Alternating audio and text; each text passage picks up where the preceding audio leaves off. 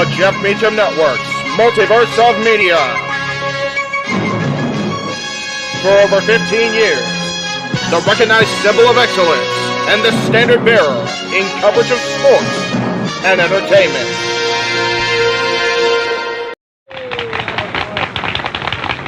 To all who come to this happy place, welcome. Disneyland is your land. Here age relives fond memories of the past, and here youth may savor the challenge and promise of the future. Disneyland is dedicated to the ideals, the dreams, and the hard facts that have created America, with the hope that it will be a source of joy and inspiration to all the world.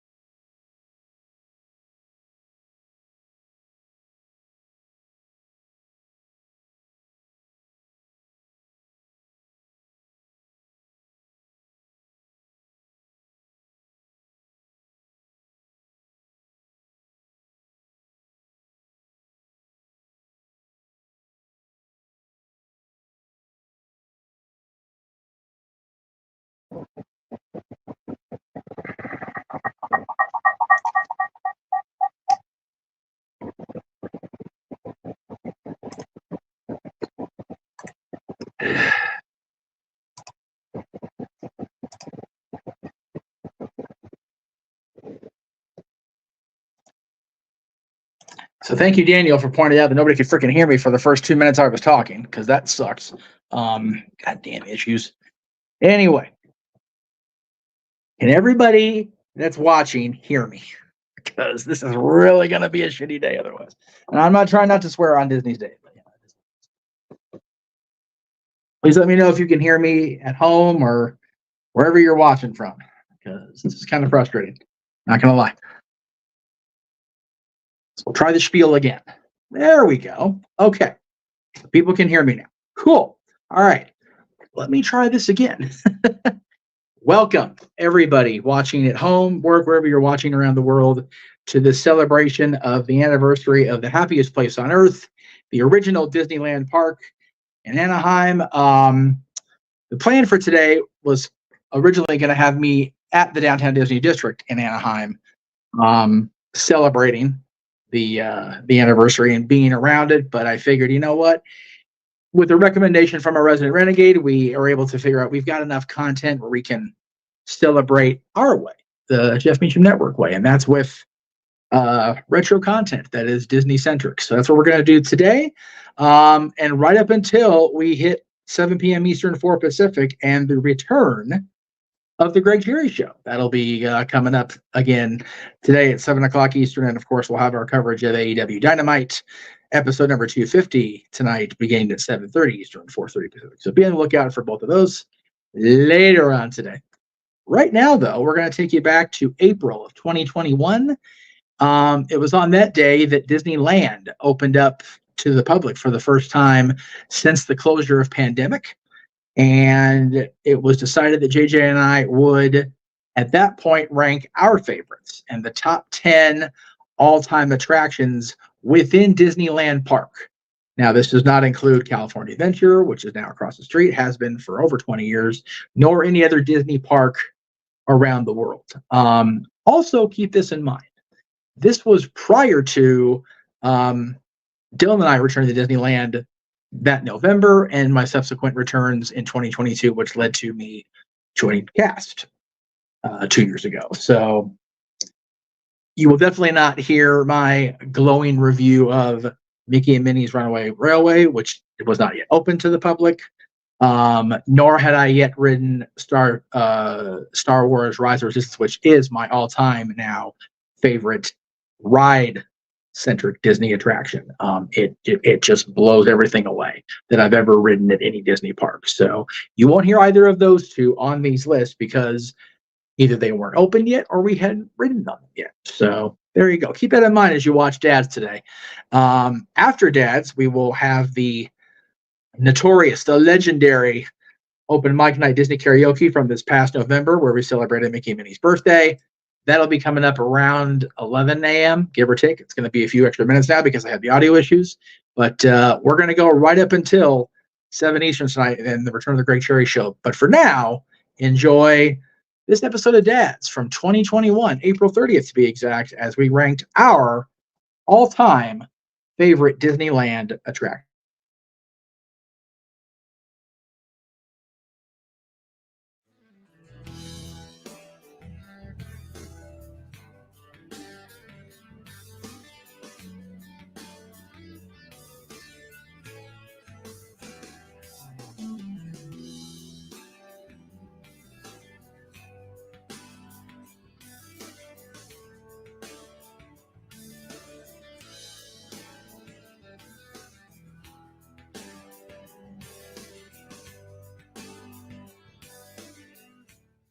What's going on, everybody? Welcome to another brand new installment of the Dads, not always on wrestling. And forgive me for saying, Jeff, but thank God we're not talking about wrestling this week. For 5 shows straight here on the channel, we have talked about wrestling. It was WrestleMania season. WrestleMania was in full bloom. And it was only right to have that much wrestling content. So it is nice to take a step back, hang up the boots and the singlets, put on your regular old street clothes, throw on those Mickey ears, and we're going to take a stroll through the gates into the original Magic Kingdom today. And we are going to discuss, as Uncle Walt over here looks on at us, the top 10 Disneyland attractions of all time. Just to make sure we're being clear here, we're not talking about Disney California Adventure. We're not talking about any of the other theme parks around the world. We are strictly talking about the park that opened July 17th, 1955, Disneyland in Anaheim, California. Any ride, show, attraction, parade, fireworks spectacular that has encompassed those walls since that day all the way up until today is considered free game. And Jeff, you and I are probably some of the biggest Disney dorks that are out there on the planet. You know, one of us even has a Disney character tattooed on them. What's going on, man? Are you ready for this journey through Uncle Walt's Magic Kingdom? I am a mixed bag today. I'm not going to lie, Uncle Jay, because yes, we are finally through the wrestling centric status of our channel and our show, and we are moving on to not bigger and better, but definitely different things. Because, like you said, 5 weeks is a long time, or without non-wrestling content on any of my shows. And the channel at large. However, I am emotional for a couple of reasons. Today, actually, the park is reopening to the guests for the first time in over a year. So, right, exactly.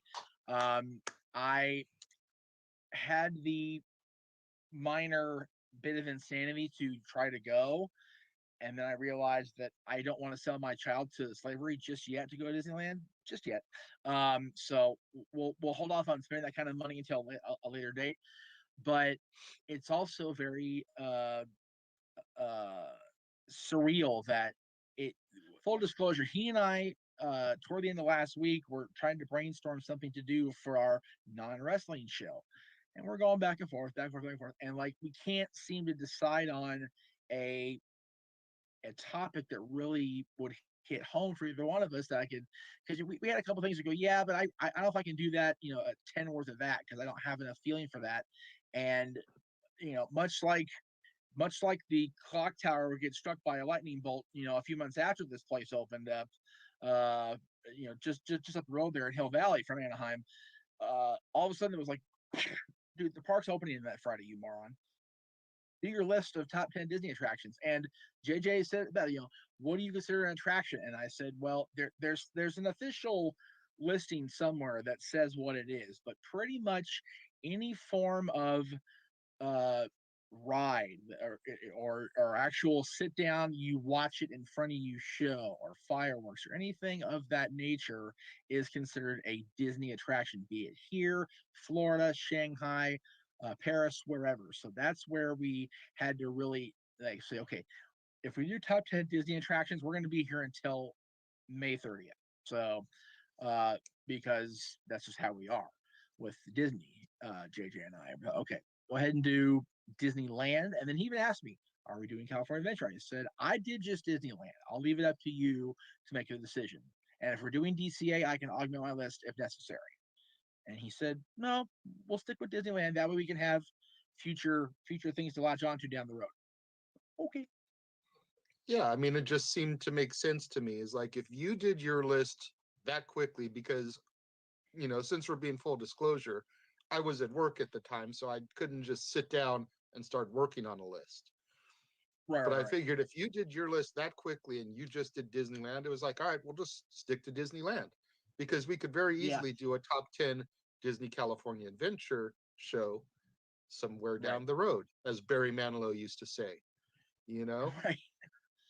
Yeah. And the And the issue and with Jeff, I was gonna say, and Jeff kind of hit me up. It was like, well, I tend to like turn my nose a bit at DCA and don't know if I can really do that. It's like, but dude, come on. We've been in that park long enough. We can I do know. 10 DCA attractions.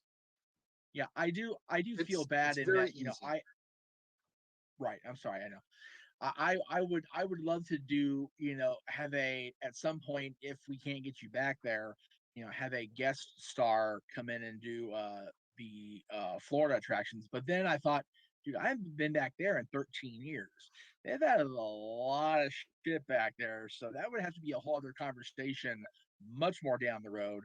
And we figured, you know what?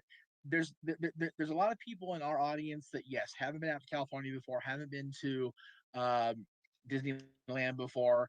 I encourage you guys, not really saying this, just once you hear our lists, hop on YouTube, check out the POVs and the 4Ks or the everybody posts all the damn time, because as highly illegal as they are, they do give you guys a great insight of what you are missing had you have you never been to Disneyland, California Adventure, the like. And I take solace in those videos, especially in the last 16 months, not being able to Yeah, go. So definitely. yeah, You talk about having like a special guest on. I almost reached out to our favorite currently employed Disney cast member to see if she would like to join us on this show. But I right. figured then we'd be on at least till May 2nd or 3rd talking about Disney. And, we didn't want to do that to our audience. So, Would have been we would have been stuck in New Orleans Critter Country for the better part of the show. And let's not kid ourselves. So what is wrong with Critter Country?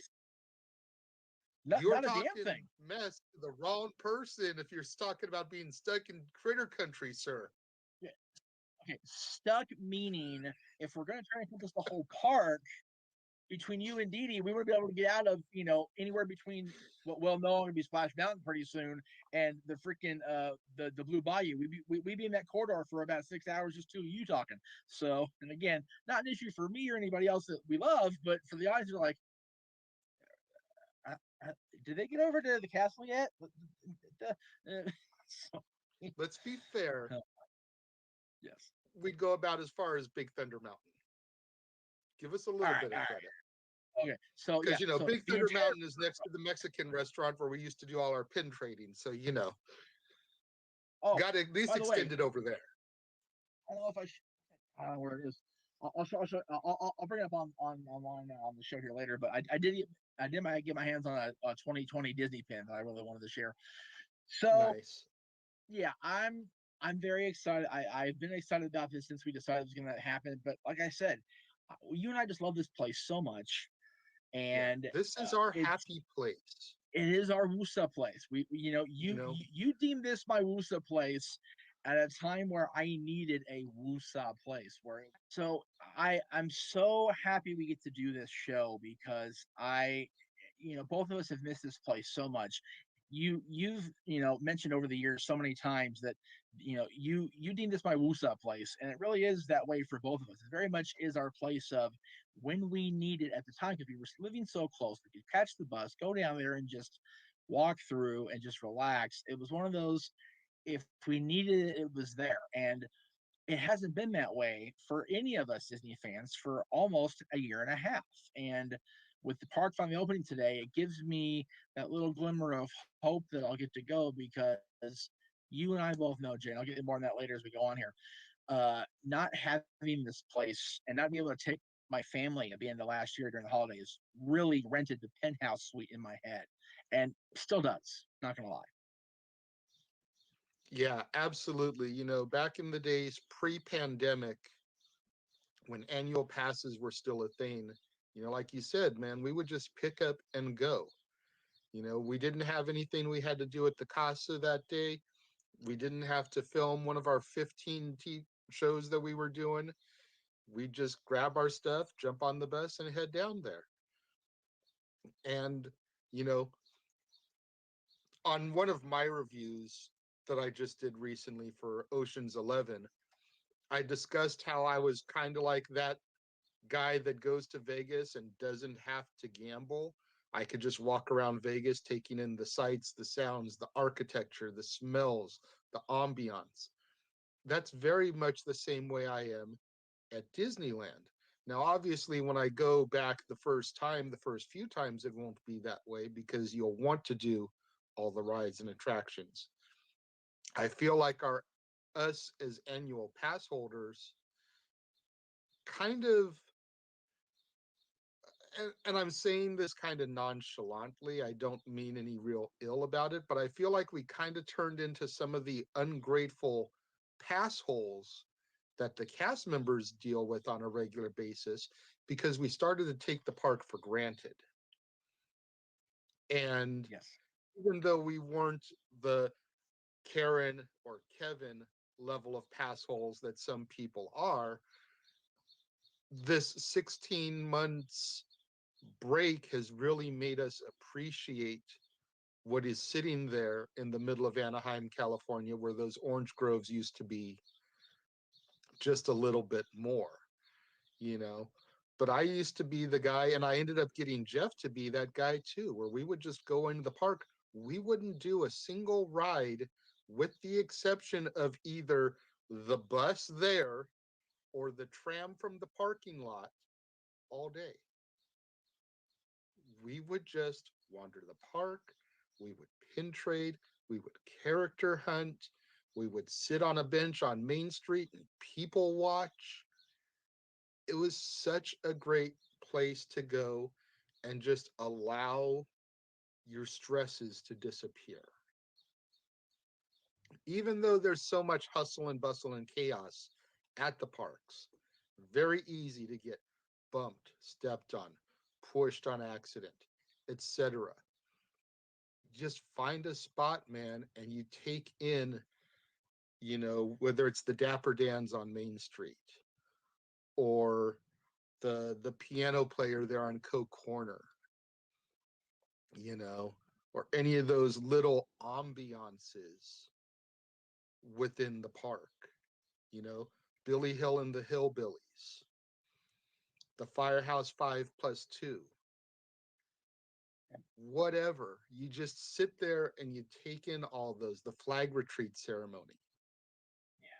That Go one gets cop me a every time. squat, go cop a squat in the Main Street Opera House and take in the exterior of Great Moments of Mr. Lincoln and all the stuff that's going on in there before you even enter the hall and hear Honest Abe speak. All these little things. So great to do, and such great, like I said, stress relievers for us. But I digress. We're getting off into the weeds as we do. We're already probably at least 15 minutes into this, and Jeff hasn't even given one of his list yet. So, Jeff, being as how it's non wrestling, let's turn it over to you for the kickoff. Please give us your list of the top 10 Disneyland attractions of all time. Well, thank you, sir. I appreciate that, as I always say that I do. Um, as always, with this, with this or any of our lists, I mean, really, let me just, there we go. Everything that we're gonna say here is very much an opinion.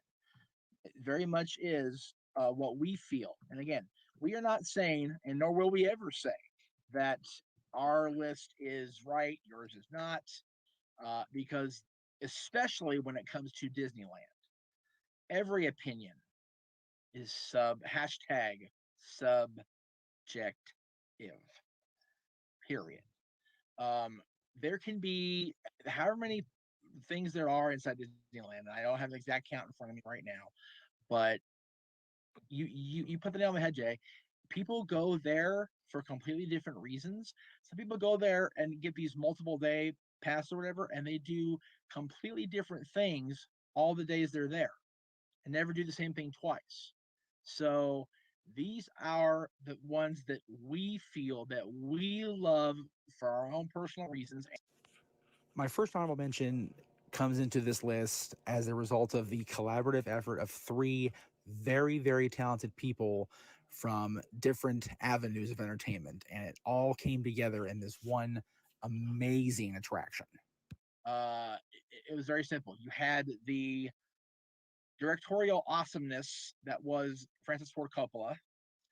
You had the creative and often technological genius that was George Lucas, and the amazing music talents and dancing ability of the king of pop himself, Michael Jackson. And if you don't know by now, I'm talking about Captain EO, then you're not paying attention about Disney stuff. I mean, Captain EO, it's very funny. The You mentioned earlier, that we took the park for granted, or it seemed like we did. People very much took this attraction for granted toward the end of its original end of mid 90s end of run. It For what it was at the time, it was so innovative and such a thrill for me as a kiddo to go see this every time I was at the park, that when they took it away, I only sought solace in its absence because my dad and the company he works for did a lot of work on the replacement show, which was, of course, Honey, We Shrunk the Audience, which a lot of the special effects you see on that show were very much my dad's work. But when Michael passed, they brought it back because they taken Honey, I Shrunk the Audience for reason. I want to say it was something else other than what ended up being there, but whatever it was didn't draw the people it warranted in order to have that theater, the Magic Eye Theater, open on a regular basis. But when Michael passed away, the want, the need, the desire for anything and everything Michael became so prevalent that Disney went ding, and they reinstated Captain EO, at least for a brief time. So my son's mother, being the Michael fan, being the Captain EO fan that I assume, still is to this day, we were at Captain EO almost every time. It very much became one of our "we have to go here today" when we go spots. So definitely, and I'll mention, not so much on the list because yes, love Captain EO, but there are many other things we had to do for me that were prevalent going to see Michael. I Everybody's got always their loved thing, Captain EO. Some of Michael's music for me was hit and miss. The earlier stuff I liked better than a lot of the later stuff. definitely. But man, the songs in Captain EO, and you know, in all honesty, the Bad album itself, because a lot of the songs from Captain EO were taken off of Bad or recorded around the time of the Bad sessions. Just a stellar album that gets, in my opinion, a little bit underrated when it comes to Thriller. I agree with that. Yeah, it's very hard to follow Thriller for anybody, especially the artist themselves. So you gotta kind of keep that shit in perspective. But yeah, We're Here to Change the World and Another Part of Me are both amazing songs. If somebody can figure out a way to get Spotify to get their hands on a Michael cut, a clean cut of both of those songs, and not just have one or the other on there at any given time, I would love you long time for real, because I can never seem to have them both on the platform at the same time. It's very obnoxious. So next honorable mention for me also is over in Tomorrowland. It is to my knowledge, and I don't know how accurate this is. I actually just watched the special this week about Imagineering, so they probably said it when I was trying to wind myself down and go night night. So they may have. It's one of the very few original indoor roller coasters. It may even be the original. Um, the soundtrack is amazing. The setup is great. The ambiance and presentation of it is just stellar and has been since its beginning. This attraction very much adopts the idea that we've talked about as fans, as wannabe cast members. Everything you see about this is on stage, is a show. It immerses you 100% Space Mountain. By the way, going forward here, I'm going to try to have as many pictures of either myself or JJ on the attraction or at the attraction or whatever, because these are more personal to us than most of the other lists we're going to do this on this show, because this place means so much to us. So there you see me and all my baldness toward the back of the car, uh, having a good old time. And it's very, I find it funny looking back that with all the extra shit I used to carry on the trains or the cars or whatever, that I didn't lose something in the darkness. I have heard people losing things there and had to go back at the end of the day when they shut her down, had to go, get a little behind the magic look to find their sunglasses or whatever. But it is a kick at the minute you go down that last little countdown, you are moving. And it's very, very short, very, very quick turnaround once you get it into the pull back into the bay there to finish. But man, it is an awesome, awesome presentation. I love every bit of it. One of my favorite things about Disney ever. So next up is a recent addition to my list, to the parks in general. I actually have only ridden this ride once, or I've been on this attraction one time, because I've only been to the park one time inside the gate since it opened up. And it very much ties into your marathon that's starting tomorrow, much like Space Mountain does. However, this one ties directly into your marathon on Renegades Reviews starting tomorrow. Millennium Falcon Smuggler's Run. And yes, that is me in Han Solo's seat. I had to take a moment to breathe. I'm not gonna lie. We arranged it so when you go to this ride, you basically get handed a card. You're a pilot, you're an engineer, whatever. It wasn't an intentional thing that we did. It's just we held back enough where my aunt and I both got pilot cards. So I ended up in Han's seat. She ended up in Chewie's, and it was just, I had heard so much good about this ride and how awesome it was going to be, how much potential there was, but man, I was not prepared for how completely immersed in the world I was.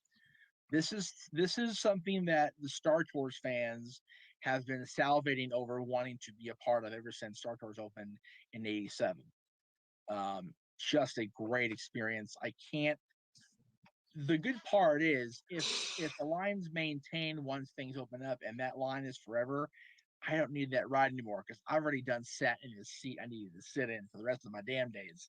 So I'm okay with that. My final honorable mention, and again, I had them in order originally, but I wanted to touch on this one last because this one's a personal one for myself and for my dad. In the early '90s, the move to take out the people mover in both parks was pushed forward, and the resulting thing of that was in 1998, on the same track, they opened up a ride that they hoped would generate more interest and would be a unique thing to at least our park here in California, and would really make people stand up and attention. And it did that for all the wrong reasons. Um, this poor, maligned little ride just could not get its little self off the starting blocks. Tech issues from Jump Street. Everything was so great on paper and just did not execute worth a shit. We still feel bad about it to this day. And nothing any of us could have done necessarily that as fans, like myself or the people that were in the process of bringing it together, like my dad's company was. Uh, but it does exist in our hearts. And at the That's from Disneyland exhibit a couple years ago, one of the cars still exists and went up for auction. I'm talking about the rocket rods. If you missed this attraction being a thing between '98 and 2000, video does exist of the ride queue, as far as the walkway, the entrance, which actually is now the queue for Buzz Lightyear Astro Blasters. And while they got rid of the Rocket Rod's queue and redesigned it for Buzz, the actual track itself is still as it was 20 years ago. But back east, I heard recently they reopened People Mover itself, so there's maybe a little bit of hope we'll get that attraction back. I always love the People Mover, so hopefully we will see them redo that here in the next few months, years, whatever it takes. Corny though it was, and honestly still is, it'd be cool to see it again. But this ride, yeah, this will always be a special place in my heart, of a time that I really remember my dad and the company he works for really being invested for the very first time, like really, really deep into it. So, and it sucks that it's inoperable and would never really get off the block. All right, and we're gonna stick to Tomorrowland for number 10 for me.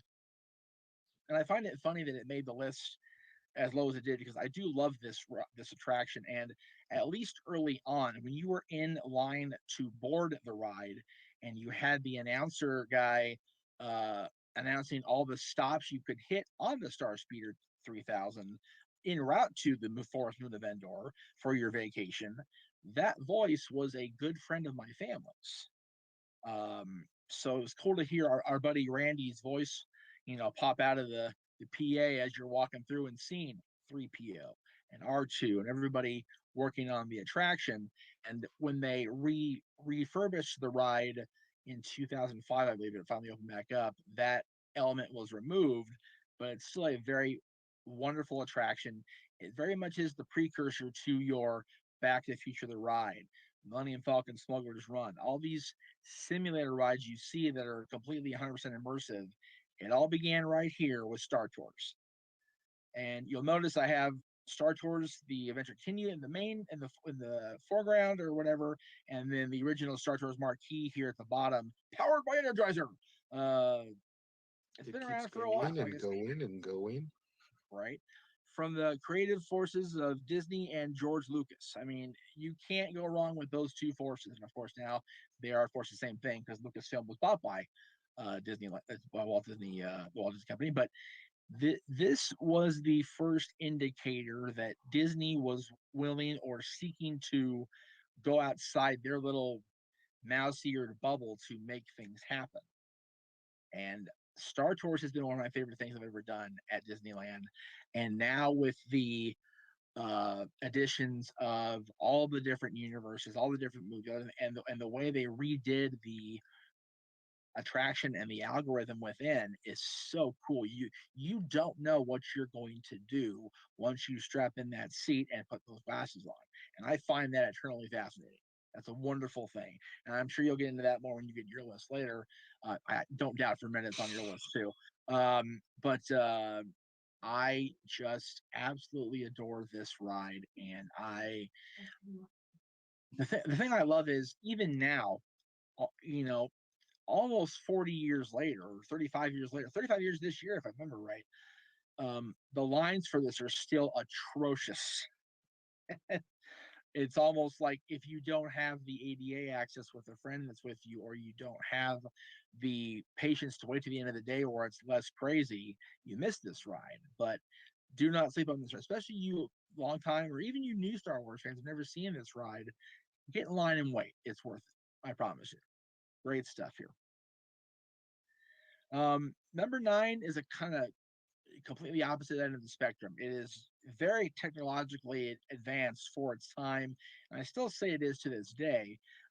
Very much one of the projects that Walt himself took pride in and made an effort to have it be as awesome as it continues to be all these years later.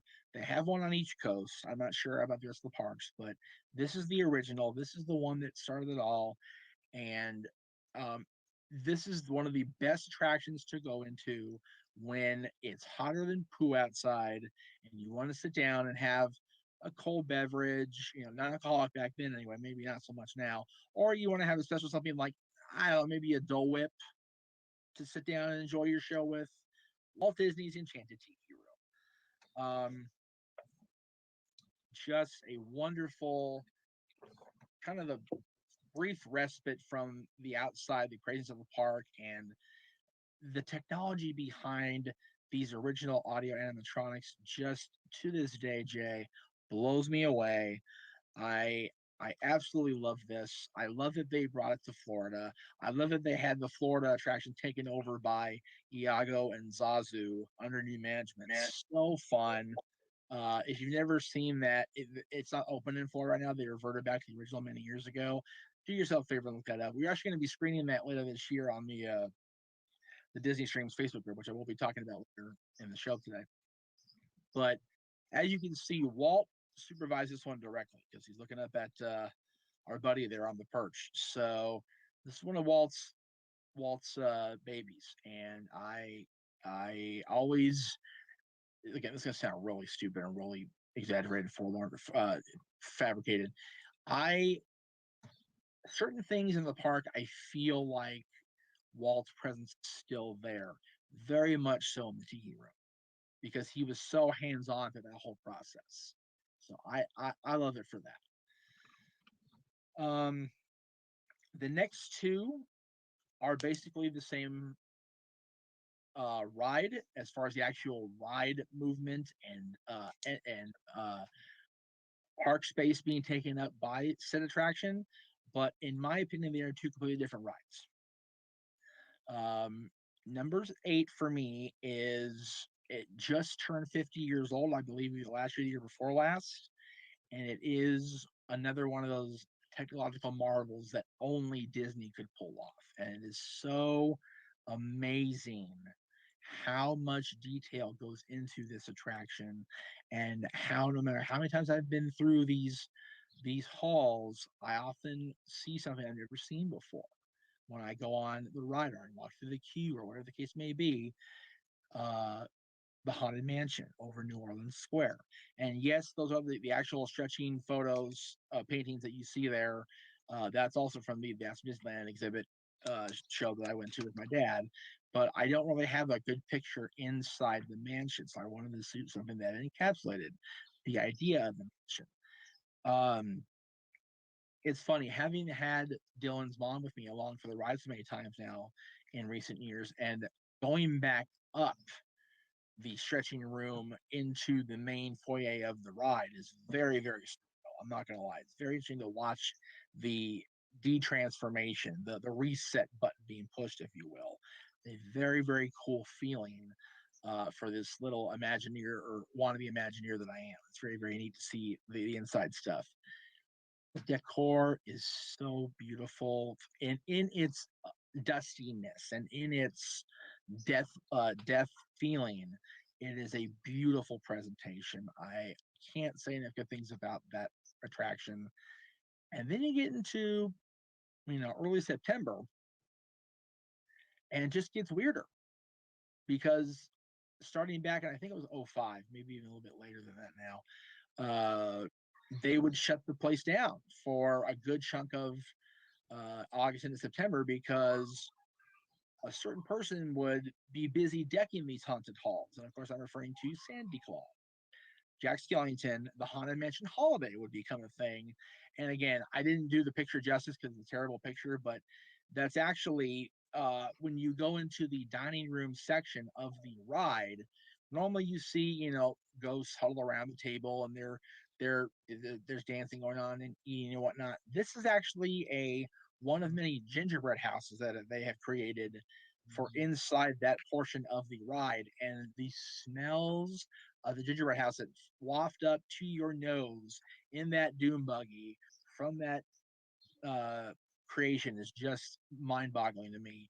And the entire presentation, the way the mansion transformed, um, the ghost hosts all over the mansion was changed. Everything was deranged. I mean, it's really a completely different experience, but still within the confines of that beautiful old style house. And I love the Haunted Mansion so much that when they offered it as a Jack Skellington story, I was like, ooh, okay, we'll see how it goes. And I love it. I love both. Number 6 for me is always hard. And if you watched the show with me at the end of last year, you know it's hard for me because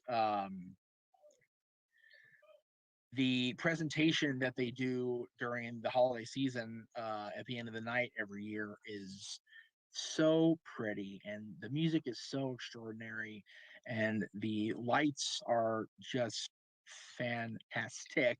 Not Mick, we'll get there.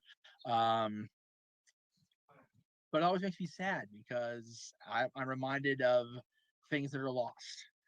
And I'm talking about Believe in Holiday Magic. And the main picture you see is Walt and Mickey, of course, looking at the castle, the fireworks, whole thing. The inset is the snow falling on Main Street after the entire show is over, and the beautiful ruminations of White Christmas start playing over the PA and on Main Street and throughout the park. But Main Street's the heaviest concentration of snow, so that's why I picked that area. Uh, so much goes into that, uh, the way they do that. I'm always so taken aback by how much it gets to me, and at the same time also taken aback at how beautiful it all is and how such they do such a wonderful job uh, of laying these things out. It's very funny. The last two memories I have inside the parks of this park both tie into this show. In 2018, I had ran over from California Adventure. Yes, I ran. Shut up. Um, uh, and bought my Phantasmic shirt, the first ever Phantasmic shirt I ever had, and plopped down pretty much where you're seeing this shot being taken from, on those little benches near the castle. And within a few moments, I felt like I'd been hit by a truck. And it turned out I had caught a really, really ugly bacterial tonsillitis that I missed a month of work as a result. Ultimately cost me that job. But is what it is, baby. The following year was the end of the day that I had my first Club 33 experience. And it was also the last thing I saw at the parks before I have not been in the parks since. So very bittersweet to see though that show. Number five is controversial. Number five has been changed quite a bit in the last few years to appease the PC folk. And I am of the opinion that if that were happening with anybody with enough chutzpah and Disney in their nuts, it wouldn't have been changed. But I'm just the I'm just the guest. What do I know, right? But even as it is still one of the damnedest things you've ever seen at Disney or any other place. Um, it is very much the pinnacle of the audio animatronic uh, gestation because everything you see in this attraction from the minute you sit on that boat and go through that bayou there next to the Blue Bayou restaurant, you are 100% immersed in the world, and it's honestly my favorite ride, and it's my favorite ride on here. Um, so Disneyland wise, hi, this is my favorite ride centric attraction. Pirates of the Caribbean.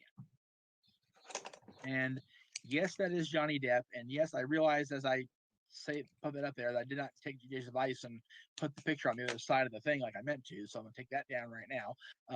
Yeah, but the Pirates, I'm okay with the way they introduced the pirate movie characters into the story.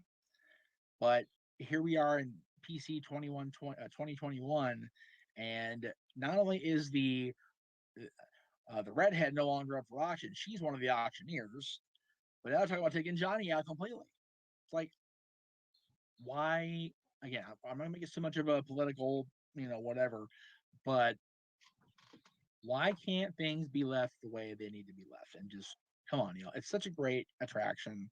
Um, can't do anything at this point to save Splash Mountain. Okay, fine, but Pirates needs to be at least left intact as it is now. I Johnny being Johnny Depp being the polarizing person Johnny Depp has always been. Let's not kid ourselves here. He didn't all of a sudden become a freaking monk because he joined the Disney family. Okay, it's not what happened. Um, leave is alone. All right. So number four. Number 4, I love, and I love because of the pictures I took, and I love because of the story that goes behind it.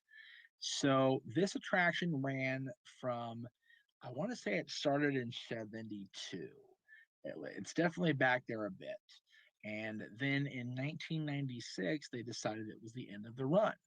And it was supposed to be the end of the run so much that they actually auctioned off pieces of the attraction for charity.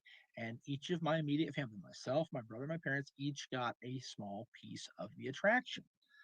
Well, as often happens in the world, things change, plans change, and demand either re-increases or re-intensifies. So they did bring back this attraction uh, over in California Adventure for a while. Then they shipped it to Florida for a while. And then they finally brought it back here in the late 2010s. And I got to see it for the first time since return in early 2017 at a friend's birthday. And then Dylan, my dad, and I went and saw it over that summer. And the picture you're going to see here is taken from a spot where if you're walking along the corridor between Fantasyland and the main hub of the park, which is called the hub, we're sitting along a mountainside pretty much, and these pictures I got, I just can't get over how awesome they are. Main Street Electrical Parade. And if nothing else, you don't have to be a Disney person to know when you hear those little twangs of what this is. As soon as your even non-educated ears hear you know what that is. Yeah. Like, you know what song that is. And it's so, I'm not gonna lie, and I know I cried everything now. Everybody knows at this point, but You're such a softie for a soulless ginger. very much so. But sitting there over by Small World, and with my brother there who hadn't seen the show since he was, God, he wasn't even 10 years old when they discontinued it the first time. So having not seen it for so long on the streets of Disneyland, as far as like the path there, I got so worked up at seeing it pass by Small World and seeing everything. But that picture, this right here, having this parade go right in front of my 9-year-old son's eyes and just watching, having him just, when you don't get a whole lot of out of him anymore. Back then, even now, it's even worse. Just something. It's I can't even get over how awesome it was. Number 3, I know for a fact is on your list, so I'll keep my thing brief because I'll give you yours to do you on it. It's a crime against nature, be it in bear country or otherwise. That it's not there no mo, but it should be. And I again work for my dad's company, notwithstanding. I miss this place very much, and I have no problem with making it one of my have tos whenever I go back to Walt Disney World because I don't get to see them here. So number 3 for me is the original Country Bear Jamboree or the Vacation Hoedown, or whichever one you are into. I don't judge. But the Country Bear Jamboree, the Playhouse there, which is now the Winnie the Pooh ride, and the reason I have the boys there with me, Max, Buff, and Melvin, is because that picture is taken inside the Winnie the Pooh ride, and they're still there, left as a tribute to what has been lost, if you will. So I admire Disney for at least acknowledging that they shouldn't have taken them out, and they left the boys there to remind you that they'll always be there. So very, very cool. All right, and now here's where things get muddled for me. So really quick before we move on to the next two, the final two for me, I just want to say that unfortunately Disney World has now changed the original attraction and they've modernized it with updates. So the original is not even at Disney World now. So unfortunately I don't have the opportunity and the joy to take JJ back there to see his original bears. However, the attraction still exists. So we got to go see it at least one more time. Anyway, carry on, Jeff.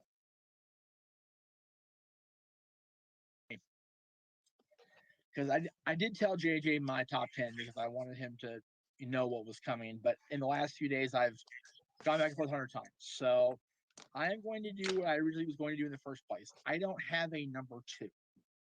What I have is a 1 and a 1A because they're both right there, even keel for many, many reasons. And they all have to do with this dude right here. The mouse that started it all.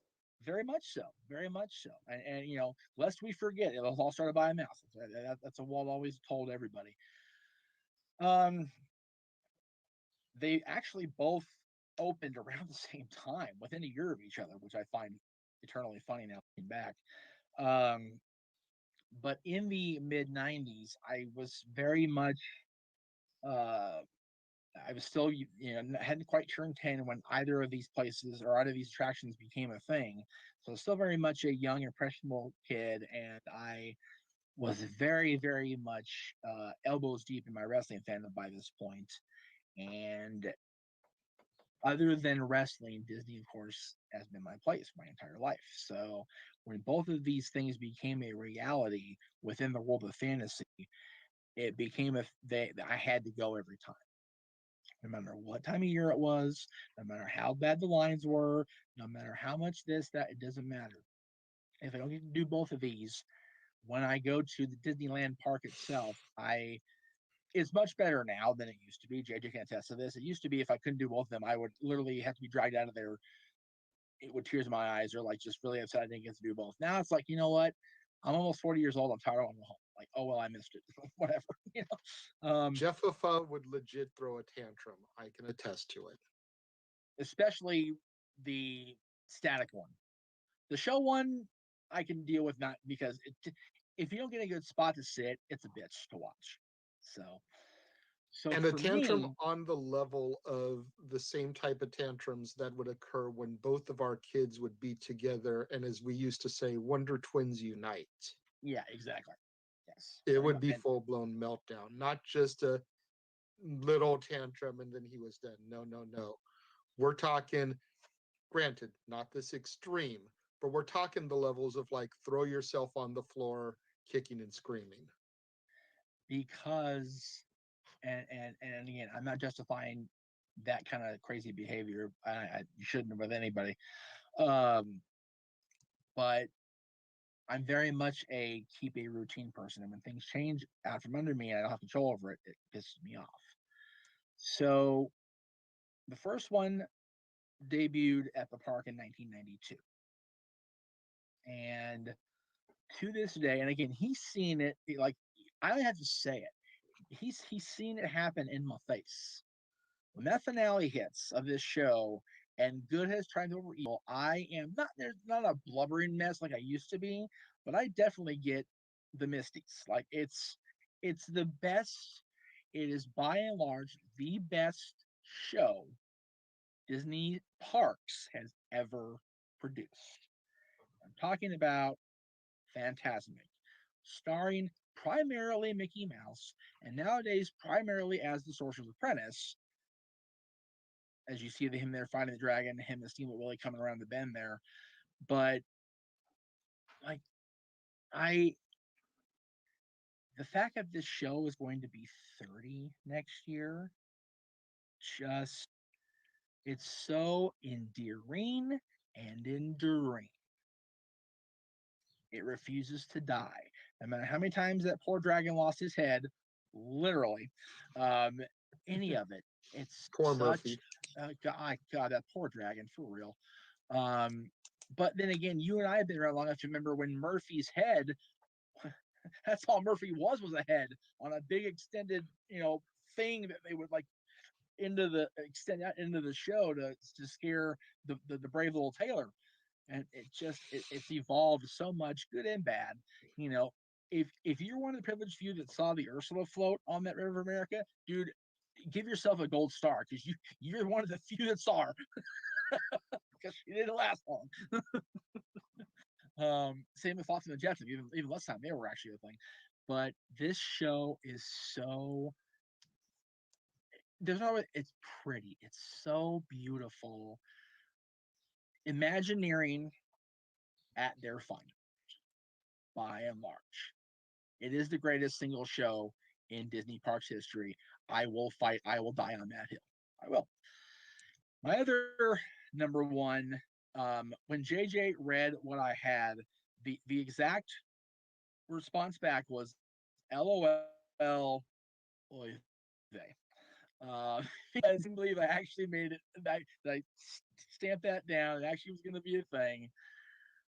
Mickey's house and me. And I know it's silly, and I know that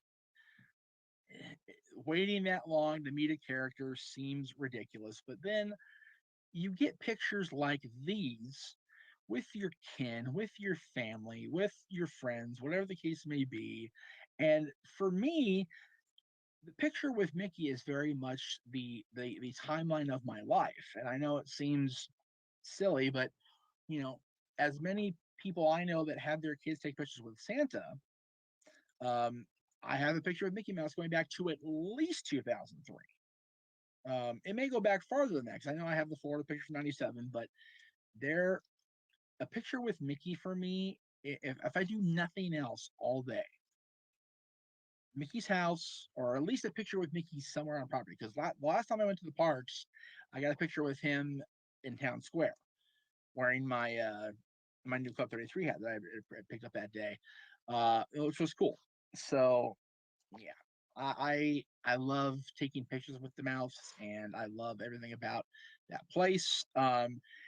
Honestly, any other honorable mentions, I could say every other damn thing I missed because everything there, good lines, bad lines, whatever, it just it's our place, and I love it to pieces. And I got him because there is in the glass case in Mickey's hallway as you're walking toward going to the movie bar and out through his living room into the garage area. This one and Minnie are in a glass case on display. Now, I don't know if it's the Charlotte Clark originals. I tend to believe it is because they take care of their history. But even if it is one of these applause replicas from the '90s, this is like the closest thing they have to an original. I love that they have that on display. So that's what this main reason I bought him is because he is a tie-in to the history of the park and history of the company, and I love it so much. So now that I've rambled for almost an hour, I will go ahead and turn it over to the man himself. And like I said, if you're a fan of JJ and I, and you don't know what's going to be his number one, you need to reevaluate your life goals, everybody, because you're not paying attention. So off we go. Yeah.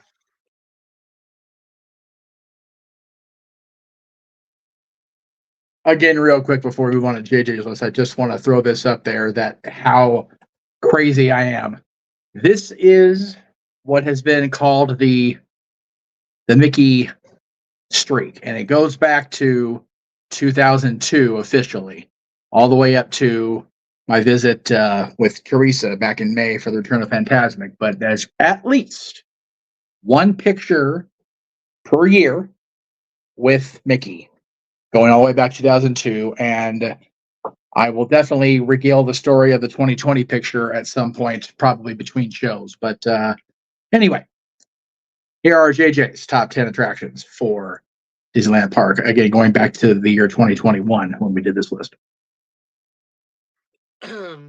Not that I'm trying to lose viewers from this show, but if you've been following Jeff and I and you do not know what my number one is, then thank you very much. We'll see you in 2 weeks. That's right. Well, no. Come back tomorrow to watch his sci-fi stuff start. But you know, Well, yeah. I'm talking about since this is Dad's. We'll see you in 2 right, weeks. right. All right. I'm going to present my list a little bit differently.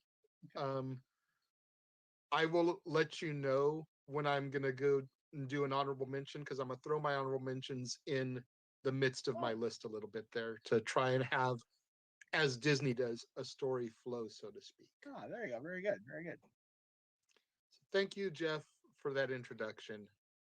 I'm going to try not to ramble for as long as you did, but there's so much passion in these lists that I wouldn't be surprised if I do end up going a whole nother hour. We'll just have to see how things develop here. But my number 10 was one of your honorable mentions. and it made my list for a lot of the same reasons that yours did. As a matter of fact, let me go ahead and say that as far as actual list entries go, we have 6 that are the same. Right. Right. I know you know this. I'm telling the crowd. I know. We always do this. But my number 10 was your honorable mention, one of your honorable mentions, Captain EO. Like I said, a lot of the same things that you said about this, man. You want an attraction that encapsulates the 80s. This is it right here. Very much. Michael Jackson. I defy you to find me somebody that was bigger than Michael Jackson in the 80s. You can throw Madonna my way. You can even throw Pee Wee Herman my way. And they had their moments where they might have eclipsed him. But as far as longevity and on top of the world through the 80s, this man right here was the 80s. And that outfit is iconic.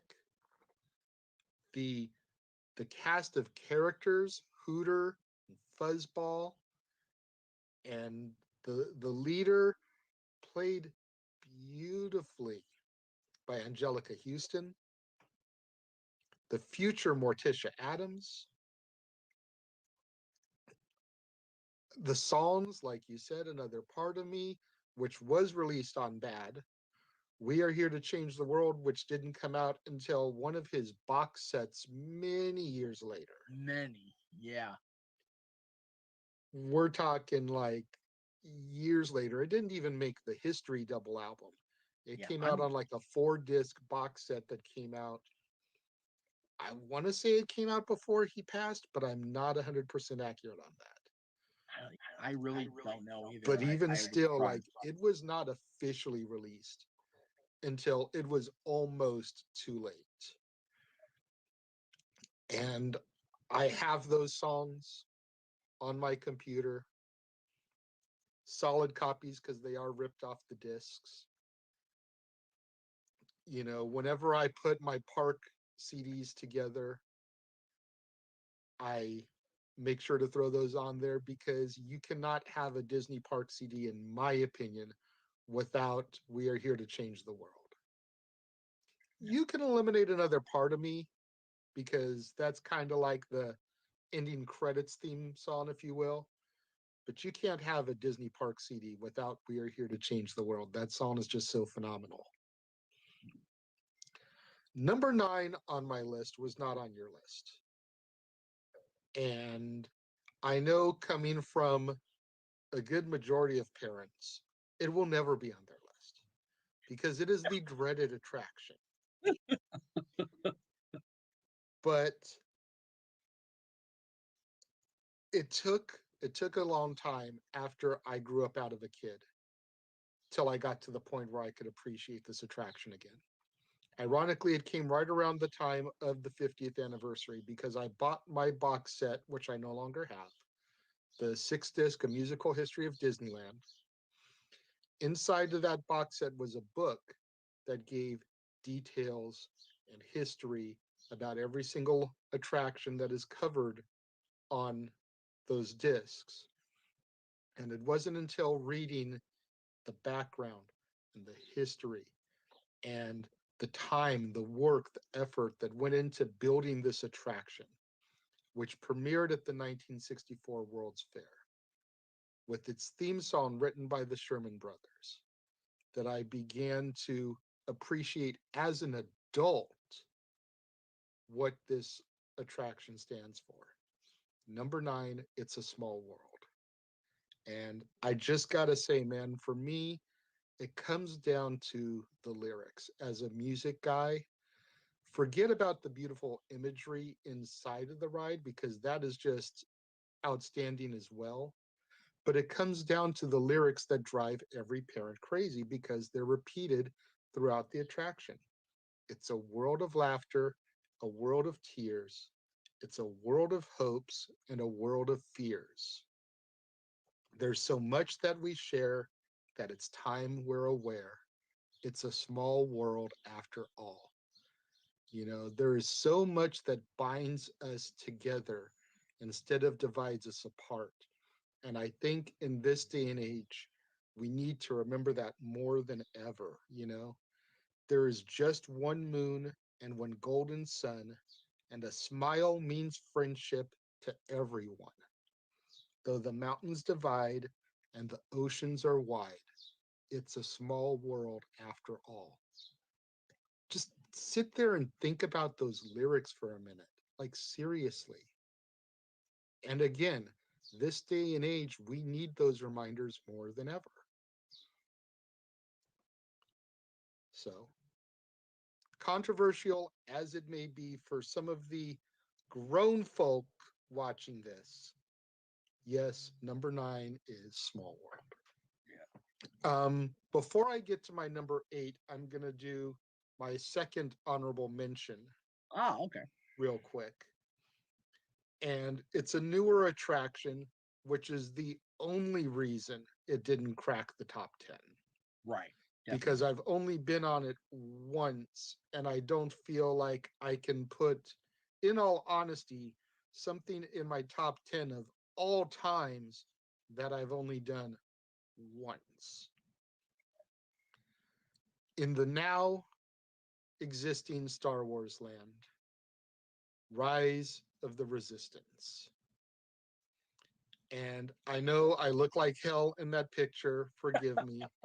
I was startled when it was taken. Like, it was a, hey, look here, click. Yeah. Like,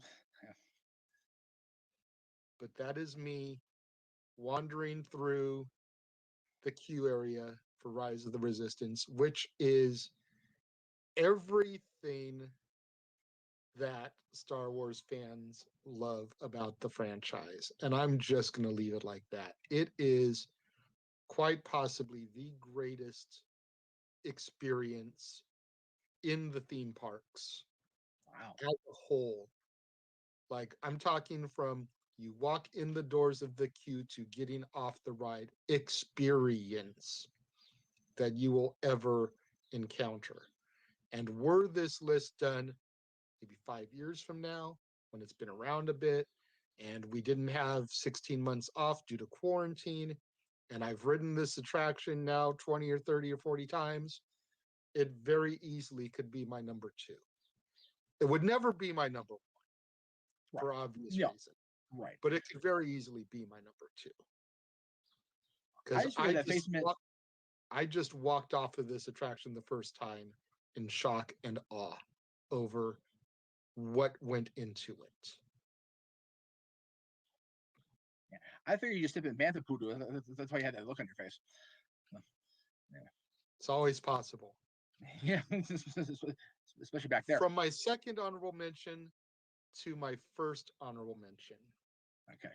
Keeping with the theme here. He's building a story, kids. Exactly. If you build it, they will come. It Wow, was that's a whole also other, one of your it was also one of your honorable mentions. Go ahead and throw it up there. Millennium Falcon, Smuggler's Run. Right. And as you said, it is probably next to Rise of Resistance, it is probably the second most immersive God. attraction that Disney has created. It is everything that Star Wars fans wanted Star Tours to be, like you said. And I understand why Star Tours wasn't that way when it was initially built. But when they did the revamp, when they added the new destinations, me and my dad always wanted there to be little joysticks on the side that you could be firing at the ships that are attacking you while the attack on Endor is going on. And we would even sit there and pretend that we were firing along with the ship. And then they built this ride. And you're a pilot, you're an engineer, or you're a gunner. And you are in control of the Falcon, just like we wanted to be in control of the Starspeeder 3000. With good old Paul Rubens narrating the attraction. And again, I've been on this one more than I've been on Rise of the Resistance, just because it opened like 6 months prior. But I still feel like it's too new of an attraction to really crack my list here. Right. But again, give it 5 years. This easily is a top 5 attraction, in my opinion. Which brings me to my number 8, which was your official number 10. Sure. Star Tours. And that is me and one of my good friends, my longtime friends, Kalea, having just deboarded the attraction on one of my birthday trips with our 3D goggles on. Love it. And, you know, you can't beat the original. You know, again, 5 years from now, this is top 10. The other two are definitely top 5. Right. But when we're talking today about all time, man, you've got to give the nod to Star Tours over the newer attractions. And, you know, being wannabe Imagineer over here, as you were talking about earlier, I never understood why they didn't just turn Tomorrowland into Star Wars Land Right. and then use the space that they used for Star Wars Land in an attempt to build a new Tomorrowland. Right. You know, granted, we would have lost the Falcon. We would have probably not gained Rise of the Resistance or Smuggler's Run because of space. So I'm kind of glad they didn't in retrospect. But you've already got Star Tours there. You've got Space Mountain, which has the Hyperspace Mountain overlay. So you've already got 2 Star Wars themed attractions there. You've got the Jedi Academy over there. That's 3 attractions. You turn Buzz Lightyear Astro Blasters into Stormtrooper Training Academy. Because we all know Stormtroopers can't shoot worth a lick. So you keep the same aesthetic as Astro Blasters, but you turn it into a Stormtrooper Training Academy. Bam.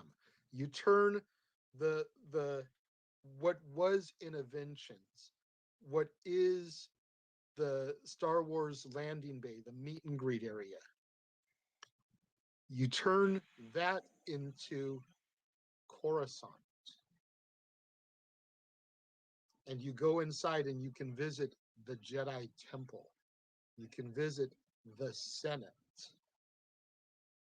Autopia, which, granted, an original attraction is long overdue for a rehaul. You turn into Luke's Land Speeders or a pod race. Love it. Finding Nemo submarines, formerly 20,000 Leagues Under the Sea. You turn into a trip to the Gungan City.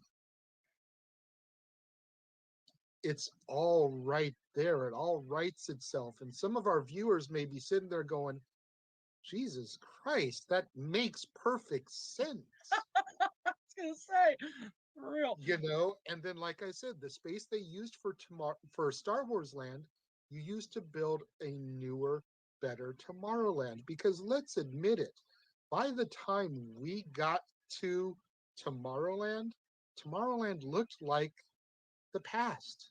It looked like Yesterland. There was nothing really the ways of the future in Tomorrowland, and there still isn't. What really is there in Tomorrowland that is something we haven't achieved? We've been to space numerous times. Right. Granted, not us individually, but the human race has been to space. So a trip to outer space, been there. Buzz Lightyear, you've got a very similar attraction over in DCA now, Midway Mania. Which is better, if Yes. we're being honest? Oh yeah. Finding Nemo? Nah. Good. I Autopia? like it. You know, unless unless Goldie Wilson the third's going to put hover conversions on those bitches. And even that, it's already past 2015, so that's not in there anymore either. I like the sound You of know? that. But yeah, that's what I would have done with that space. And like I said, again, hindsight being what it is, we Yes. wouldn't have Rise of the Resistance or Smuggler's Run, which are amazing attractions because of the space. But I mean, come on. Just something to think about. Oh, without question. Without question. Number 7 on my list was your number 5. Oh, okay. And again, you talk about the politically correct movement. Oh, jeez. Yeah. I'm sorry, but pirates are not supposed to be politically correct. I know. They even say it in their song. And I'm going to go again to the lyrics. We pillage and plunder, we rifle and loot. We extort, we pilfer, we filch and sack. Maraud, embezzle, and even hijack. We kindle, char, and flame and ignite. We burn up the city, we're really a fright. We're devils and black sheep, really bad eggs. You know, and the killer line, but then the killer line always comes back to the end. But we're loved by our mommies and dads. So they do all of this nasty, dirty, filthy stuff, but you want to make them PC. No. Of course they're chasing women. They pillage and plunder. They do other things too that I'm not going to say because it's a trigger word. Right? Yeah, they're auctioning off women. Hello, they're pirates. Yeah. I I understand hear you. the PC movement to a certain degree, and you can bring the photo down now. Oh, shoot. Hang on. Sorry. Button set. I understand the PC movement to a certain degree, but pirates are not supposed to be PC. No, they're not. It's terrible. The only pirates I've ever really known that are politically correct are Jake and the Neverland Pirates. Them kids are shady, though.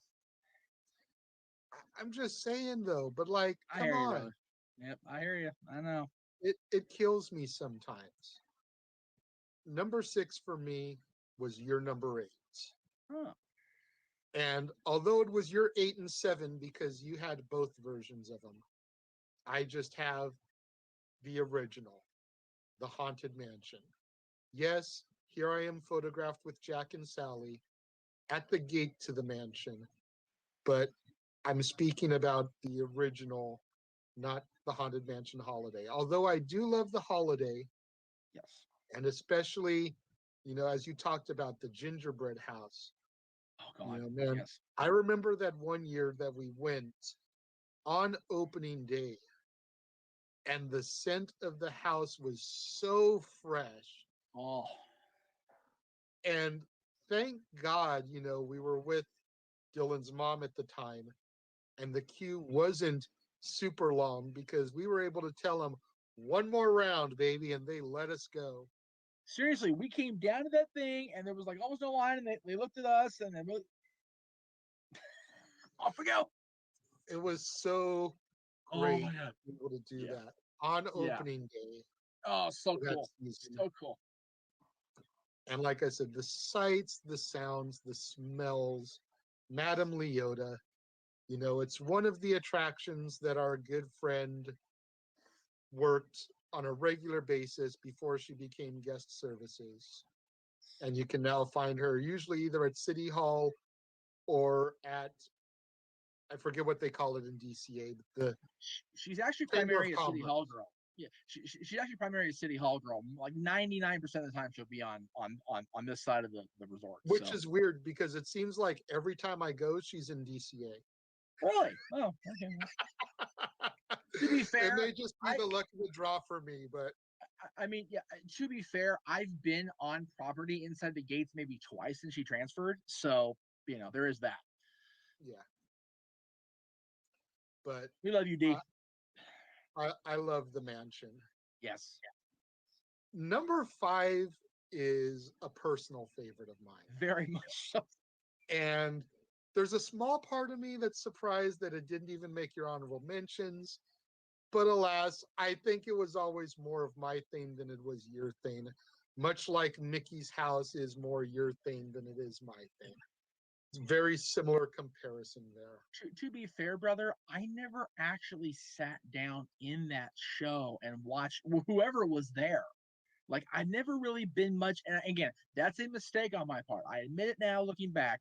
But for me, when I was going through that area, it was not about stopping in to where we're going to be here in just a minute and ambiance and food. It was about getting to the mansion, to Pirates, to Splash Mountain, to the Country Bears, whatever. Just no stopping. Just go, go, go. Get past it, and have food later or whatever later. It wasn't about the experience. And looking back, I regret it. But inside the halls of the Golden Horseshoe Review Theater, Billy Hill and the Hillbillies. And, these guys were so popular that they had 3 rotating teams that would perform 7 days a week. That way, when 2 of them had their off days, there would be a different team. But I'm going with what was effectively known as the A team. Kirk, the leader, Anders on bass, Rick on guitar, and Dennis on fiddle. And underneath the picture of the foursome, you can see me with Dennis, Anders, and Kirk in the middle there. The only one I don't have a picture with is Rick. And I could probably remedy that at Knott's, where they are now playing as Crazy Kirk and the Hillbillies, due to Disney's decision to let them go. One of Disney's big blunders, but Yeah. Billy Hill and the Hillbillies, Crazy Kirk and the Hillbillies, the Billies, whatever you choose to call them. This show, this performance art, this theater holds such special memories for me, to the point where one of the Casa D18 brethren was even pulled on stage one day, not during a Kirk show, but during one of the other led shows. Double A was pulled up on stage and was the 5th Billy for a day. Tremendous.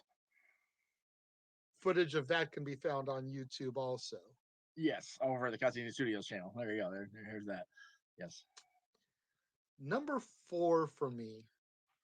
Before I do number 4, I'm going to do my other honorable mention, if you will. He's weaving, kids. He's weaving again. Yes. Story time. Storytelling. My last honorable mention that I'm going to do premiered right around the time of our nation's bicentennial in 1976. That's a big word, Uncle Jay. What does that mean? The 200-year celebration. Oh, okay. Coincidentally, 1976 is the same year that something else was born, or someone else. Something, someone. I'm old. But Cool. America Sings, a carousel through musical history. And it was just, I vaguely remember actually sitting in the theater and seeing it at least once. I have witnessed this numerous times since then on YouTube, and I used to have it on a DVD. Oh, that's right. I remember that. But this show was so rich in history. I would say next to Great Moments with Mr. Lincoln, it was probably the second biggest historical show within the parks. And I only put it at second place because Lincoln is still there. Right. But Burl Ives as Sam the Eagle, and you can see some of these characters, and some of them might look vaguely familiar to modern day Disney fans. And that is because pretty much all of them, with the exception of two geese, Sam Eagle, and I believe his owl friend, which I forget his name, Yeah, I couldn't tell you. can all be found someplace in my number 4 attraction, Splash Mountain. Well, until they finish refurb anyway. I'm sure a lot of them will still stay in there Very likely. because they're not getting rid of those characters. They're getting rid of the characters that the attraction was based on. Right. So I'm sure a good majority of them will still have a place in there. Right. But Brer Bear, Brer Rabbit, Brer Fox, Brer Frog, all will soon be finding new places of residence, if anywhere. Backstage. But Splash Mountain, you want to talk about somewhere to go and immerse yourself in a story on a ride. Oh yeah. You want to talk about somewhere where you can go and cool down on a warm day. Hmm. Splash Mountain is the place to go, my man. And there you see me in the photo throwing up my straight edge X, very CM Punk style, Yes. as I plummet to my doom in the briar patch. Right. But anytime that I go to the parks these days and it is a nice warm day, I make sure to make a trip to Critter Country so that I can have me a zippity doo dah day. Anyway. Number 3 on my list was year number 9. And it amazes me that there was that much difference in its ranking between us. But again, subjective. Different styles, different opinions. That's what this show is all about. I think Uncle Walt would appreciate the fact that I hold it in such high regard since it was one of his final projects. Walt Disney's Enchanted Tiki Room. And yes, that cute, adorable little boy with his Mickey Mouse ears and his Mickey Mouse t-shirt is me when I was probably 4, maybe 5, I want to say. That looks about right. Like, I'm still little. And God bless you, Jeff, for finding the same tiki god that I am pictured in front of there, because that just totally makes me feel like old looking at the two. I was ashamed of my damn self. I'll tell you what, I cannot remember the names of the gods. And that picture, with all due respect to the aging of time, if somebody can read that god's name on the JJ picture, send them to a place where they need people with like super sight, because I can't see that worth of shit. So I ended up just researching every god in that tiki display. I went, okay, that's the one. Boom. Took me forever. You know, once the park reopens, I think I need to take another picture like that.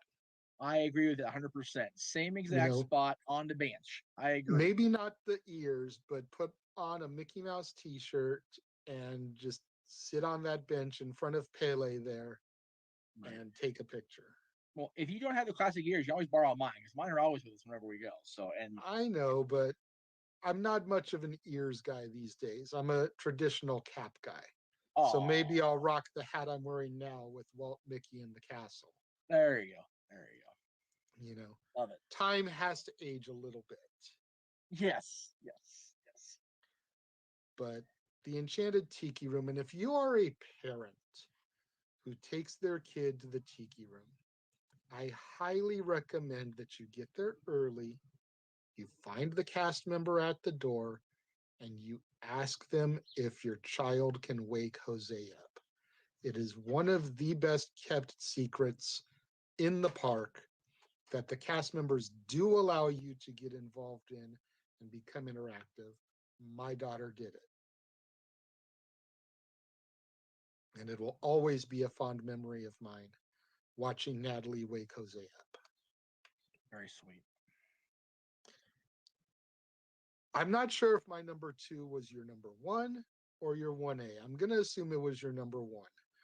It can really go either way, though. Right. But my number 2 is, as you said, quite possibly the greatest nighttime attraction that Disney has ever produced Phantasmic. A battle of good versus evil, Sorcerer Mickey versus Maleficent the Dragon there, and you see me with Maleficent and Sorcerer Mickey. To Jeff's shock, surprise, and dismay, because he had never seen Maleficent. Supreme jealousy. And there I am with her. Yeah.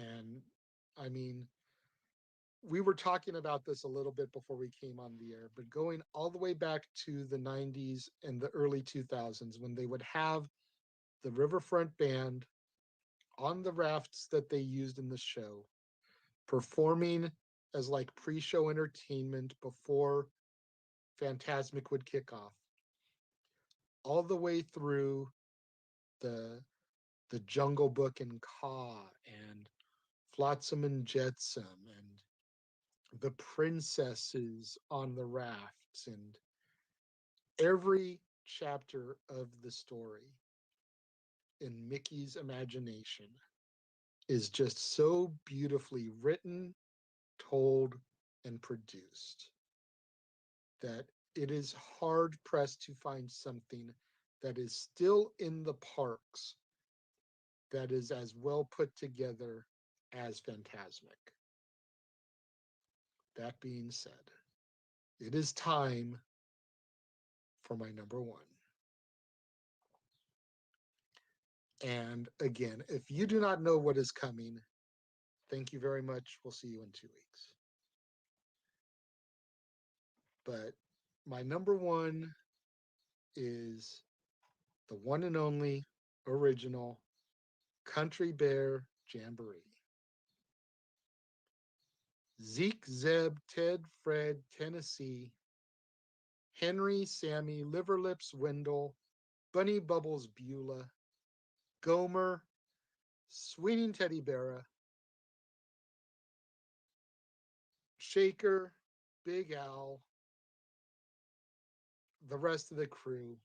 Like, it just warms my heart. The Country Bears have so been embedded in my DNA from pretty much the beginning.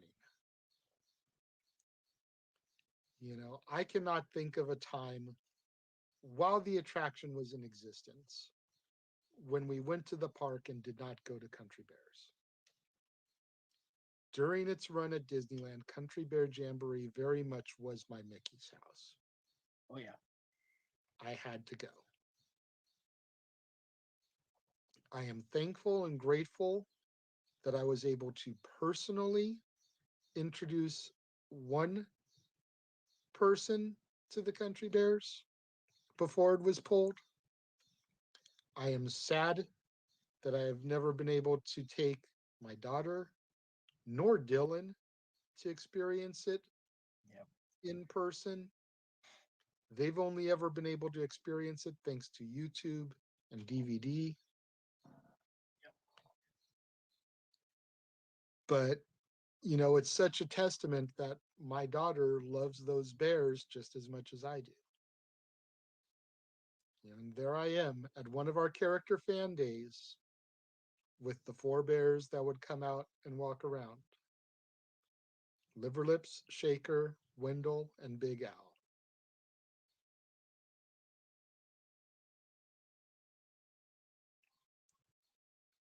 It's definitely such a something we crying need. shame.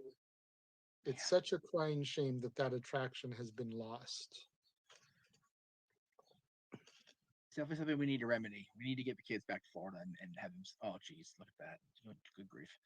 Oh, It's good definitely grief something. me! You've got a giant-sized Mickey Mouse sitting in front of you, and you're gonna good No, grief me for my I little. wasn't good big ass- griefing in disgust or dismay, just in sadness, you prick. Let me have that. Jeez, good lord, it's sad.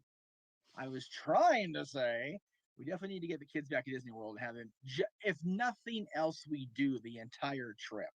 We got to hit the Magic Kingdom. We got to hit the Country Bear Hall. Have to. Exactly. Have to. Exactly. You know, I mean, again, want to be Imagineer here for a moment. I understand that putting it back inside Disneyland would probably be a task and a half, especially now that Winnie the Pooh resides in their old theater, Right. which, in addition to the three heads that you pointed out, there is one other remnant of the Jamboree inside that attraction, at least unless they've replaced it. The hot air balloon Oh, that's right. in the Heffalumps and Woozle scene was Teddy Bear's old swing mechanics. Teddy's. I totally forgot because they changed it. I forgot it was Teddy's. But plain want to be Imagineer here for a moment. Like I said, since I know that putting it back in Disneyland would be a task, let's gut the Redwood Challenge Trail in DCA, rebuild Country Bear Hall over there, making it look similar to what it looked like in the movie, and put Country Bear Jamboree, a new updated version, over there. You're right across from Grizzly River Rapids.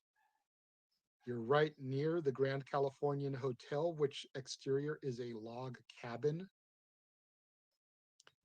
It fits the motif over there. When the bears come out these days, they tend to come out in that vicinity in DCA. I've gotten pictures of them over by the waterfalls as you head over to what used to be Bugs Land on the left and is now Radiator Springs. Yeah. Those waterfalls over there on the right, I've gotten pictures of them over there within the last 5 years. Oh wow. Okay. So clearly that is where they are making their presence felt these days. And it just makes sense to throw them in there. Yeah. The only argument I have with that is I don't want Santa to go back into Eliza Company because that was a organizational nightmare. Having him in the Redwood area is really a good idea if you're going to both parks. Now, see, for me, last time I've been there, I've been at Disneyland only, so Pooh Corner or bust for me as far as Santa goes. But if you are a DCA person, like I don't mind waiting anywhere for Santa or Mickey. You know that. But a lot of parents with their kids are much more impatient than either of our children, although ours are teen now, so they're impatient by nature at this point. But so like for me, I can't imagine having a little one and walking all the way over to the Grand Californian, all the way in the lobby to take a picture with Santa Claus. So, like I would 100% co-sign on the idea of turning that at this point kind of outdated area and refurbing it as Country Bear Hall and the area surrounding it. But where do you put St. Nick between Halloween and New Year's? That's the thing. Unless you make it okay, you have to see Santa at Disneyland if you want to see Santa, which seems kind of shitty because then you have to buy our park hopper if you want both. But again, that's something we can definitely break apart, but just kind of again, I co-sign refurb that whole area because Dylan's done the challenge thing and he liked it, but it's kind of like meh, whatever. It like going over there at this point is done. Yeah, very much so. It's like okay, so where at this point for me, I'm over there. Okay, where's Doug? When's he coming out? Where's Russell? Where's he coming out? I'm waiting for characters at that point.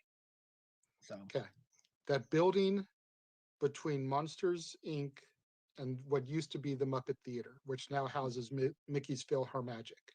Right. Where they used to have Dancing with Disney, and even that one year they had it turned into a winter wonderland where you could sled for Frozen. At Arendelle, right? I remember, yes, sir. There you go. That's where you meet Santa. Yeah. Turn that room every year into a winter wonderland. Right. Complete with Santa and the Misses. I have heard they're trying to permanently resource that. It's the wrong word, but reuse that room. During the holidays last year, they actually extended the opening of downtown into that building. That was the primary Halloween store during October. So it was like I'm on park property. Great. That was part of the allure. The I know. store I went in itself, there a couple times. correct me if I'm wrong, the store kind of was what it was. It was like, okay, this is cool and all, but for me, it's more about the fact I'm actually standing on property. Like the selection of stuff is kind of like, Exactly. okay, got it. You know. It Anyway, wasn't anything that was too much different than what you could buy in World of Disney. right, There were a couple things, right. but nothing that was like, oh my God, this is worth the time to wait to get in here. Yeah, I was Like you said, it was definitely more about being able to step on park property until they opened DCA where you could walk in. right, which it's happening today. I'm like, oh my god, dude. Anyway, um, yeah, for me, it was interesting to see how they did that. But anyway, I would love, however they pull it off, to have the Country Bears come back, because as much as I want to take my boy to Disney World, and I know you want to take your daughter back there as well, and yes, you want to go yourself. So it's having them experience it in California would just be so much more awesome for me. Exactly. And while we're playing Wanna Be Imagineer, if any of you guys that are knowledgeable about the Country Bear Jamboree or its show want to know what I would do with it, once we're done watching this, go to your YouTube browser and type in Country Bear Reunion Tour. And you will see a fan made video that I personally put together probably close to a decade ago now of what I would do with the show, what songs I would have the Bears sing. Obviously, I can't animate it or perform it for them, but there are still shots of each bear along with the song selection that I used, which got heavily flagged by YouTube because it's all copyrighted material, let's be honest.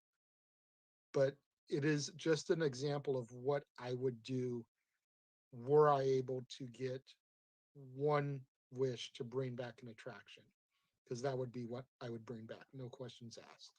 Definitely, definitely. What do you guys think? What are your top 10 all time Disneyland, not DCA, not Walt Disney World, Disneyland attractions? Let us know. If you guys have been watching the premiere with us and sitting here with us for this hour and 40 something minute journey, thank you. Hopefully, you've been leaving your comments over here right next to me. If you guys think that an hour and 40 minutes is too much to invest at one time and you're watching us on demand, we still thank you and appreciate your viewership. Make sure you leave your comments down here of what you guys' top 10 Disneyland attractions are. Maybe when we get together in a few weeks, we will touch base on it. Or on the May edition of Renegade Recap, we will read some of your guys' lists. Definitely. But let us know, because we want your input. Your guys's, believe it or not, your guys's input means everything to us. It does. We do not continue pushing forward. We do not continue to keep moving forward without your viewership and your suggestions.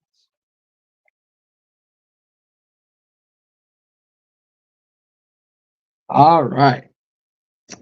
Well, thank you, Jay. We're going to end it there because a lot of the rest of it's just kind of shills and stuff. It's long since, what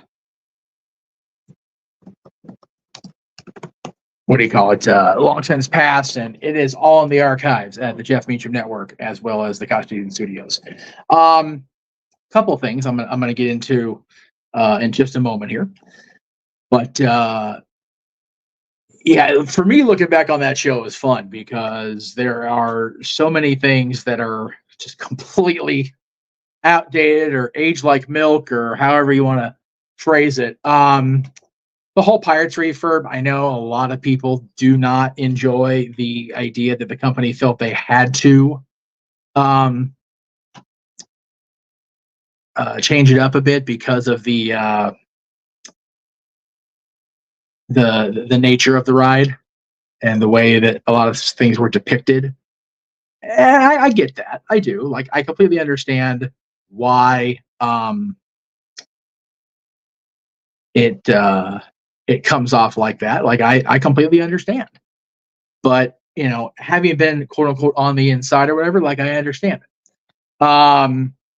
As I mentioned before we started that show, the rebroadcast of it today, my opinions are definitely different now than they were 3 years ago. Obviously, I've been able to be on Rise of the Resistance, so I would definitely put that as my number one ride. So wherever that was, number 3 for me overall. Nothing's ever going to surpass Fantasmic for me as far as the show side of it. It is still, I feel, the greatest show Disney Parks has ever done. I still maintain that view now. But as far as rides go, I had friends that work in Imagineering for well over a year before I became part of cast, and even before I returned to the park with the kiddo in November of 2021. Have you gone? Have you gone? Have you gone? It's like, you guys want to sign me in? It's expensive. So yeah, a little hard to pull off. But once I did, it was like, absolutely. Even now with the brand new Fantasmic that they premiered in May, that I got to go see with Teresa. Yes, the show is different. They did incorporate some old material back into it. They had to, by nature of what happened last April, in April last year with Maleficent Dragon, they had to change the finale, so it was what it was. Marshawn, thank you for tuning in. It's great to have a fan that has nothing to do with the rest of the stuff we do here on the Jeff Meacham Network. As far as wrestling, come in and enjoy our other content. Man, we love Disney, especially myself and the gentleman that co-hosts Dads with me, JJ Williams. We are fully admitted Disney dorks.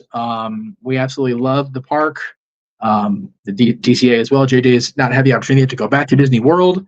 We're hoping we can get him back there sooner rather than later. Although I did mention during the stream, and I will say it again, that unfortunately the original, or however you want to describe it, version of the Country Bear Jamboree is now no longer at Disney World. They actually today, as you mentioned, Marshawn, opened the quote unquote news show, which I know is devastating to this man, that we won't ever get to get him back to Disney World to get him to see his bears at least one more time.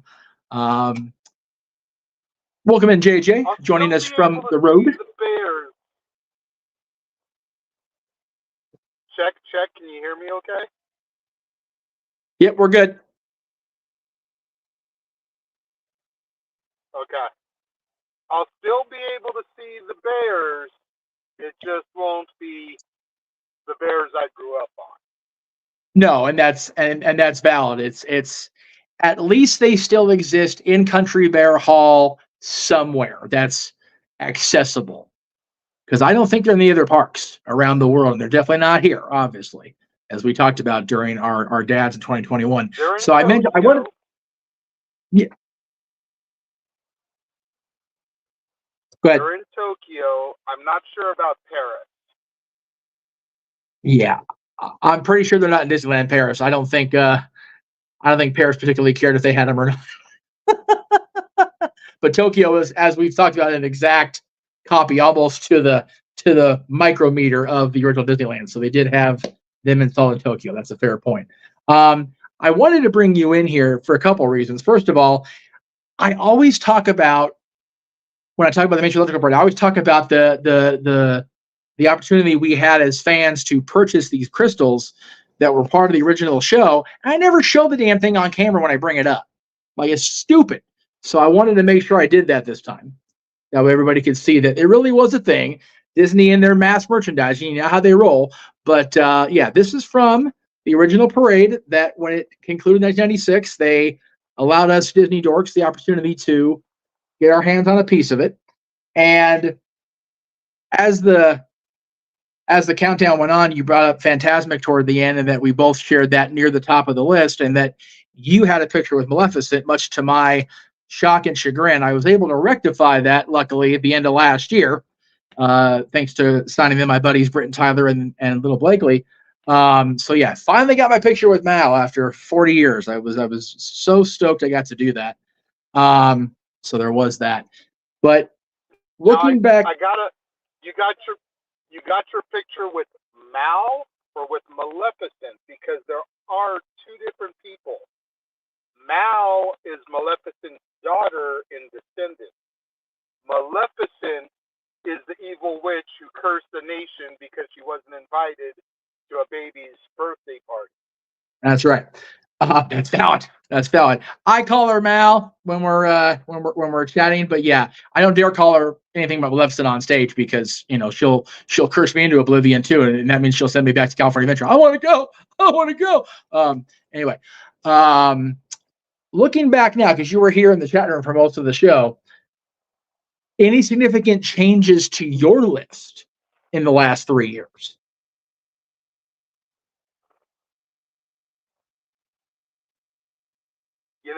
I didn't get to watch the show back, unfortunately. Work is a thing. Yeah, it's valid. The only thing I could think of that might get added would be the Spider-Man web slingers. Yeah, that's true, but that's a DCA though. So yeah, I don't remember. Were we exclusive to just the original park, or did we have like Tower of Terror and stuff in there as well? no, we at that point we had made it the point, you and I, to just do Disneyland, because at least at that point, and I suppose I still am, I'm very much about DCA except for a few things, but I can go to Disneyland anytime and just be all over the place. So that's probably where we stood on that. But I would definitely want to do another show and incorporate both parks, because there are some damn good things across the way. Well, there's a future topic. Maybe we can just do the top 10 DCA attractions. There you go. Yeah, that was talked about during the stream. Park exclusive, then we can give love to the other park. Yeah. I don't know if you saw this throughout the thing. We had Marshawn Thomas, the Disney diva, popping in. They're not necessarily a fan of our stuff. They just saw that it was Disneyland and were watching the whole time and commenting along. It's like, I love that. I love that we have somebody that's not a wrestling person. Just like, you know what? I'm going to watch this. This looks like it's going to be fun. Just wait till you see what we're going to do the next part. My God, don't run scared when we start singing. It'll be a thing here in a couple minutes, but please don't run away scared. So, break out your earplugs and your tissues. Yes. Yeah. Full disclosure. I found the video, and I was telling JJ this in between entries here. I found the video from Disneyland 60th, which, God, it's 10 years next year. Of Richard Sherman playing Feed the Birds with the star of Mary Poppins on Broadway singing the vocals. And even now, 9 years later, it still wrecks me, because of course we recently lost Dick Sherman, and it was so sad. I mean, he great life, lived a long life. I'm not saying that's what it is, but it's still sad to think about that he's no longer with us, and both Sherman brothers are now gone. But I figured I know at least one of us sang Feed the Birds. I'm pretty sure it was me in November. So I'll let the poor unfortunate souls that watch this the next 5 hours deal with me singing it, because I don't want to get copyright pinged. And yes, we are definitely going to transition into that here at the top of the hour. From back in November, open mic night Disney karaoke is coming up here in just a second. And of course, we'll be live throughout the day as we hit the Greg Sherry Show coming up at 7 p.m. Eastern, 4 Pacific. And then our watch along of Dynamite 250 coming up at 7:30 Eastern. On the watch along front, since he's here, let me just go ahead and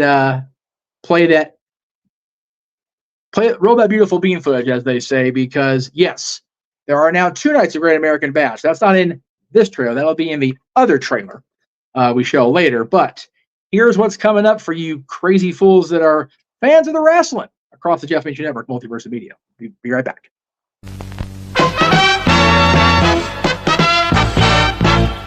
And now, preview time.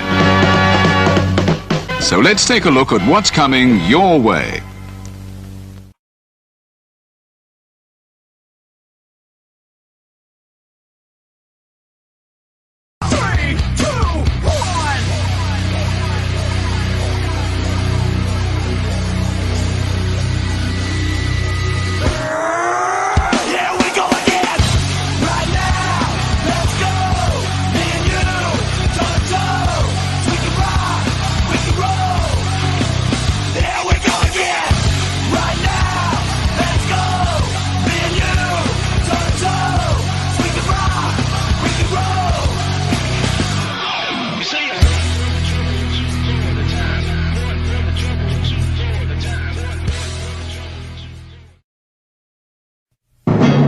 the Jeff Meacham Network's Multiverse of Media. For over 15 years, the recognized symbol of excellence and the standard bearer in coverage of sports and entertainment.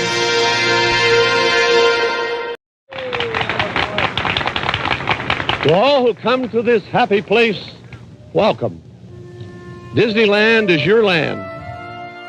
Here age relives fond memories of the past, and here youth may savor the challenge and promise of the future. Disneyland is dedicated to the ideals, the dreams, and the hard facts that have created America, with the hope that it will be a source of joy and inspiration to all the world.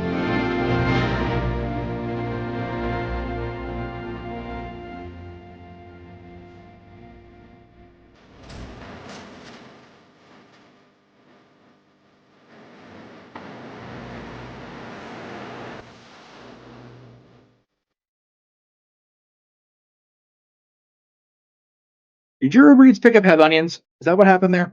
I'm just wondering.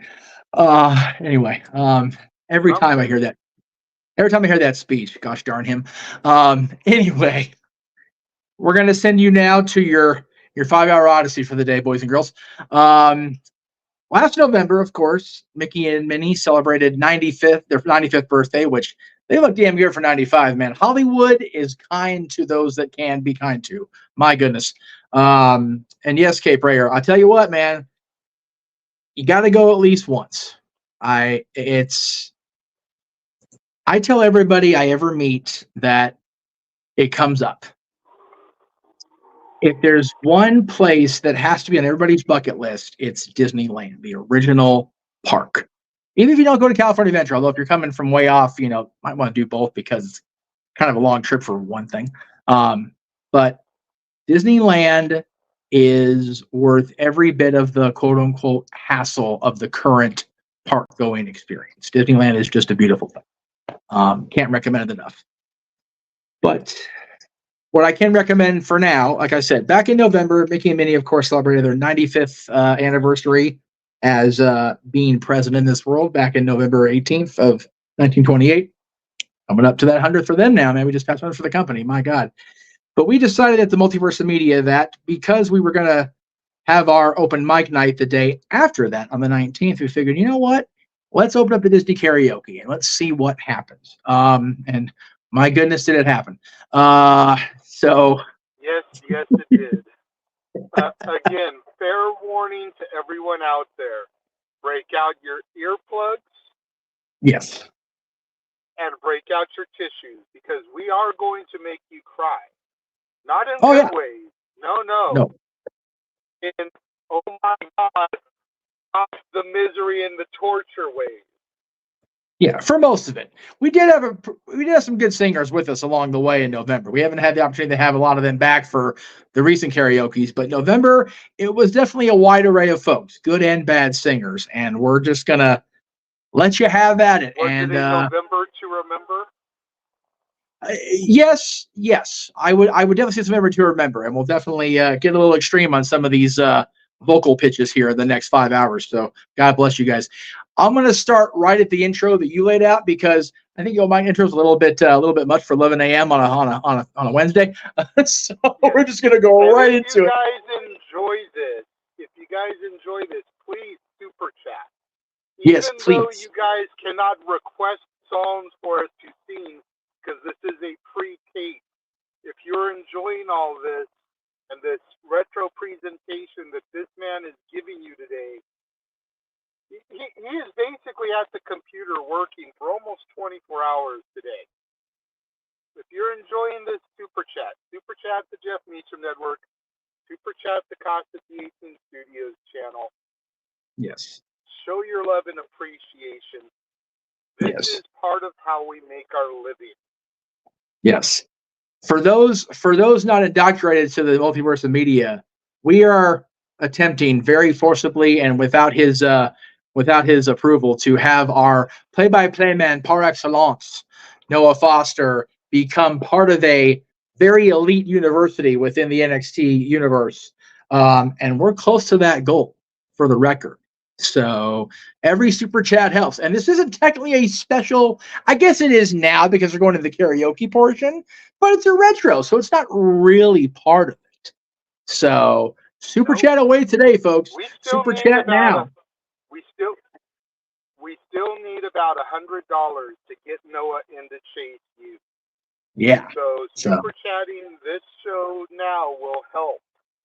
absolutely. And no, Cape Ray, we're not going to show the Lion King for two reasons. Number one, we'll get copyright pinged the hell out of us. And number two, I ain't about to make everybody cry boo-hoo ugly tears on a Wednesday. I did that shit last week with the boy. We went and saw the El Capitan for the anniversary, and I was a hot mess. Not he can verify it if he wasn't asleep. So yeah. But yes, for now, for your listening and visible displeasure, I suppose. I don't know however you want to quantify it. Thank you, JJ, for coming in. I just wanted to point out I finally got my Livingston picture. Very happy. And yes, we'll be back. I'll be back live here just before 7 p.m. Eastern to introduce the Greg Cherry Show.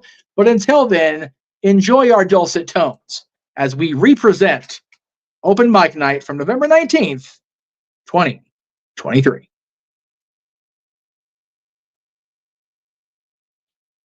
What is going on, everybody? Welcome to tonight's installment of Open Mic Night, Karaoke Night, Disney Karaoke.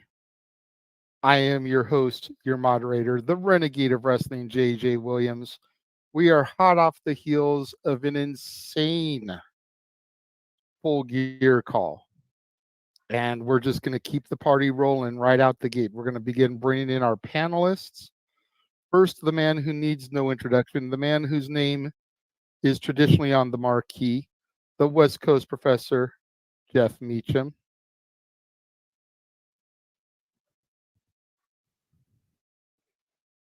Jeff's camera is loading, so while it loads, we will go ahead and bring in the man who just called the action, the simple man with the spectacular voice, Noah Foster.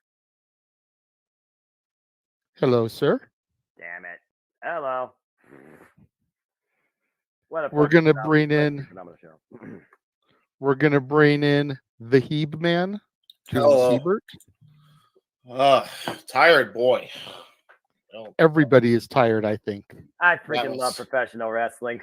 I do too, but man, that shit was exhausting. Woo! That was a very good show.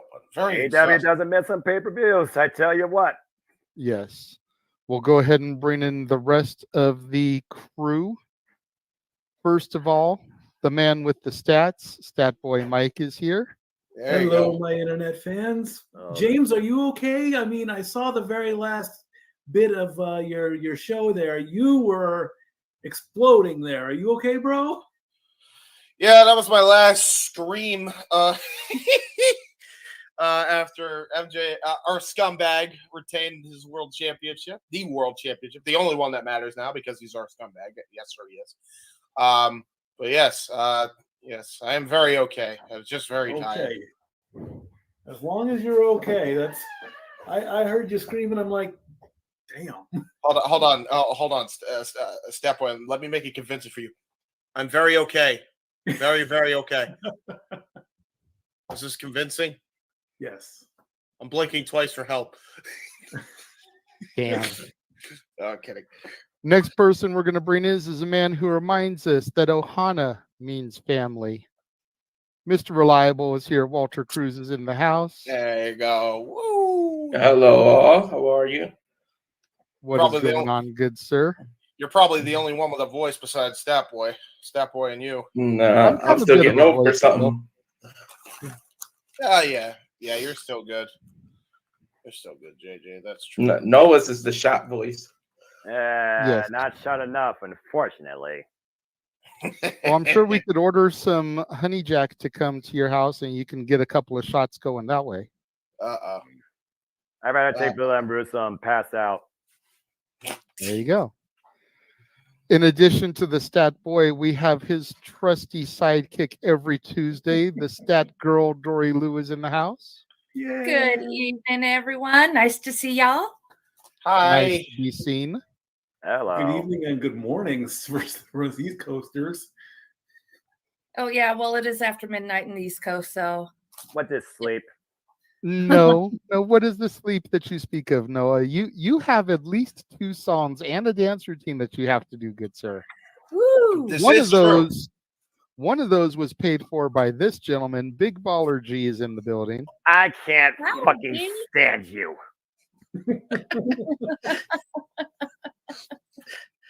Hey, I just paid for the song. I didn't pay for the dance.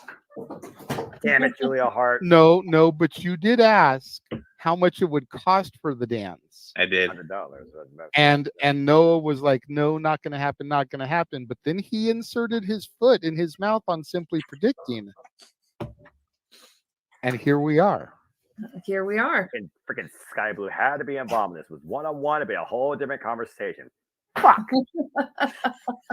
Jeff, if you can take over for just a moment, I'm going to call our other panelist.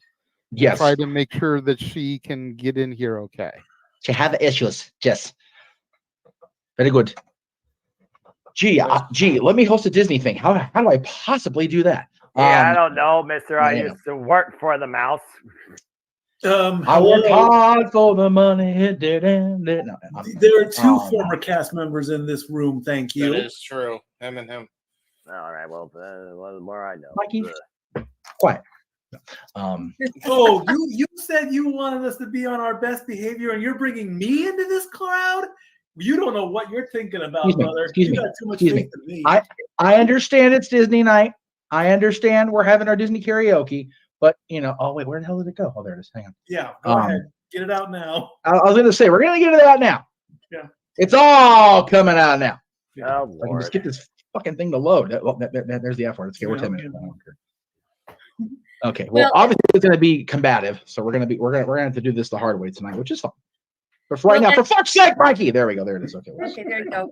Well, at any point, if he needs a Gibb slap, I'm in the next room. I don't want nobody getting hit tonight. It'll be okay. I'm used to it. It's okay. I won't. Yeah, but not on stream. Not on stream. That's TOS. Yeah, not on stream. Not on stream. It's Disney. It's happy time. We had enough bludgeoning and battery during the AEW pay-per-view. Kind of good on the beating up people tonight. If we're being honest. Yeah. There was a lot of knee injuries, and there was a lot of people bleeding. All the things. I like silence, but yeah, there was one match in particular that was the match of the night for better or worse. You can say that for multiple matches, as AEW always does. But at the end of the day, like I said, this is what's the words I'm looking for? What do I always talk about? Y'all know me by now, right? It's always something I say. Y'all have me say or some nonsense like that. Someone help me out here. What am I thinking of here? It is professional wrestling. Yeah, that's right. Thank you. It's those 2 words, as I always like to say it, because sports entertainment is not the same thing to me as professional wrestling. Damn it! But I digress. There we go. I couldn't get the thing to move fast enough. It's all good. What thing? What are we trying? I'm trying to get a soul shot for professional wrestling, but I couldn't make the damn computer cursor move fast enough. Yeah, that's all right. Let's see what we got here. Yes, Matt, good to see you in the chat room. Always, Safa, good to see you. Walter, I agree. You sleep when you die. No, there was no devil reveal tonight. No, not tonight. No. But you do not want to miss Dynamite was uttered at the very end of that show. Yeah, very likely. So very likely the devil will be revealed. And something tells me there is a saint coming. Oh, wow. My goodness. Okay, all right. Hang on. Let me see where that went first before I start going ape shit here. He's gonna need a notepad to keep all this up. So let me just go ahead and say it right now, because I'm pretty sure I'm gonna curse a lot of people tonight. Fuck you, Dwayne! I will volunteer. I will volunteer as tribute. Okay. All right. Since Jay isn't here, let me just say right now, the way this breaks down, and we'll go ahead and throw it up there right now. So while I'm thinking about it, By the way, Dwayne, thank you. Wherever you sent it, thank you, first of all. That's why Jan can get his decisions out there. So go ahead, break it down for him. So here's how it breaks down. Break it down. Sorry, wrong show. That's a March. Non-copyright. There it is. Okay. So basically how this breaks down tonight is for a super chat of $5, you get a spin of both wheels. One wheel is a category as far as a decades breakdown, as well as prince, princess, villain, and a random choice. And JJ will show the wheel once he can actually get in here and actually show it, because right now we're helping our final panelists. For $15. So if you want to break part of 15 off of that 50, Dwayne, you're more than welcome to. You choose the singer. The random category wheel gets spun, and you choose the singer. For $25, you choose both singer and category. So there you go. I know the banner says song and singer. It's actually you choose the category and the singer. I botched that and I was told that later, but it is what it is. So Dwayne, it is that amount. It is your choice. Do you want all random spins? Do you want to break it down in individual division? What would you like to do, sir? You let us know. Because as I said, we have Big G who is in the room with us. And Big G, thank you for staying up late. We know it's late for you East Coasters, and we appreciate you all being here. Big G has one spin that he donated $25 to, but it's not a spin. He's choosing the song and the singer because we did not inform him ahead of time that you choose the category. He chose the song. So the song that Big G chose is 1-to-1 from the Goofy movie, and that will be sung by Mr. Fulton. Sounds about right. It's called Eye to Eye, bro. Come on. I keep messing it up, and I'm sorry because it says 1-to-1 on the damn thing, so I keep messing it up. Also, JJ, if you want to continue now that you're back hosting, by all means, go for it. Yes. It looks like 1-to-1 because the capital I, a lowercase L, and a 1 all look exactly the same when it comes to this stuff. That is very true. So before I continue, we do have our final panelist coming into the room. Ladies and gentlemen, without further ado, Natalie is in the house. Hey, hello. That is right. My daughter is here to watch all of the shenanigans. The bullyism? Yes. Why? Because bullyism. Oh, like, are we talking like Teddy Roosevelt, like bully? Or are we talking like school bully? Nay. Oh Lord, what am I in here for? Okay, so Yes, you just to love being tortured. Yes. Just to kind of go back to what Jeff was saying there, and I'll scroll back down to the graphic. That way, Natalie can see what's going on too, since she just joined us. $5 super chat. We spin the wheel. I have 2 wheels. One of them with our names on them, and one of them has the stuff broken into decades. You can see everybody's name is on there. There is also Super Chatter's Choice. Yes. For the first time ever, we have added that to the wheel. So you can donate $5 and hope and pray that you get to pick who you want to have seen without having to give the $25 super chat. There you go. But you also may end up with a random choice of the wheel. And if it's not who you really wanted, then next time you just donate the $25. And then we also have the other wheel. One second. There we go. We have the decade wheel. And everything is split up into the eras of Disney. You got the 30s and the 40s lumped together. You got the 50s. We have Prince song, which is pretty much any male lead. You've got the 50s, the 60s, the 70s. You got villain song. The 80s, the 90s. You have princess song, which is essentially the opposite, any female lead. 2000s, 2010s. You have the panel's choice. 2020s, and then you have Super Chatter's choice. So again, for your $5 donation, you run the risk where you can spin the name wheel and you'll get to pick who you want to sing. And you can spin the era wheel and get to pick what song you want them to sing. There you go. Or if you want to guarantee that you get your choice, you donate the $25. Panel's choice, if that comes up, means that we on the panel who are not the designated singer can throw out suggestions or pick the song that we want the singer to have to sing. Ah. So if see. there's a song that you really want to mess with somebody on, for example, if my daughter's name comes up on the wheel, obviously I know my daughter pretty well. If I want to hear her sing, let's say The Bare Necessities from the Jungle Book, because that was something that we shared when she was younger, a special movie that we have as a connection, I can suggest, why don't you do The Bare Necessities? And we can pick for her to do that. Or we can Gotcha. pick something from The Descendants, which I know that she knows, Teen Beach Movie. Hey, Natalie, why don't you sing the theme for Sophia the First? For those on the panel that know, you know why that's cute as a suggestion. Not again. Sure do. Sure do. I'm But gonna we need a can- cold, tall fucking drink for this night. But this is how the wheel is going to work. Big G last week, when he thought he wasn't going to be here, gave a very generous $50 donation. He isolated Noah to sing Eye to Eye. That was his $25. He picked his singer, picked his song. The other $25 he said for random spins. So we already have 5 random spins of the wheel that we have to do. Then during the pay-per-view, Josh super chatted $25 and singled Noah out to sing I See the Light from Tangled. So that is going to happen, ladies and gentlemen.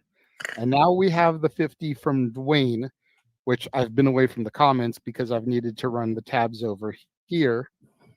So it looks like he's chosen Dory Lou to sing. The question is, do you want to pick which song she sings, Dwayne? Or do you want to leave it up for random? Mhm. If you leave it up for random, then that is 15 of your 50. You still have $35 to delegate. If you want to pick her song, then you still have $25 to delegate. If you want to pick another singer and song, if you want to leave it up for random spins, we'll just kind of run with it from there. But I am going to pull the wheel for right now. Mhm. Is somebody taking notes of like how many spins we have so we don't get lost? I'm not physically taking notes, but I am mentally taking notes, Big G. Okay. Yes, and yeah, G, you have another person you can pick if you want to pick another designated singer. Please pick me. Yeah, no, Okay, I'm gonna do the Dwayne, 5 It's random Raining spins. Men is not a Disney song. That does not count. There It you go. needs to be a Disney song, bro. It's Disney karaoke. It's Disney. It's very Disney themed today, Dwayne. Yeah. Disney karaoke. Disney. Big Disney. It is Mickey and Minnie's 95th birthday today. Oh God, I can't even get high enough to do that. And here's the other thing that I want to go ahead and I want to throw out there. Everything Disney is open game. There you go. It can be a TV show, whether it's something like the original Mickey Mouse Club or something from the more recent 2000s, Hannah Montana, Wizards of Waverly Place, Sweet Life of Zack and Cody, whether it's a cartoon like Darkwing Duck, DuckTales, Tailspin, Rescue Rangers, Goof Troop. It can be a live action movie. It can be a cartoon movie. It can be a song from the theme parks. So if we want to make Jeff submit to torture and have him sing It's a Small World After All, we can make that happen. If we want to make Big G sing the Tiki Room song, we can make that happen. The only songs that are not eligible for this are ones that existed. Hold on the mic, put your hand down. The only songs that don't count are the ones that were licensed by Disney for a movie. For example, Rihanna's Shut Up and Drive, which was used in Wreck-It Ralph. The song existed prior to Wreck-It Ralph. That doesn't count as a Disney song. There you go. Makes sense?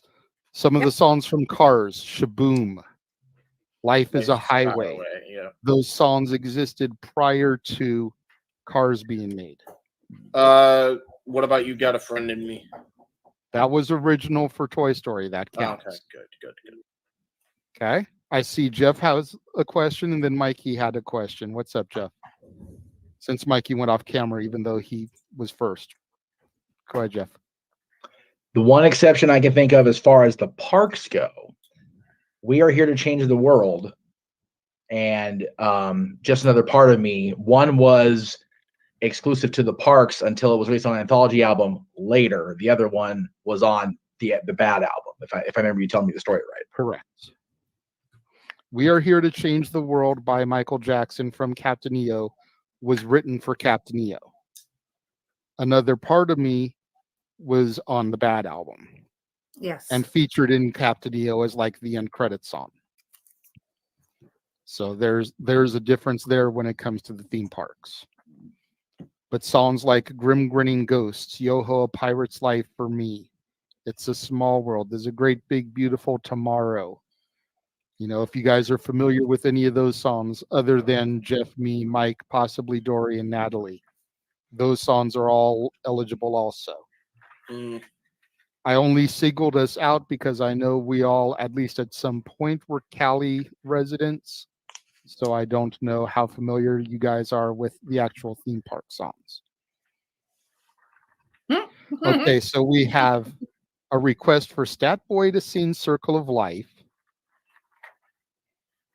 Okay. Which song did you want Dory to sing, Dwayne? There you go. While we wait for Dwayne to pick that, Noah has I See the Light to sing.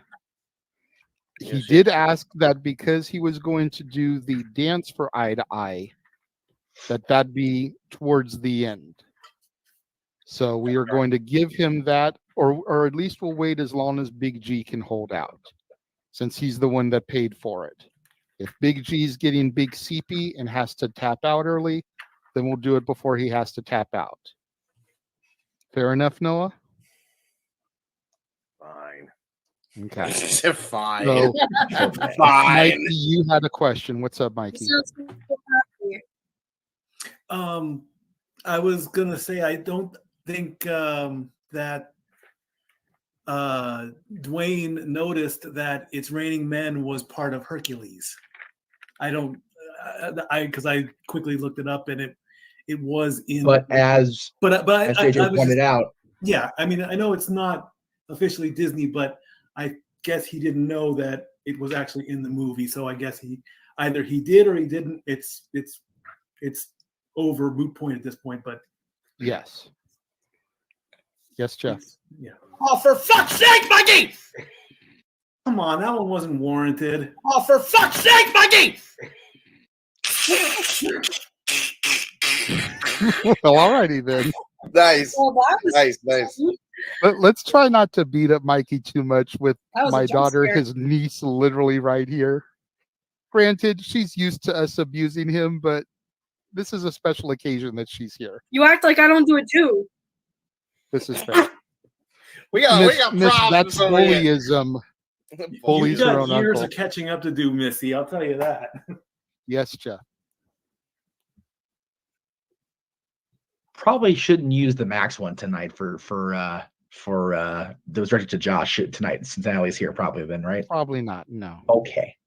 If somebody gets enough out of line, I'm gonna use it though. I'll tell you that right now. It's Disney night. There Y'all you go. behave yourselves, or I will unleash MJF. Yes. And since you mentioned him, let me go ahead and take Josh's name off the wheel since it was unable to join us. Yes. I did also remove Datilla's name since she is not here currently, but as soon as she gets home from Full Gear, she is supposed to pop in. There you go. So, yeah. All right, Noah. Yes, Jeff. She was gonna pop in, but I said wait till you get home because trying to do a karaoke thing on the road or on the bus, just wait till you get home and safe and sound. Yeah, that was what we had said yesterday. Yeah. Okay. So Noah, let's go ahead and get to your first song. And from there, we will go to Stat Boy for Circle of Life.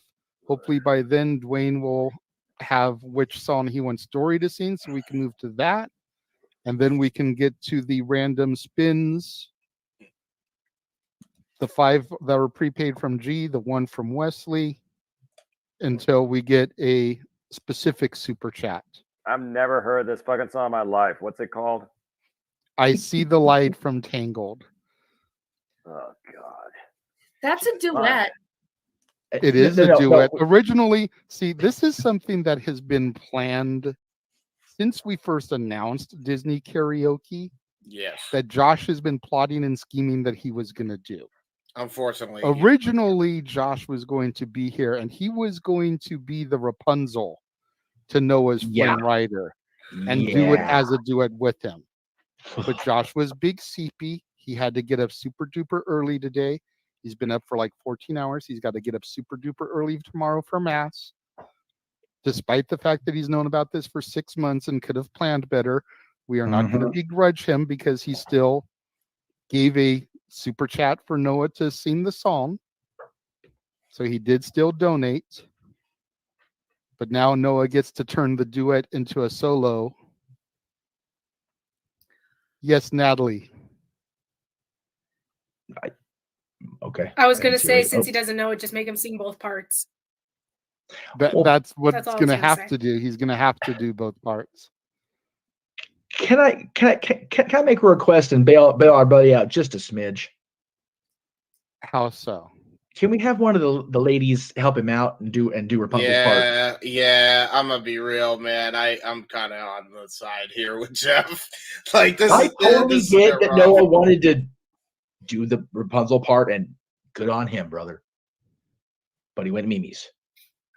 That's fair. I mean, if Natalie or Dory want to volunteer to do the Rapunzel part, then that's fine by me. I'll allow it.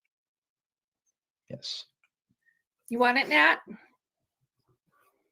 Nuh-uh. No. Not today. Not today. And yes, Walter, Mandy Moore is the voice of Rapunzel. She's the one that sings that. Yes. All right, so I Dory mean- Lou is going to have to do When You Wish Upon a Star. I'll tell you what. God Sorry, help me. pal. I'll tell you what. That's all you. Because Josh is the one that wanted to sing with him, and because he earned the wrath of MJF this week, I can't use that video on here because my niece is here. I'll do the Rapunzel part just to be that guy. All right, there we go. So Jeff and Noah will do I See the Light. Help me. Then we will go to Stat Boy to do Circle of Life. So even though I'm sure you know the words, Mikey, make sure you have them up so that you don't botch them. Heaven forbid. You were a cast member for almost 10 years. It would suck if you botched the lyrics to an Elton John classic. And then Dory, make sure you're ready for your song because you'll be after Mikey. Got it.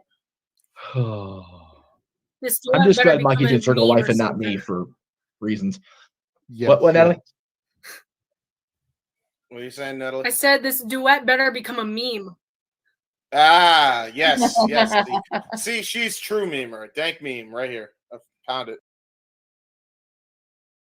Kind of. I don't know how you do this. She understands. She understands. I was gonna say, you know, she's 14 years old. She gets it. Yeah. Okay, cool. She's hip to the lingo, bro. Hip to the lingo. Gotcha. Whereas, you know, Word. the rest of us in the room struggle. Word to your mother, kinda. I think, right? That's what they say. No, I think No, Jeffa Meecam was going with the Jeffa Dunham. Word. That I don't get today's lingo at all. You and me both, bro. Don't worry, Walter. You'll learn with me. The I'll teach you boys ways. here, when they first came here from North Carolina, the boys here were always like, yo, that's Cap. That's Cap. I'm like, no, this is a Cap. Ah, Steve yes. Rogers, that's Cap. That's Cap. That's The Cap. fuck are you talking about? That's Cap.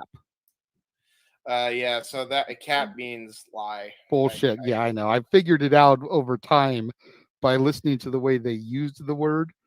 Yes. But at first I was like, the fuck are you talking about? I think they like KSI because It's like the whole Bay thing Using that was it. going around a few years ago. Oh the my only God. Bay that I ever want to hear referenced is Balefire from Once Upon a Time. And That's if you know, right. you know. Exactly. Cheers to that with my Dr. Thunder, God damn it. Yeah, that's right. There you go. All I know is the fact that you were talking about Cap and mentioned Steve Rogers mean it. I actually did understand that reference. There you go. There You know what? Okay. while Noah is researching the words, Mikey, are you ready so we can go ahead and just get this game rolling? Because like we're 36 minutes in and we haven't even done a song yet. Do I have to do the African part of the song, or can I go straight into Yes. Oh. You can go straight. You can do the Elton John version if you want. You don't even. You can. All right, hold on. He didn't say if you had to do the movie version or the Elton version, so you can kind of be free choice with that one. Personally, I'd go with the Elton one. All right, let me bring it up on my Roku here. Since I don't have my headphones. Roku. I have my baby Okay, Simba. okay. Hey, hold down before we do bring up anything on Roku. If we're having sound in the background, that ain't gonna work. Yeah, you need to. Yeah, you need to make sure it's like muted. All right, I'll get my headphones. Give me a second. Thank you. Oh my goodness. I wish everybody Are would listen you ready? and be prepared. Golly. Yeah, Okay. go ahead. Dory is ready, so we'll go ahead and we'll start with her. As it should start with Wish Upon a Star for Disney. It should start that way. All right. So Well, do you the, want just the like other alternative would be to close with that, since that was always like Disney's signature. I mean, the Disneyland Fun sing-along ended with "When You Wish Upon a Star." So that is true. So all right, would you Dory. like me to just do the first verse? Or I mean it's Yeah. just 4 verses, so The way we traditionally do it on karaoke is the first verse and chorus. well there's no chorus, so should I just do Right. the first? Yeah, that's fine. Okay. Yeah. All right. So here to sing the Disney standard "When You Wish Upon a Star," Dory Lou, the stat girl. All right. Sorry guys. When you wish upon a star, makes no difference who you are. Anything your heart desires will come to you. If your heart is in your dream, no request is too extreme. When you wish upon a star, as dreamers do. Ooh. Yeah. Okay. And now Dory Lou has basically said, "Fuck you guys, follow that." Yeah, pretty much. Yeah, pretty much. Yeah, we're screwed.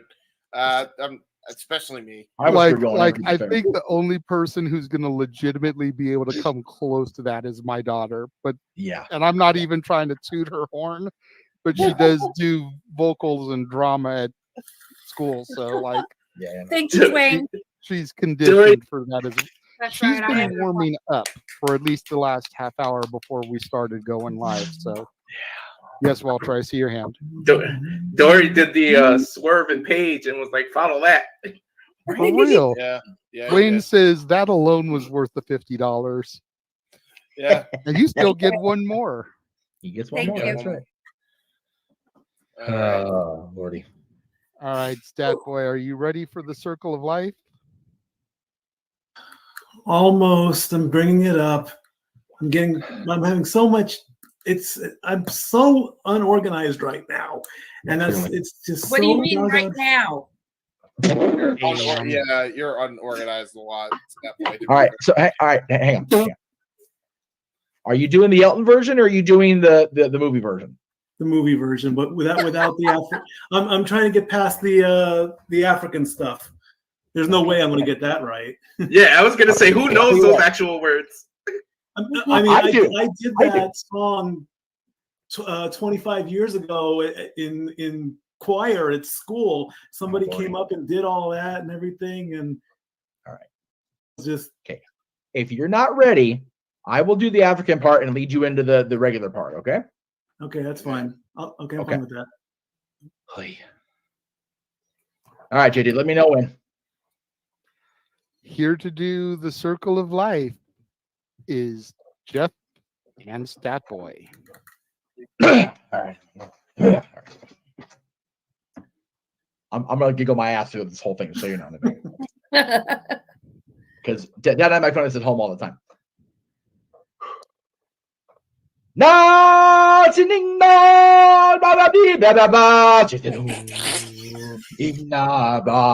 really don't know the words. I'm just going to do this.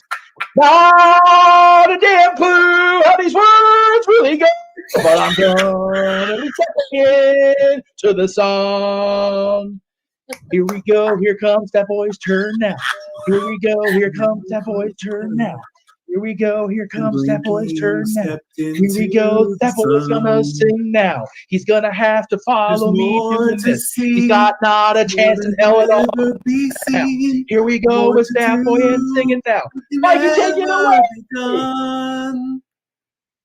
There is far too much to take in here. More to find than can ever be found. But the sun rolling high through the sapphire skies breathes great and small on the endless round. It's the circle of life, and it moves us all through despair and hope, through faith and love, till we find our place on the path unwinding in the circle of life. And then boom. And now the mouse is crawling around. I love how Did he start early or was that me? You kept going when because he was listening to his headset trying to get cued to the words. Yes. I see. Okay. Yes. Yeah, I was gonna really do the whole like introduction thing and let him find the words. If he found the words, I wouldn't even bother doing that. Yeah, that's right. Risotto. Yeah. All right, back to the other stream if I can. Damn computer piece of crap. Yeah, as usual. All right, Noah, are you ready? Look, the song is 3 minutes and 43 seconds long. The first 2 minutes is Rapunzel. I'm not singing like a girl. And I just do the damn guy part in the chorus and call it a damn night with this song so we can move away from this shit. Yeah. Yes, Thank good you. sir. Yeah, to be fair. Fine. Let's get this shit over with. All right, so here to sing Flynn Rider's portion of I See the Light from the classic Tangled, the simple man with the spectacular voice, Noah Foster. Stupid harmonic love song bullshit. Ugh. Long intro out of the way. This damn bridge on this woman in a boat. Ugh, people buying into this stuff. Yo, whatever. Oh, God. All those days chasing down a daydream. All those years living in a blur. All that time never truly seeing things the way they were. Now she's here, shining in the starlight. Now she's here. Suddenly I know if she's here, it's crystal clear. I'm where I'm meant to go. And at last I see the light. And it's like the fog is lifted. And at last I see the light. And it's like the sky is new. And it's warm and real and bright. And the world has somehow shifted. Bravo! That was very good. Everything is different. Now that I see you.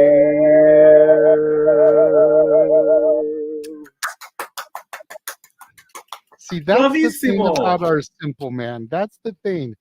He fights and he claws and he scratches like a cat with a bag on its head about this shit. But he's got a tremendous voice.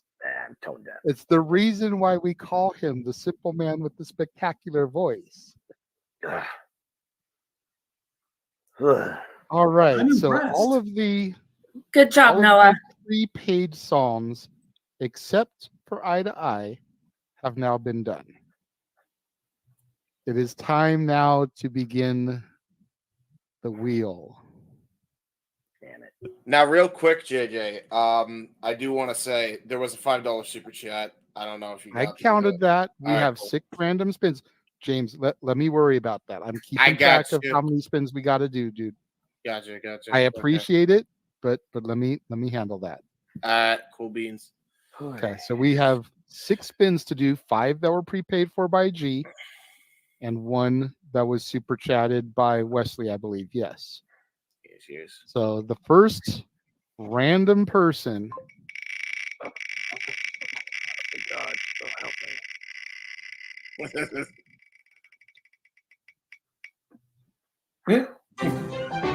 Nice, that boy. That boy. Hi, buddy. Wow. Okay. And he gets to pick a song. Going here. Ooh. Yep. From the 2000s. Okay.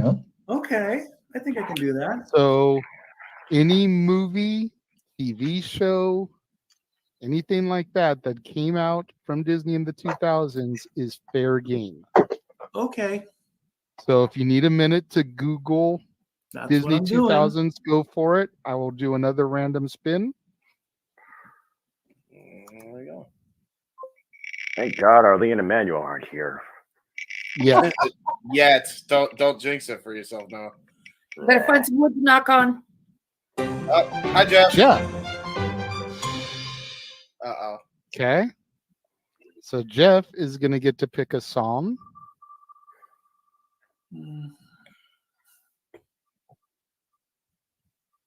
Jeff gets to sing a princess song. Oh my God. I love it. Well, so much for not singing the the princess verse. Which you know what? I know Jeff. He'll probably pick something Cinderella because that's his princess. That is fair. Also, Jeff, you're muted. He doesn't need to speak right now. We're just getting those spin crap out of the way. No, he was trying to speak. So It's still muted. spin number 3. Freaking madness. That thing's spinning away like a madman. Big G. Oh, Walter. that was Big G for a moment. I thought so too. It rode that line, but Walter is going to get to pick a song. Oh, boy, And his theme, the 1980s. Ooh. So you've got such classics like The Black Cauldron, The Great Mouse Detective, Oliver and Company, The Little Mermaid. There you go. I believe DuckTales, Gummy Bears. Gummy bears, the fuck? Yep, it was an Yep, it animated was cartoon. series, part of the original Disney Afternoon.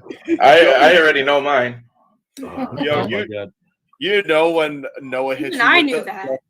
the fuck, he has no idea what the hell we're doing. Nope. Emmanuel is here.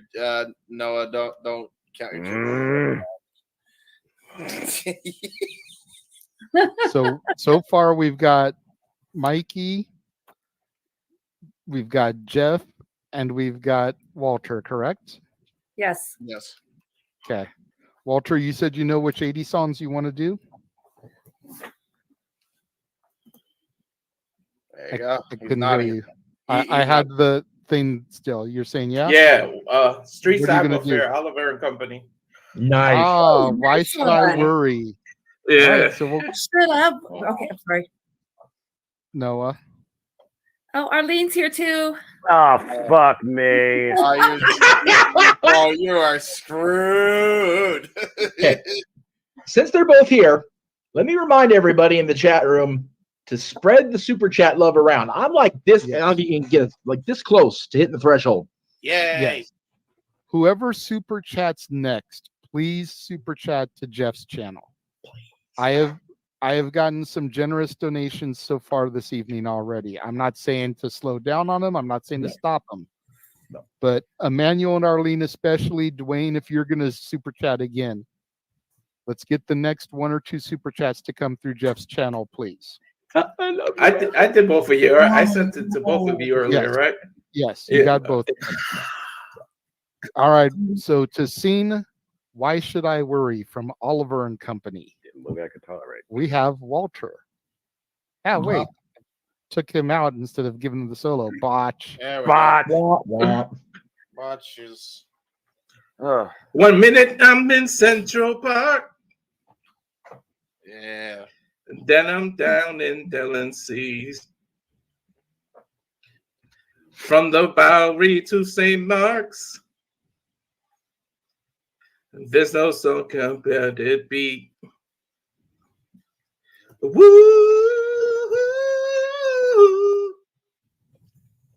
I'm streetwise. I can improvise. Woo! I'm street smart. I've got New York City heart. Why should I worry? Why should I care?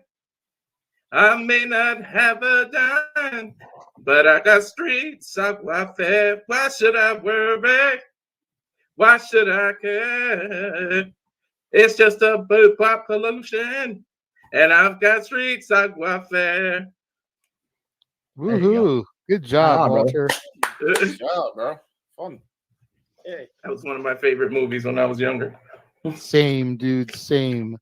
Me and Jeff have this argument, and I know the people that watch our channels are sick of it, but I still, to this day, say that Oliver and Company is the start of the Disney Renaissance, not The Little Mermaid. Mm-hmm. There's only a year difference between the movies. You think of the stellar voice cast, fucking Joey Lawrence, Cheech Marin, Bette Midler, etc., etc. You think about the banners on that soundtrack. Why Should I Worry? Freaking Once Upon a Time in New York City by Huey Lewis, who just 3 years prior taught us about the power of love and Back to the Future, baby. A Dickens classic, much like they were going to then go on to do freaking The Little Mermaid and Beauty and the Beast and The Tale of Aladdin, you know, start regurgitating those timeless stories again. Man, Oliver and Company is the official start of the Renaissance. I don't care what Disney says. It was my first Disney video cassette, like home video that I ever got. So yeah, I've conceded the argument because I think Oliver Company is awesome. I'm a fan of Great Mouse Detective, but that did not get anywhere near the awesomeness that that Oliver Company got. So I am all about Oliver Company should be recognized because of that cast alone. Yeah, as the I kind of want to see Natalie sing a Great Mouse Detective song if she gets 80s, because I know how much she loves Great Mouse Detective. That was such a good that is the subliminal influence of Uncle Jeff, because I love me some Great Mouse. So, all right, Jeff or Mike, are you ready to do your songs? I am ready, brother. What are we doing, Jeff? Apparently Jeff. And he's gone again. Fucking, I am ready. Computer says, no, you're not. Hey, Noah. Noah, you think this is torture? What? Just this night, is it torture? He's only had to do You guys hear one me? song so far. Let's not. Yes, we can. I just said that, so Hang on. If this is torture, chain me to the Damn it. wall. Well, Jeff, we can hear you just fine. I guess he can't hear us. It looks. I'm stumped. I can't find anything. What do you mean? What's your decade again, Mikey? The 2000s? I got 2000s, but I went to 20. I went one decade too much, and I went 2010s. Mike. Okay. Hold on. right, I got you, bro. I got you. Uh-oh. Mikey. Oh. 2000s, not 2010s. Hey, Mike. I got a suggestion. What? Your boss's goddaughter. Oh God. Which one? The best of both worlds. Damn. I don't know it very well. Sing the That's So Raven theme song. No. That's So Raven. Oh. Damn. No. Wasn't that early 2000s? A lot of what I'm seeing is from High School Musical. Nope. Not And the touching Cheetah that one. Girls. Camp Rock. We're gonna just meet him, I think, hopefully. Let us see.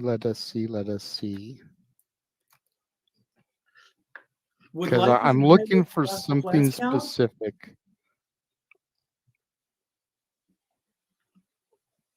What year did the I'm Princess and looking the for Frog come something. out? No. That's I a don't know. maybe.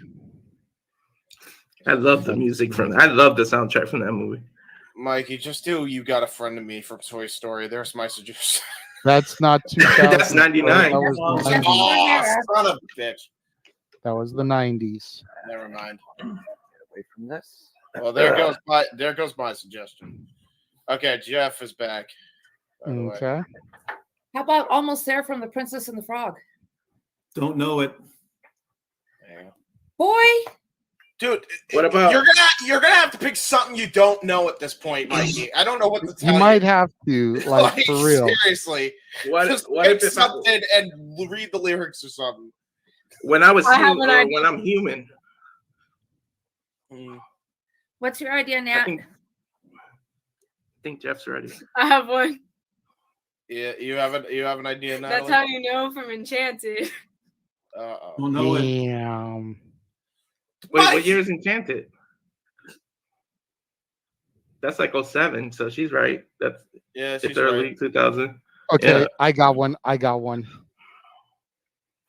You're gonna have to Google it, but look up Jack Frost's lyrics to New York, New York from the Santa Claus 3. Do North Pole, North Pole. Oh yeah. Especially as we're starting to go into Christmas No. season here. Not a bad idea. It's a possibility. Is At Jeff least he ready, or was he's just prepared. cheering for your suggestion? Jeff is ready. Yes. Yes. Both. He's saying both. Because me and Jeff both love the Santa Claus 3, whereas my daughter is a Santa Claus 2 girl. But he's also ready. I'm gonna go ahead and use the F word once here in this case, and she likes two. She likes two more than three because fuck Curtis. He almost ruined everything twice. Damn right. Anyway, all right. So now, before I sing my Cindy's song, let me just say this: we need to let JJ host the show. Everybody, like seriously, let the man host the show. He and I have both been looking forward to this probably more than anybody. With all respect to everybody in the chat room, everybody on screen or whatever. So let the man do his job as host, and we will get through this a lot smoother if we stop talking over everybody else. Please. Thank you. It is my dream, and a dream is a wish your heart makes, after all, that we get through this in one piece. So singing A Dream is a Wish Your Heart Makes from Cinderella. Here is Jeff. Thank you. Okay. Irene, I know you're watching because I'm a fan, by God, and I'm so sorry. Just so damn sorry in advance for this. Oh, Lord Almighty. All right, here we go. A dream is a wish your heart makes when you're fast asleep. In dreams, you will lose your heartaches. Whatever you wish for, you keep. Have faith in your dreams, and someday your rainbow will come smiling through. No matter how your heart is grieving, if you keep on believing, the dream that you wish will come true. Gong. Oh, that clock. Oh, Killjoy.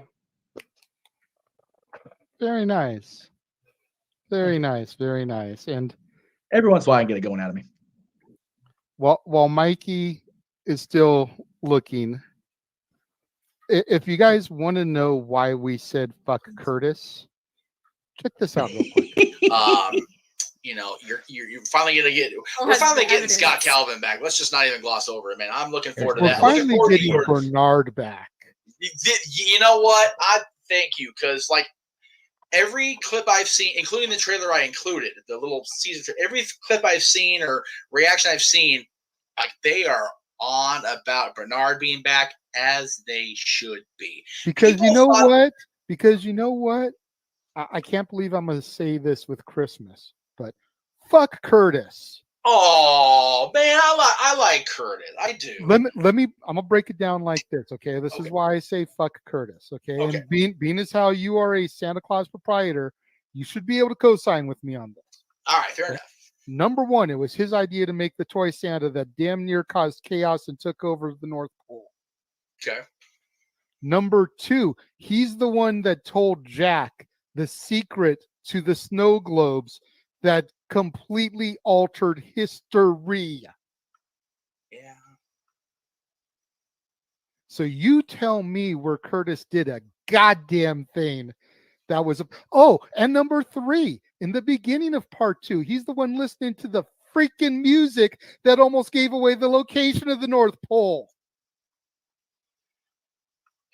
Where did Curtis do anything that was endearing or lovable or any kind of good? Whereas Bernard took Charlie under his wing. He knew how Scott always referred to him as Sport, called him Sport himself, without having to be told, because elves, much like Santa, are all knowing. He cultivated Charlie. He educated Charlie. He helped Charlie grow and get closer back to his dad and mend that fence that had been broken for so long. Your Honor, I rest my case. The following statement by Jeff Meacham does not reflect the views of the Walt Disney Company or any of its subsidiaries. Yeah, fuck Curtis. Okay. You're not wrong. Okay. And you know what? Yep. I agree. I throw that notion. With all respect to Spencer Breslin, yeah, fuck Curtis. Yep. Just saying. Jeff nailed that. Abigail's better than JJ nailed that. JJ nailed that one on the head, man. Thank you. Mikey, are you ready with your song choice? Mikey, why are you getting so frustrated? It's fun with this, brother. Because I don't know. I'm just gonna do it. I want it to be good, but Mikey, it's karaoke, bro. You're not recording an album. Yes, bro. You're good. We are 9 friends having a good time. All right, here comes. Just relax. So here to sing, you're going to do the North Pole? Yeah. Here to sing Jack Frost's take on New York, New York from the Santa Claus 3, entitled North Pole, Stat Boy. Oh boy.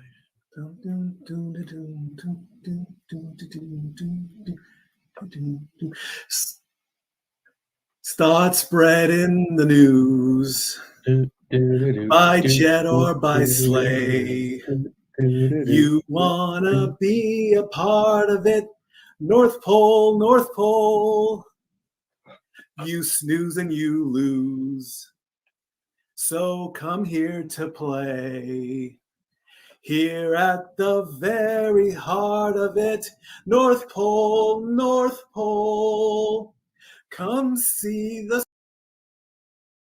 snowman, up where no man's without a treat.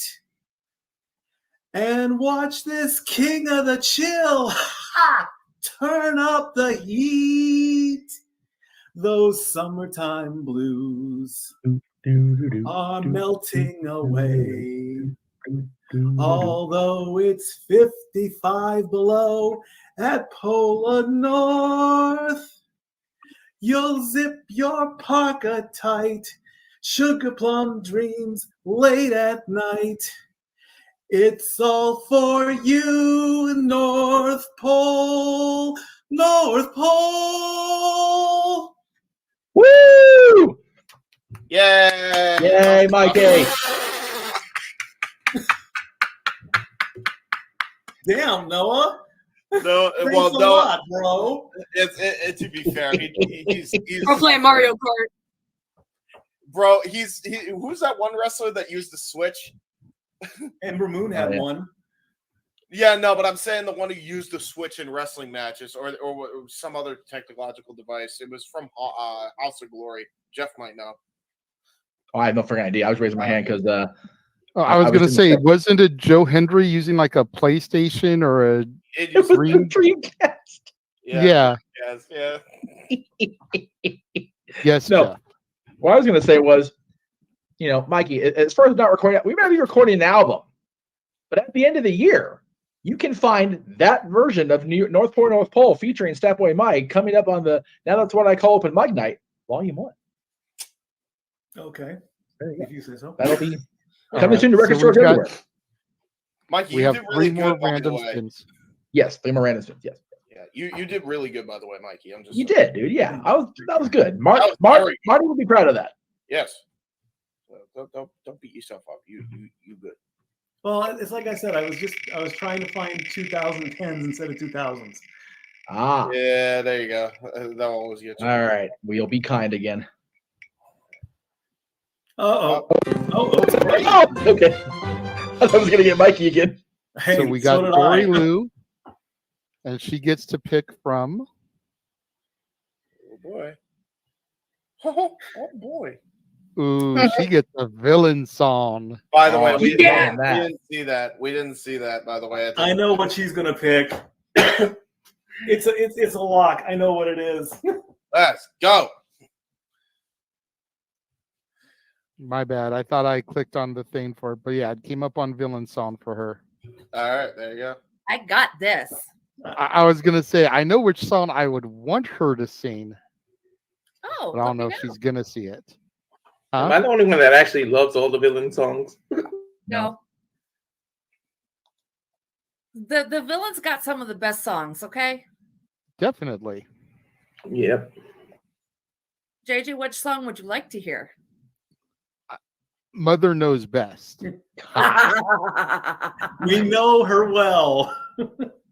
I don't know her that well. I didn't know that's the one that she would pick. That's the one she loves.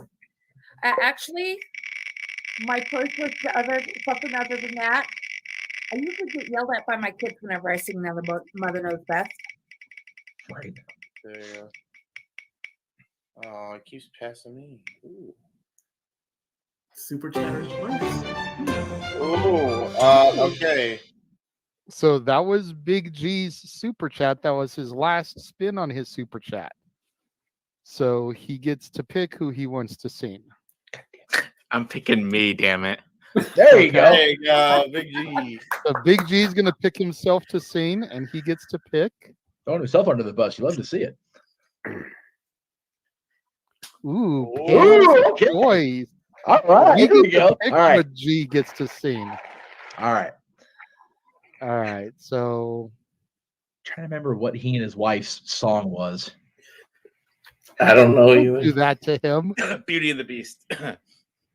Nobody picks Tarzan. We're gonna make the poor man cry on the air. Don't do Tarzan, y'all. Seriously. That's just straight evil. How Did he just low-key bittersweet insult you would when you that went- be though? Like to make the man sing a song that we know that's gonna make him cry, and he paid to do it. That's fair. That's fair. That's irony. Like that's so brutal. That is. Yeah. That's some scumbag shit right there. Go back to earlier. Do we all have to like agree, or the host picks? Yes. I'm gonna. It has to be consensus. I'm gonna throw a song out there. I'm gonna try and make it simple for Big G. I'm gonna say do the Rescue Rangers theme. Ooh. Ooh, I love the Rescue Rangers thing. I do concur. too, I'm down for it. Let's go. Can I do? Okay. because it's the panelist's choice. So yeah, I concur. and then the last spin that's been paid for. This is the one that Wesley paid for. Okay. Hopefully he's still on the chat in case it comes up to that again. Right. Please me. Oh, yay, me! It is you. Yay! Now please get the 1990s because I only. That's all you know. I'm not the only one I know, but That's I the prefer to only sing that song I because know. I got a baller impression. That's I gotta sing a princess song. Oh no! Hey, there's a lot of princess in the 90s. And a lot, yeah, that's true. This is true. This is true. You want to sing a 90s song and you got a princess song, bros? Sing Belle, sing freaking Pocahontas. Well, Jasmine didn't really have a song in the first movie except for her part of A Whole New World. Yeah. She didn't get a song until Speechless in the live action. I can sing The Little Mermaid, sing Pocahontas, sing Mulan. Dude, James, do I'll Make a Man Out of You for Mulan. Ooh. But that's a guy's song. That's a prince. That's not a princess. Yeah, I was gonna say. Here's a Damn. question. Believe it or not, That's the prince. The song that I'm gonna pick might surprise people. Oh, okay. Uh-oh. I think my pick is gonna be Frozen Into the Unknown. It's too far ahead. Oh, man. No. It's a princess song. Yeah, it just has to be a princess song. And there's specifically a version that's out there, the Jonathan Young cover of that. I know exactly what you're talking about, bro. Yeah, Me because too. that cover is ridiculous. It is ridiculous. Big G, I did see your hand go up. What's up, G? So am I doing Chippendale Rescue Rangers? I think that was the consensus of the panel, unless somebody else had something they wanted to throw out at him. I'm good. Okay. So yeah, so Rescue Rangers. So Dory has Mother Knows Best. G has the Rescue Rangers, and James has Into the Unknown. With the exception of Noah's performance of Eye to Eye, that is everything that has been paid for up to this point. So if people want to keep this going, whether it's random spins of the wheel or singling somebody out, super chat, please. It's as simple as that. I find it hard to believe that with 6 months of shilling, this is all we're going to have to sing. Yeah. Considering last year we were in a worse recession than we are this year. Yeah. So whoever is ready to go first can go first. I'm ready. Okay, I'm James ready. is ready. Yeah. Okay. All right. So singing the Elsa song "Into the Unknown" from Frozen 2, the cover made famous by Jonathan Young. And if you don't know who it is, Google it, people, because it's awesome. Yes. It's essentially a metal version of Into the Unknown. I'm not going to Here's be able to James. do that. I'm not going to be able to do the high pitched scream he does if I get to that part. By the way, my voice is so shot. I'll be lucky if I even get through all this song. Okay, well, remember, it's the first verse in the chorus is all you need to get through. Yeah. Okay, so he doesn't do it until later, right? Okay, that's what I figured. Right. Oh, yeah. All right. Cool. Right. All right, here we go. All right. Hopefully nobody hears any feedback. I think we're good. All right, here we go. Into the unknown. Into the unknown. Into the unknown.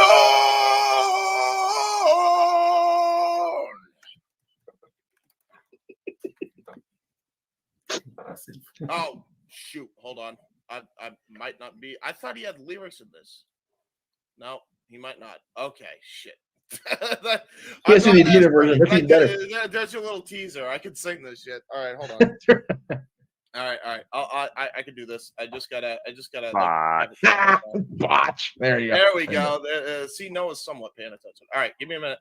I must have it. Lord. Jonathan. I'm gonna just look up Young Into the Unknown lyrics. All right, here They we did go. that version on The Voice of Germany, I think it was. Did they? Oh wow. Okay. All right. So here we go. All right. So I did that first part already. So I'll just continue from where I left off from here. All right. Okay. Here we go. I can hear you, but I won't. Some of your trouble. Ah, jeez. When others don't. There's 1,000 reasons I should go about my day and ignore your whispers. I wish we'd go away. Oh. Oh. You're just an. Ah, jeez. Hold on. Sorry. I thought I'm a little rusty on this. I haven't listened to this in ages, so forgive me.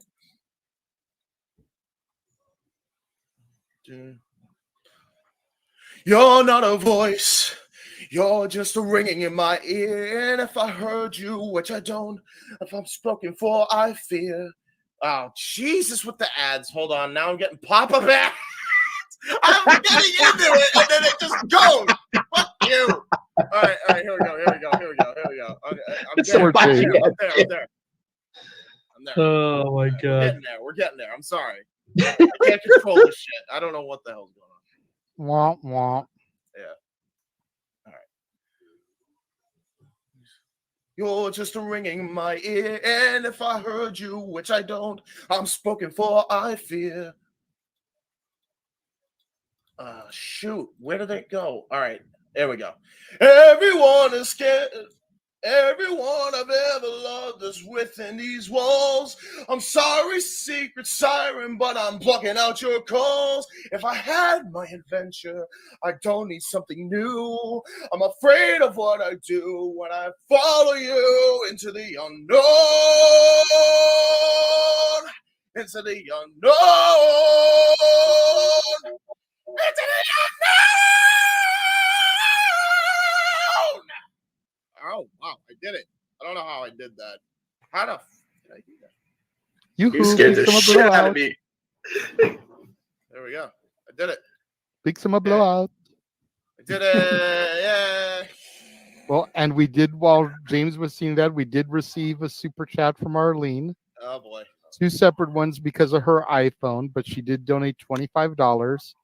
She wants Natalie to sing He's a Tramp from Lady and the Tramp. Good choice. Oh no. So we've got 2 other songs that have to be, that's fine. We've got 2 other songs that have to be sung before we get to you, sweetheart. Dory and Big G, whoever is ready next, let me know and you can be the one to go. James, I need my ear back, man. Woo.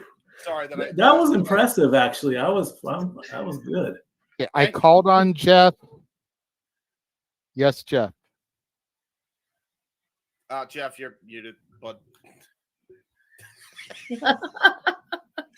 I hate this technology. I hate this computer. What I was trying to say was that I'm going to go call my mom because she loves Lady and the Tramp and she'll want to hear Natalie sing this song. So, yes. Okay. Anyway. So, Big G or Dory, who would like to go first? Ladies first.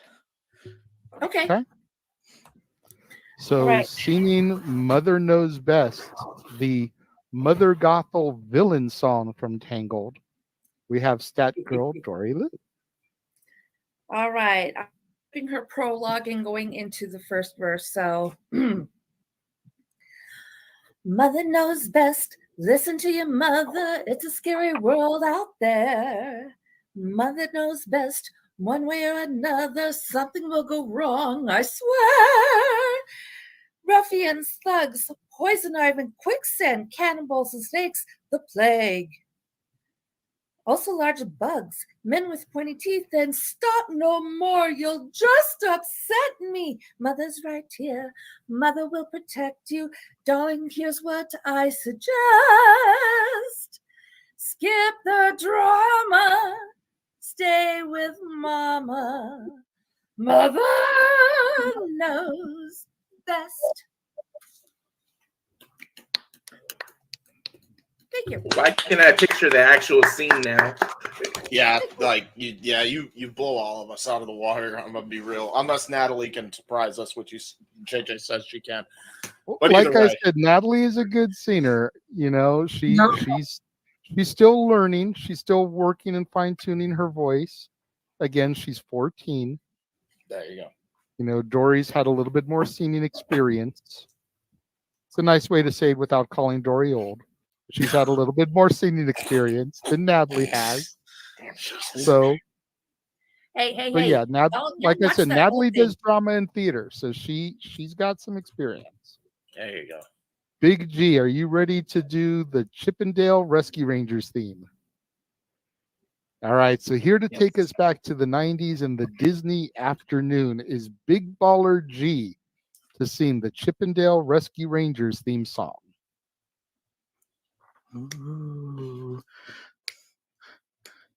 Sometimes some crimes go slipping through the cracks, but these two gumshoes are picking up the slack. There's no case too big, no case too small. Oh, you need help, just call Chippendale Rescue Rangers. Chippendale when there's danger. No, it fails. They're involved somehow. Whatever wrong gets solved. Chippendale. Fresh Prince, not sense. Watson and Mr. Holmes had two minds so fine. Looked under every stone. You need some help to save the day. Hey, never far away. Chippendale Rescue Rangers. Chippendale. There's danger. No, it never fails once they're involved.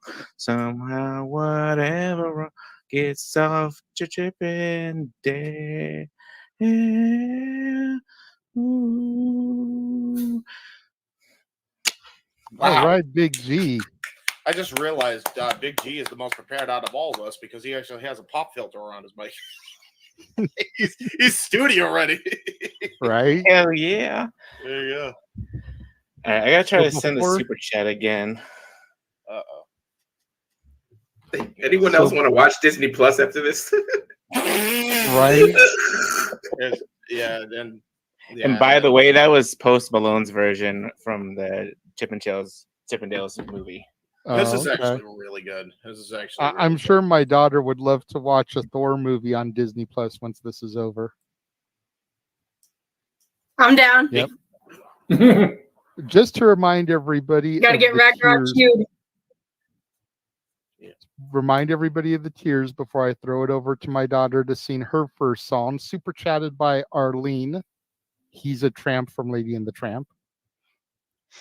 For a $5 super chat, you get to spin the wheel. As you guys have seen, we have a name wheel and an arrow wheel. $5 super chat, we spin both wheels, and whoever's name comes up gets to pick what song they want to sing from the arrow that comes up on the wheel. A $15 super chat, you get to pick who sings. We then spin the arrow wheel, and the singer gets to pick what song they want to sing from the arrow that comes up. Excuse me, for a $25 super chat, you choose the singer, you choose the song. Simple as that. There we go. Big G just donated $10 for 2 more spins. Much appreciated, Big G. But before we get to that, let us go to my lovely daughter, Natalie, to sing He's a Tramp from Lady and the Tramp. Uh-oh. And Jeff is gone, by the way. Right at the worst time. All right. Just to how much do I have to do again? It's traditionally the first verse to the chorus. I'm just gonna do the first 2 paragraphs. All right, just trust. That's fair. All right. He's a tramp, but I love him. Breaks a new heart every day. He's a tramp, they adore him. and I only hope he'll stay that way. He's a tramp, he's a scoundrel, he's a rounder, he's a cad. He's a tramp, but I love him. Yes, even I have got it pretty bad. That's all I'm doing. What? Wow. You don't need to do anything else. Wow. Okay. My daughter, ladies and gentlemen. Yeah. What do you mean? I'm not that good? And you give him the face. I didn't say that. No. I didn't Natalie say she gave wasn't as good. No, Natalie gave the face. She was like doubting herself. I'm like, no, you are good. Very Okay, good, actually. Let's Really be good. fair, James. When you have to follow Dory, yeah, that's true. You're gonna feel a little bit inadequate. I'm just saying. Yes. Damn it. Darren G with applause for you, Natalie. Very good. Arlene says amazing job, and she's the one who paid for that. Yes. Very nice, Natalie. Wonderful. Love the Ariana movies. Grande. Yeah, I was about to say Ariana Grande entered the chat. Good boys, Natalie. I love how Noah. He's still like. I love how he still like subtly pays attention. Like, I mean, I'm not gonna lie. I've got my controller too, but I'm hiding it. Okay. That was very good. Noah does not want to be here. He I was playing Roblox. he is here in protest, and he is protesting like, with oh, video shit. game. yeah, that's true. See, I'm actually sitting here trying to put stats into a spreadsheet. And do I need to apologize if I set the bar high? No. No, you're good. You're all set. Every karaoke club that you go to, from here to fucking Timbuktu, has got that one singer that could be on fucking American Idol, that could have a recording contract, and everybody else traditionally sounds like holy shit. shit. Oh my God. Yours, Noah, look Jeff. at the screen. Oh my Wow. God. Wow. I'll drink to that. Wow. That's your chat, Jeff. Wow, dude. He Wow. dropped his switch. Pick your jaw off the floor there, Genie. Noah, I ain't gonna lie, bro. I ain't gonna lie. I'm actually looking forward to this one. I'm looking forward to hearing you and Natalie sing. That shot was this shot Hang was on, for hang you, on. Emmanuel. Okay. I can do Okay. the Aladdin part if he doesn't want to. Let Noah. Okay. First of all, thank you. Let him cook. Yes. Okay. First of all, holy crap, thank you. Second of all, I know Emmanuel, God, my brain is so freaking, I'm exhausted. Emmanuel, with your permission, Natalie knows that I am very fond of that song. So if our executive producer and moderator approves it, I will gladly step into Noah's place, as long as our super chatter and our executive producer approves.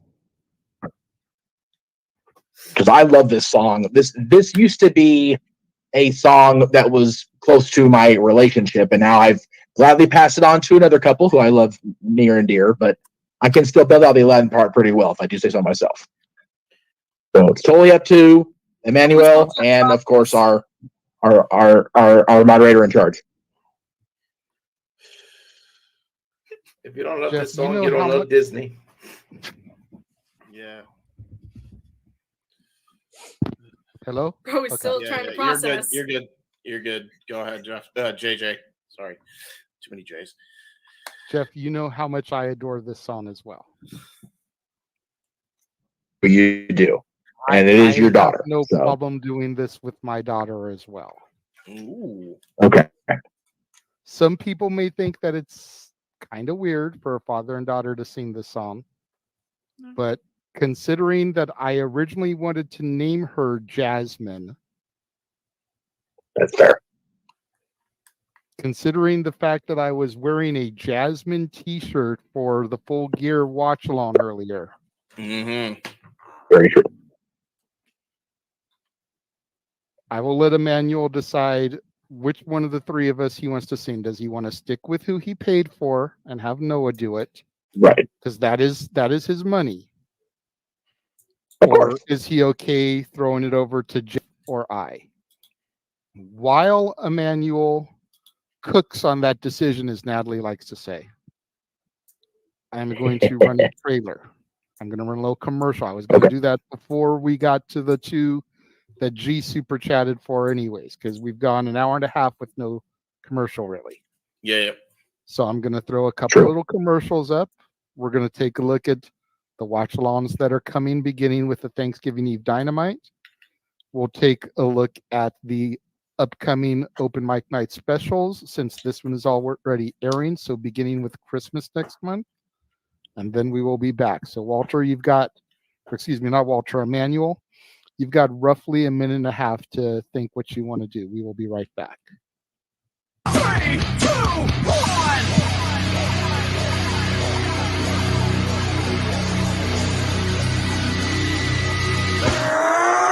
Here we go again. Right now, let's go. Me and you, toe to toe. We can rock, we can roll. Here we go again. Right now, let's go. Me and you, toe to toe. We can rock, we can roll. You see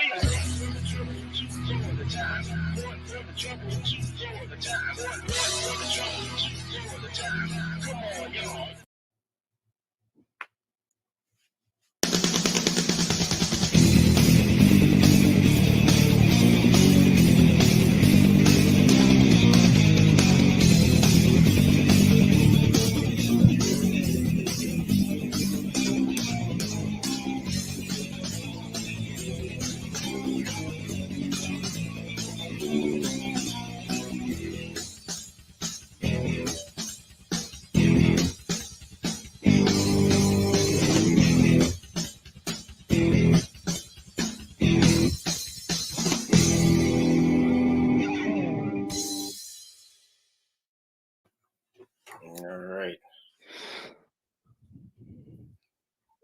There All we the go. wrestling, all the wrestling, all the wrestling, all the wrestling, all the wrestling, all the professional wrestling. Damn it! And sports entertainment. There we go. There we go. All right, so we are back. We got an answer from Emmanuel, who said dad over uncle. Cool. Jeff also reminded Emmanuel that $100 he offers him 4 choices if you break it into $25 increments. So you can pick 3 more people and 3 more songs if you would like. Mm-hmm. I mean, if you just want the 100 to be for that, that's perfectly fine as well. I mean, but we're trying to make sure you get your money's worth as well, especially considering how supportive you and your sister both are to the channels. Very much so, yes. Yeah, Jesus Christ. And then during Seriously. the commercial, Arlene sent another 25 for Walter to do the Kill the Beast, the mob song from Beauty and the Beast. Oh, yeah. Good stuff. Good stuff. Emmanuel says the rester spins. Jesus Christ, that's gonna have a spinning. Oh, Jesus. Perfect. That's great. Takes us in. $75 a spins is how many spins? 15. Yeah. Well, 75 divided by 5. What is that? That's 15. I think Wow. you said, yeah. My parents don't do that math. Plus the 10 that Big G super chatted for, so that's 17 spins. We got Big G. And I see Big G has his hand up. Okay. Yes, Big G. Okay, so Emmanuel did point out that Noah has to sing Hercules Meg. I won't say I'm in love. I don't know. Okay. Fuck me. So that's $50. Okay. That's And a then little bit easier. also, Emmanuel, I hand over my big baller status to you tonight. Yeah. I you hand were high you roller. over my big baller Right? status. So we got Big Baller E in the chat room. We do have Big Baller E. There you and then go. we have, There you go. And then we have Big Baller A as well in Arlene. Yeah. Okay. That's fair, Emmanuel. I missed that one sandwiched in between because it was sandwiched in between your sisters too. So that's why I missed that Yes. one. So that's $50, and then the other $50 is spins. But damn, okay. So 17 spins, correct? No, it's less now because Okay. there's 5 times. It's 12 spins. Yeah. No, it'll be 10. Okay, Because so 5 12 times spins. 10 is Oh, 50. yeah. But Plus then my- the Oh, yeah, two it's true. the Big Okay. G, then the Yeah. 2 the Big G sent. Yeah, 12 So it spins. is 12. Look, with So all it's the 12, yeah. Okay. I'm trying to keep separate what one person paid for, what the other. Oh. There's 10 from Walter, 2 from G. Yes. Yes, Jeff. Correct. I have a question regarding Arlene's song choice. Do you want the song from the animated version or from the live action version? I prefer the lyrics to the live action, if I'm being honest. That's why I'm asking. So, when she can answer at her discretion. Yeah, because we've got Wh- time. Which song? Which song? Kill the Beast? You talking about? Yeah, it's the mob song. Yeah, the yeah. mob song. Yeah. If I'm being 100% real, I prefer. Jesus Christ! Oh my god. Will you stop it? Black Friday is next Friday. You got fucking Thanksgiving. You got the fucking holiday. Well, no, wait a minute. Noah. Set your mind on something fucking more realistic. You freaking lunatic. Noah, I don't think. I don't know if it's exactly to you. James. Yeah, Noah. Yeah. They weren't throwing the spins at you. Yeah, you good. You good, bro. My goodness. Still at risk. I think Noah just killed the beast. Noah unleashed the beast. Kill the rabbit. Kill the rabbit. Kill the rabbit. All right, little. Oh, sorry. That's Warner Brothers. Go ahead. Never mind. Go ahead. Never mind. Okay. Well, Arlene says Jay and I can quit till December now. Jesus. We're not. We got your shit till New Year's now. Yeah, I think we're Right. Okay. Time out. Holy crap. Time out. Holy fuck. So that is 32 spins of the wheel, unless Emmanuel wants to single out some more at some point. Yeah. Okay. Before we start going down this long, dark road, let us pump the brakes here for a minute and back up. Before any of the $100 ones came through, before Arlene's for the mob song came through, G added $10 for 2 random spins. Let's get those out of the way. That way, at the very least, people can be thinking about what song they want to sing while Natalie and I do A Whole New World. Noah can be looking up I Won't Say I'm in Love from Hercules so that he can do that song. Fucking That way love we can drama. try to get things moving here a little bit. So let's get to these random spins.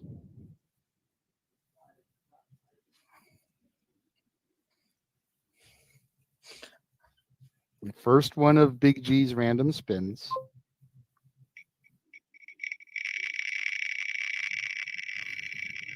All right. It's me. Yay, Renegade. Okay.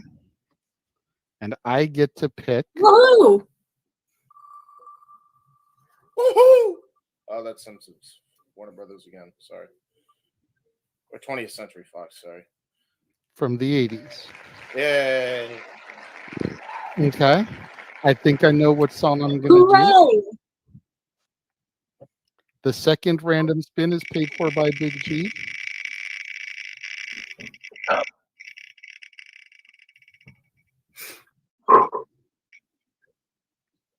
Is the Super Chatters Troy. So Big G can pick whoever he wants to pick. I'm picking me again, damn it. Okay.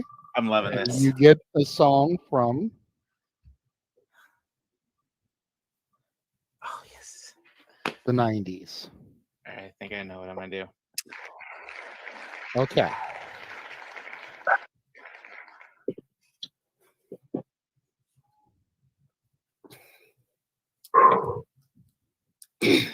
All right. I know what song I am going to do from the 80s. Let me just bring up the lyrics for it real quick. While you're doing that, God bless the both of you. Like, I'm not like trying to like make haha, like make it like legitimately. God bless the both of you. Yes. Yes. We are both. He and I both are not actively having normal jobs, if you want to call it that. That literally just got us not only over the hump. I think you're damn near your goal at this point you set for yourself, Jay. So I know. Jesus Christ, I can't even. I got I nothing. am not talking on that, but yeah. This is why I told you in our private chat not to be worried. Because I'm going to be It's one thing not to be worried, Jeff came to me in private chat and was like, I'm worried that I'm even going to make my goal this month of $100 to get a payout because people were starting to flake out on even being here. And I was like, dude, don't be worried. And I was, not to toot my own horn on Anderson style, but I was proven right. No reason to be worried. I second, third, and fourth that, man. Thank you guys. Like, look how emotional you got, Jeff, and you make it fun for the rest of us. Seriously, this is why we do this. Yep. Not because we expect you guys to just throw money at us like we're freaking strippers on stage. You know, you guys are throwing singles, making it rain, if you will. I mean, if that's what it takes. But we do this because we enjoy entertaining. That's an image I didn't need in my head. Thank you for that. Yeah. We do this because we enjoy entertaining y'all. We do this because you guys are receptive to us entertaining you all. You guys enjoy watching us entertain y'all. For as much of a fight as Noah puts up with these things, and we all know he does, you are entertained by his reactions. You are entertained by what he puts himself through to be part of this. And it keeps you guys coming back for more. And it's why he continues to embarrass himself. And before I go any further in my thanks, teleporting into the command center via the Morphin Grid, live and direct from the forum, just got home. Datilla is in the house. What's up, you guys? A lot. So, What have I missed? I probably missed a lot, didn't I? you just missed $100 super chats from a man. Yeah, we're Oh, wow. talking bombs. I've been dropped. Like, we are going to have 30 random spins of the wheel because shit, of okay. a manual. Okay. So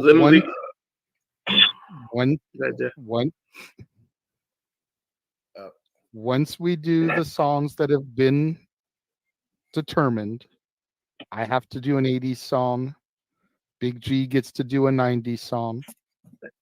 Me and Natalie are doing a duet of A Whole New World from Aladdin. Oh, and that's Noah cool. gets to sing I'm Not in Love from, I'm in Love from Hercules. Then we will add your name back to the wheel. We had taken it off in your absence until you could get here. That way it didn't pop up while you weren't here. Oh, okay. And we'll begin spinning the wheel again. But I Okay. am first with my 80s song. And since Walter had to dick me and taking the one that I would have picked. Oh, I'm sorry. It's all good, bro. It's all good because it's all good, man. Like I said earlier, that movie has got some bangers. Yeah. And I am What going to movie do is the that? opening track from that movie, Once Upon a Time in New York City by Huey Lewis from Oliver and Company. I've never. I think I've seen. Have I seen Oliver and Company? I don't remember. Oh my God, kick her off. Kick her off. No, I'm kidding. No. No, she's not Josh. Oh, no. Entertaining. Yeah, she's good. That's right. And I'm gonna try and do this without crying, damn it. Because this is such a sad song, and we just freaking got $200 in super chat, so I'm already emotional. Yes. We're a little bit close. Now it's always once upon a time in New York City. It's a big old bad old tough old town, it's true. But beginnings are contagious there. They're always setting stages there. They're always turning pages there for you. Ain't it great the way it all begins in New York City? Right away you're making time and making friends. No one cares where you were yesterday. If they pick you out, you're on your way to a once upon a time that never ends. So Oliver, don't be shy. Get out there and go and try. Believing that you're the guy they're dying to see. 'Cause a dream's no crime. Not once upon a time. Once upon a time in New York City.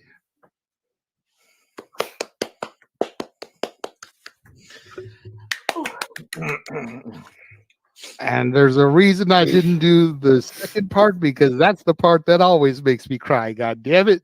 Yes. I'm almost crying. Remembering the rain on the boxes of the kitties and stuff now. And for years, Natalie used to make fun of me crying at movies, and now she started crying at movies, and she's like, "I understand, Dad."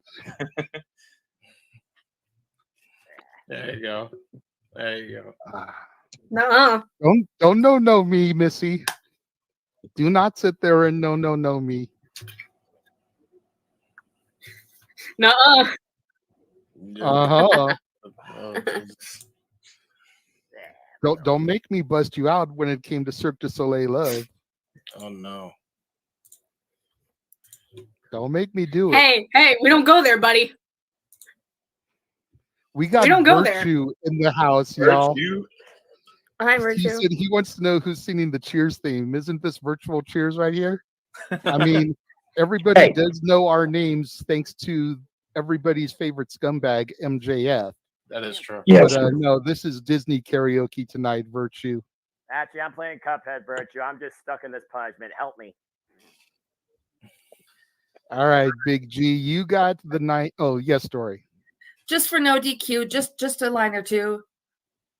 Sometimes you want to go where everybody knows your name. Hey, I'm watching Cheers right now. Not right now, but I'm binging Cheers. That's crazy. I don't know the theme song to Cheers. Okay, Datilla, you're killing us. You're fired. Education. No, she's not.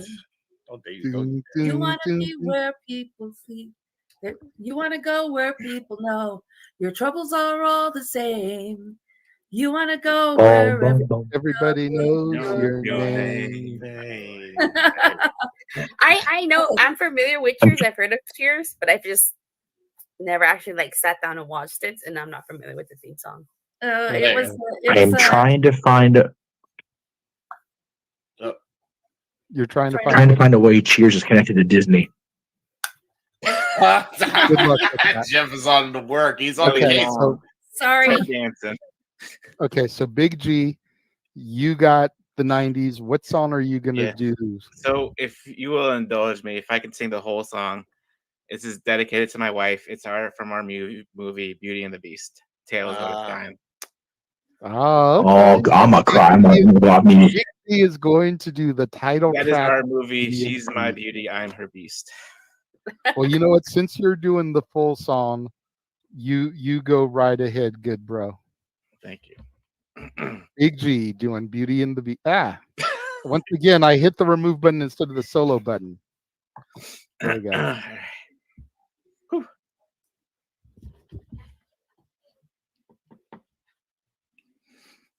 Let's see if I can live up to Angela Lansbury.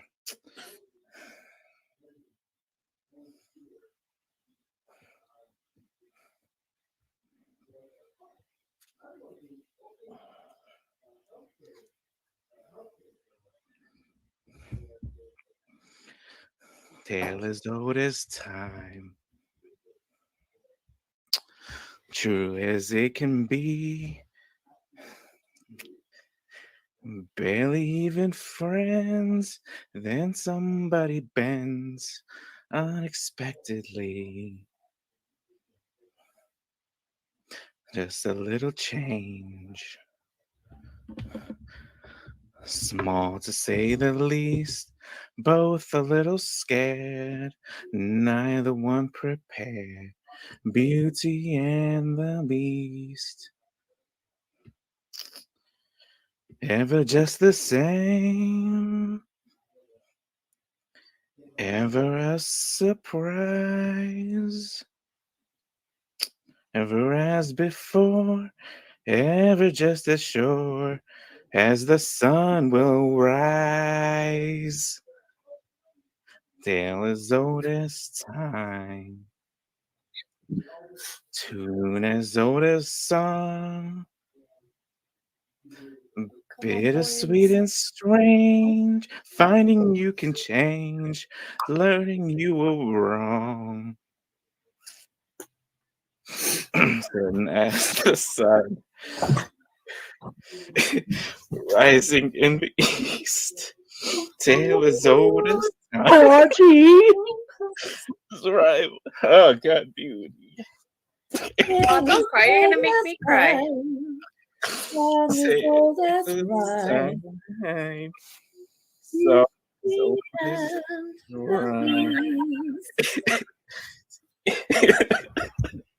Oh, jeez. No. That's beautiful. Oh, no, don't do that. Oh, man. Who turned on the waterworks? I did a tissue. Who's cutting onions? Right? Oh. Yes, Jeff.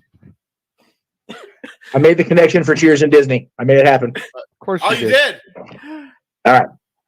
I did. Okay. It didn't take 6 steps even. And of course, the theme for Cheer, the theme song written by Gary, what's the name, was for Cheers.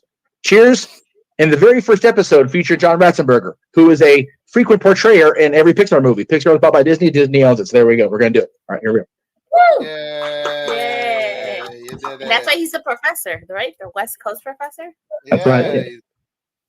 I just want to sing the Cheers song, but Dory already did it for me. So, you know. Very well done. That was beautiful, G. Not going to lie. That was awesome. Okay. Make us all cry and shit. All right, we need a upbeat, like jazzy song to get us back in the happies here. Okay, you realize that's not happening, right? Because me and Natalie now have to see a whole new world, and Noah has to see Right. all of- Oh yes, I'm gonna ball buckets now. And the fact that it's the father-daughter melts our hearts, which Disney does. Right? Yeah. Yeah. Stupid Disney. Oh, stupid. You like freaking Homer Simpson's stupid Flanders. Which Disney owns? There you go. I couldn't find my Star Wars shirt, but I'm wearing a parody of a Star Wars shirt called The Honor Strike Back. That works. That works. Their famous quote is not. Their famous quote is not. You don't. Hang on, guys. JJ, go ahead. Make sure everybody's we're good here. I wasn't saying anything. Everybody. Oh, I thought I heard you. I'm sorry. No. I'm sorry. I'm trying to get the lyrics and everything set for me and Natalie's song. There you go. Did you see Homer can't okay. choke? So Did you see Homer can't choke Bart anymore? Yes, I did hear this. yes, we did. Yes. Honestly, probably good. Everybody watching at home, if you are doing a Thanksgiving turkey this Thursday, start thawing the sucker now, like today. Get on it, because that's how you're supposed to do it. I'm dead ass serious. I don't eat turkey. Just whoever does, Mom, if you're still watching, you know, of course, turkey's here. So, And if it's not fully thawed, don't try to deep fry it in that thing because you will cause an explosion. God, don't do that. Oh, God, oh, no. Are you speaking Oh, from Jay, experience? while you're doing the lyrics thing, yeah, no, definitely with some experience. JJ, and let's see, JJ, Mikey will know. And man, I don't know if Natalie will know. Amber and Gino were at the forum tonight too. Redhead Amber and her husband. Mhm. Yeah, they were at Full Gear tonight. So Nice. got some bomb ass pictures too. They were like right above the stage, like they were like off stage. Like the guys are coming out, they're going like on TV. They're going stage right. They got a shot of Adam Copeland looking right at them. Nice. Oh wow, that's Yes, cool. Mike. Yeah, Amber, you know, we love you guys. Yeah, I just wanted to say about the deep frying turkey. I know it's dangerous, but they're still amazing to look at when they go up in flames. Wait, why would you deep fry a turkey? I love watching those videos, man, Mike. I want love to eat those a deep videos. fried turkey just to say I've eaten one. They may, I think they taste better too. I don't know. Depends on how you do it. You still have to thaw it out, like Jeff said. No matter how. All right. You are a I sick, think you depraved know fat how to boy, cook a Michael. turkey in general in order for it, because if you don't cook it correctly, it's going to be dry. There you go. All right. Yeah, no, we're not doing that. We're not doing that. We are doing it the old-fashioned roasting. Okay. So saith Dory Lou. After all, I'm the damn cook in this household. That's true. She put her foot down. Down my throat, actually. At least once a day. Y'all shush. Jay has his hand up. He's trying to host a goddamn show. Sorry, Jay. Can we try not to go down too many different roads? We still have 30 random spins we have to do. Yes. Plus me and Natalie, plus Noah doing eye to eye. Yes. Can we And try Walter not to get killing too far off of track here? Yes. A little bit of side banter is one thing when we're trying to figure out songs and whatnot, but let's try not to go too far down the rabbit hole. Natalie, are you ready? Yeah. Okay. You know, There's a bit of a you- lag, you so I got- don't know how good it's going to be regarding the duet part, but Well, that's okay. I mean, it's freaking an Aladdin song anyway. Like Jasmine comes in at the very end. Like that's the fun part about this whole song is because Jasmine didn't get a song until the live action movie officially. Yes, she had a song called "To Be Free" on Broadway, which they did at the Hyperion Theater in Disney California Adventure. But officially, she did not get her own song until the live action movie. So she was always like the only princess without a princess song. It was always weird. So as long as you know when you're supposed to come in, that's all that matters, sweetheart. Are you ready though? Okay. I can show you the world. like I said, the only issue that might occur is lag. Well, we Like know that right that. there because I just started singing. I can show you the world, shining, shimmering, splendid. Tell me, princess, now when did you last let your heart decide? I can open your eyes, take you wonder by wonder, over, sideways, and under, on a magic carpet ride. A whole new world, a new fantastic point of view. No one to tell us no, or where to go, or say we're only dreaming. A whole new world, a dazzling place I never knew. But when I'm way up here, it's crystal clear that now I'm in a whole new world with you. There we go. Unbelievable sights, indescribable feeling, Soaring, tumbling, freewheeling through an endless diamond sky, a whole new world. Don't you dare close your eyes. 100,000 things to see. Hold your breath, it I'm gets like a better. shooting star. I've come so far. I can't go back to where I used to be. Every turn a surprise.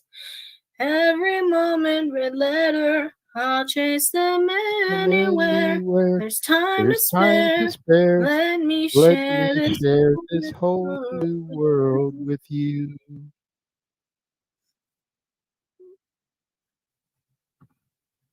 Yay! Dude, Natalie, you just killed it. You, Yeah, that was- you nailed it. Like I Yeah. was in shock. Yeah, that was. Yeah, you were being modest earlier because you can blow.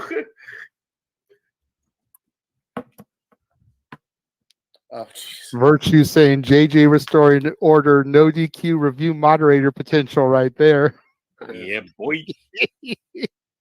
Thank you, Virtue. I take that as a compliment.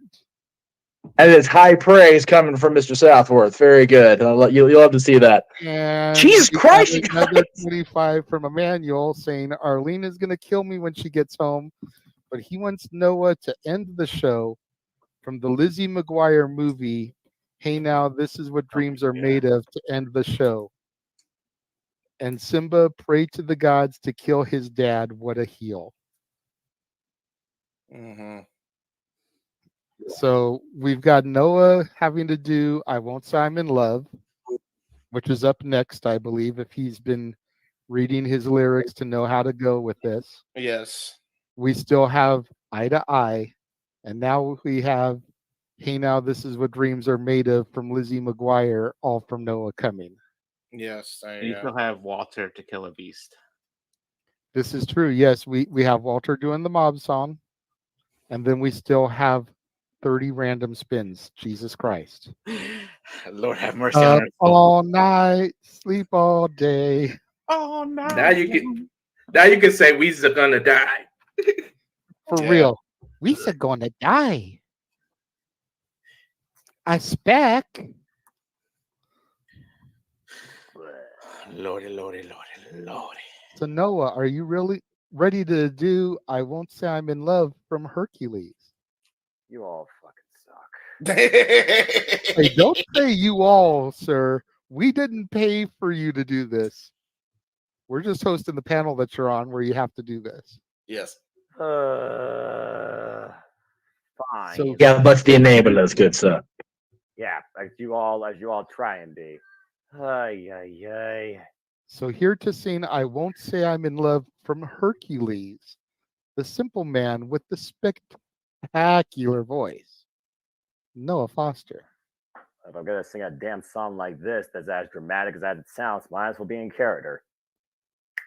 Ooh. Timeless. There we go. The timing on that. If there's a prize for rotten judgment, I guess I've already won that. No man is worth the aggravation. That's ancient history. Been there, done that. Who you think you're kidding? He's the earth in heaven. Do you try to keep it hidden? Honey, we can see right from no. Why you think you're in love? Oh, no chance, no way. I won't say it, no, no. You swoon, you sigh, you deny it, uh-oh. It's too cliche. I won't say I'm in love. Wow. There Wow, you wow, wow. go. Wow. No, Well I don't done, care what you sir. say. You have an amazing voice. That's beautiful. You have a good voice. Oh, for the love of God. Really nice, really evil. Very nice. Very evil. Yes. All right. Ugh. All right, Walter, are you ready to do the mob song? Yep. Ready as I'll ever be. You got to follow that and then your daughter's voice. All right. All right. So here to sing the mob song from Beauty and the Beast is Walter.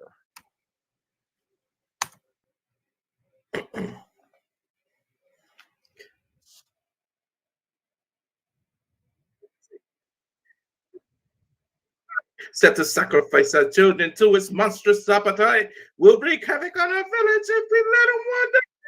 So it's time to take some action, boys. It's time to follow me. Through the mist, through the woods, through the darkness and the shadows. It's a nightmare, but it's one exciting ride. Say a prayer, then we're there, and the drawbridge of a castle, and there's something really terrible inside. It's a beast. He got fangs, razor sharp ones, massive paws, killer claws for their feast. Hear him roar, hear him foam, but we're not coming home till he's dead. Couldn't dead. Kill the beast. Light your torch, mount your horse, through the courage to the sticking place. We're counting on the Gaston to lead the way. Call it war, call it threat. You can bet that what we follow for the time like this old Jesus showed us say. There's a beast running wild with no question, but I fear the wrong monsters release. Sally forth, tally ho, grab your sword, grab your bow, praise the Lord, and here we go. Kill the beast. There you go. Yeah, good job. Good job. That was awesome. I like the blending of the two. That was good. Arlene says that Emmanuel is getting beat up by her when she gets home because she hates Lizzie McGuire. Virtue that's why said he the said Disney that. Channel was so much better in the 80s and early 90s. Agree, bro. Totally agree. Yeah, Birch. So we And Jeff we went- popped in on Greg's stream to thank Emmanuel on behalf of Greg. So I guess the last $25 went to the Greg Cherry brand. Thank you very much, Emmanuel, for spreading the love around, as you guys always do. Ooh. All right. So that was Kill the Beast. You can take that one done. There you go. So it is now time to begin the spins. Oh boy. Yeah. We got We're going to do 30. this like we have been, where we'll do probably like 5 at a time. Oh yeah. That way people can figure out their songs and just kind of 5, 5, 5, so on and so forth. I do still need to add Datilla's name back. Yes. So let me do that really quickly. While you are doing that, again, thank you everybody who is still up with us. First of all, if you've been with us the whole way for Full Gear and this, you guys are the heroes. Like seriously, because it's been a long day, and the pay-per-view was very emotional for a lot of different reasons. So thank you guys for sticking with us and getting through the fun part of the night. And even though you're going to make us all cry individually for various reasons, including Big G making himself cry, much appreciated this. And we have another karaoke show yet this year, and we'll. Jeff froze on that. I'm here. That'll be the okay. You froze very quickly when you were promoting the other karaoke show. Christmas at the eve of Christmas Eve again this year. Yes, indeed. December 23rd, the second annual Eve of Christmas Eve karaoke, the one that started it all, essentially. Yes. Last year It's we true. did Christmas karaoke. It was just going to be a random thing we did, but it got such a great response that we decided to do wrestling themed karaoke the weekend prior to WrestleMania, and it's just kind of snowballed from there. Yes, it did. And you guys, we touched on it a little bit earlier, but you guys have been so amazing in your reception of this. The fact that we have 30 spins that we have to do right now is just insane. And that's not counting the other 2 songs that have already been delegated to Noah. And that's still, there's still the possibility that others could come in. Mm-hmm. So let's get to it. The first of we have 30 spins to do. We're going to do 5 right now. So the first person to come up.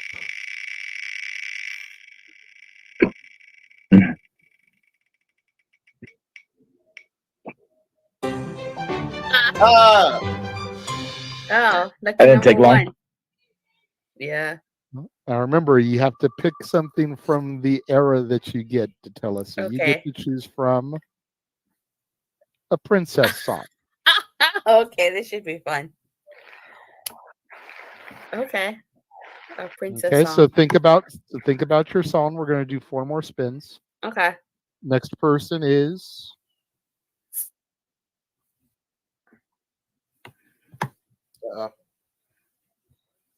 me.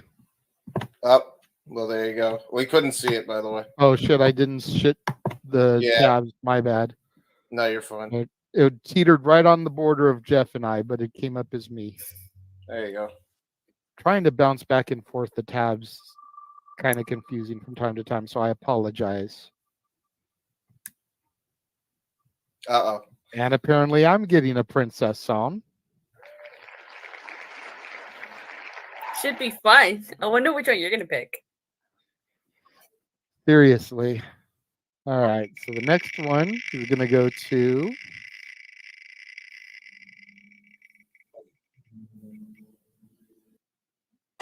Attila again. Another Oh Attila. God. Okay. You're getting them all. Well, I mean, you just joined us, so they're playing catch up with you, I guess. I guess so. And you get a song from the 60s. I don't know any 60s songs. You just look one up. You'll be fine. I'm From be willing Disney? to bet that you do. Disney movies. Yeah. Yeah, Disney movies. Yeah. That, I know. Mary I don't know any. Poppins, The Jungle Book. Yeah. Yep. Good one. Okay. Okay. You know what? Let me Google the Disney 60s movies and I'll pick one from there. Yeah, I'm sure you can find something.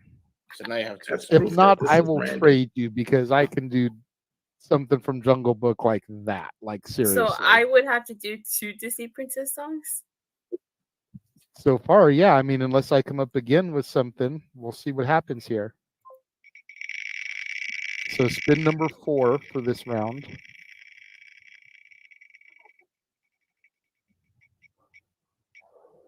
God damn. This is rigged. This is very rigged. I'm for We it. swear it's random. We swear. Yeah. Should be. Noah's glad that it's just not him. Thank Christ.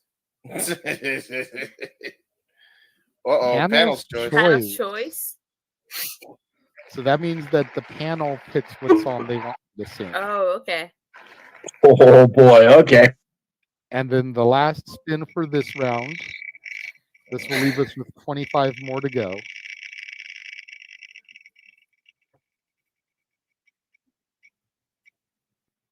Step away. Oh, if that would have ended up my name, I swear to God that it would have been rigged.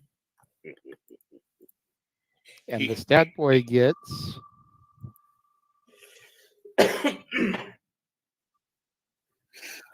Oh boy. Good luck. something from the 50s. Oh, wow. Okay.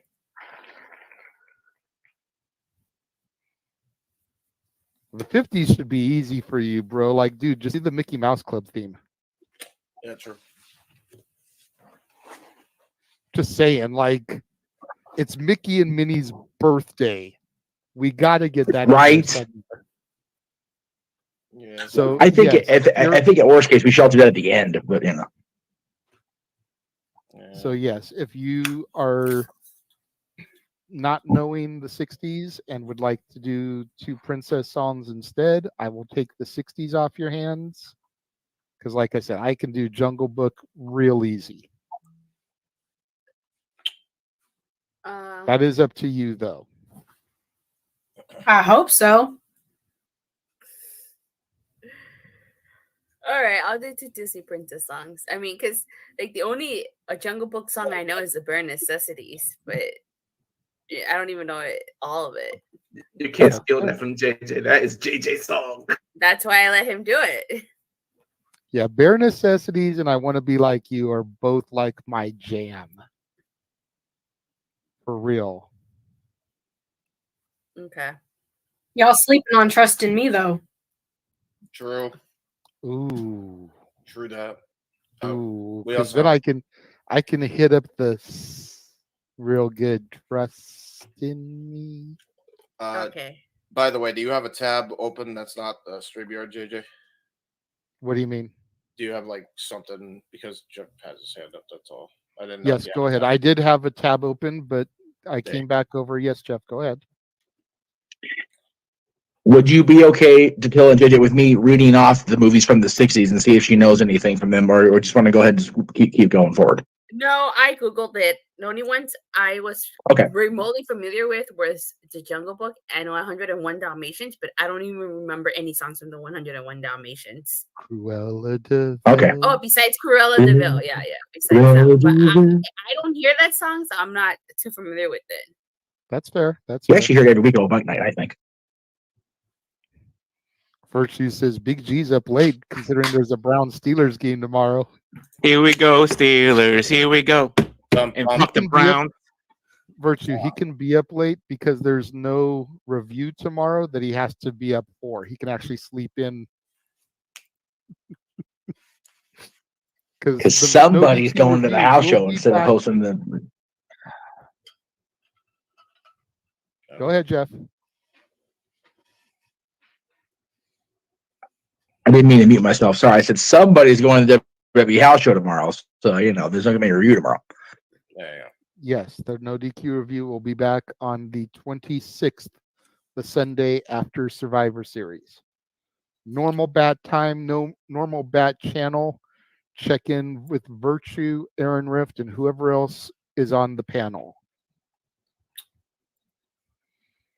So, how much of the song am I supposed to sing? All of it, or just part No, of it? the tradition is the first verse and the chorus. If it doesn't go straight from verse to chorus, then you can do just the first verse. You can skip to like second verse to chorus if you want. But we usually try to do the first verse and the chorus. Okay. Okay.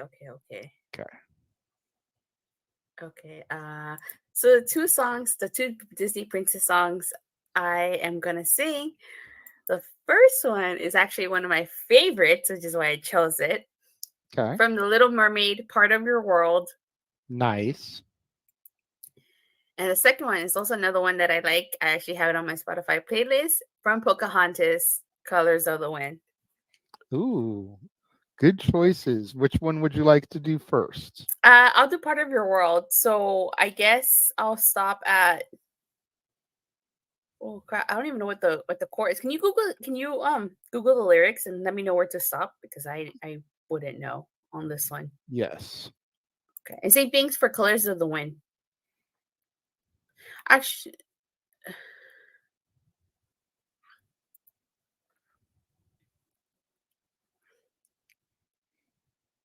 Okay. Are you indecisive? Titilla? what? Yes. Are you indecisive? Yeah. I'll just start. I know I'm gonna start with Part of Your World. I just don't know where to stop. Okay, start with I Want to Be Where the People Are. Yeah. And then end with Part of That World. Okay. So you want me to sing the chorus then? Yes. Okay. Ready? Well, because it's like 3 paragraphs worth. So it's still Yeah. like you're not just, so. Okay. Here to sing Part of Your World from The Little Mermaid. All the way from the command center in Angel Grove, California, Titilla. Always thank you when you plug me from the command center. All right. This is, I want to be where the people are. I want to see them dancing, walking around on those, what do you call them? Oh, feet. Flipping your fins, you don't get too far. Legs are required for jumping, dancing, strolling along down what's that word again? Street. Up where they walk, up where they run, up where they stay all day in the sun. Wandering free, wish I could be part of that world. There you go. Very good. Thank you. Very good. Thanks. All right. And what about for Colors of the Wind? Where do I stop for that one? I would say skip the ignorant savage part. Start with you think you own whatever land you land on, and then Yep. end with can you paint with all the colors of the wind. Okay.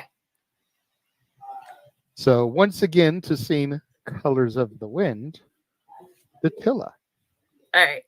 You think you own whatever land you land on. The earth is just that thing you can claim.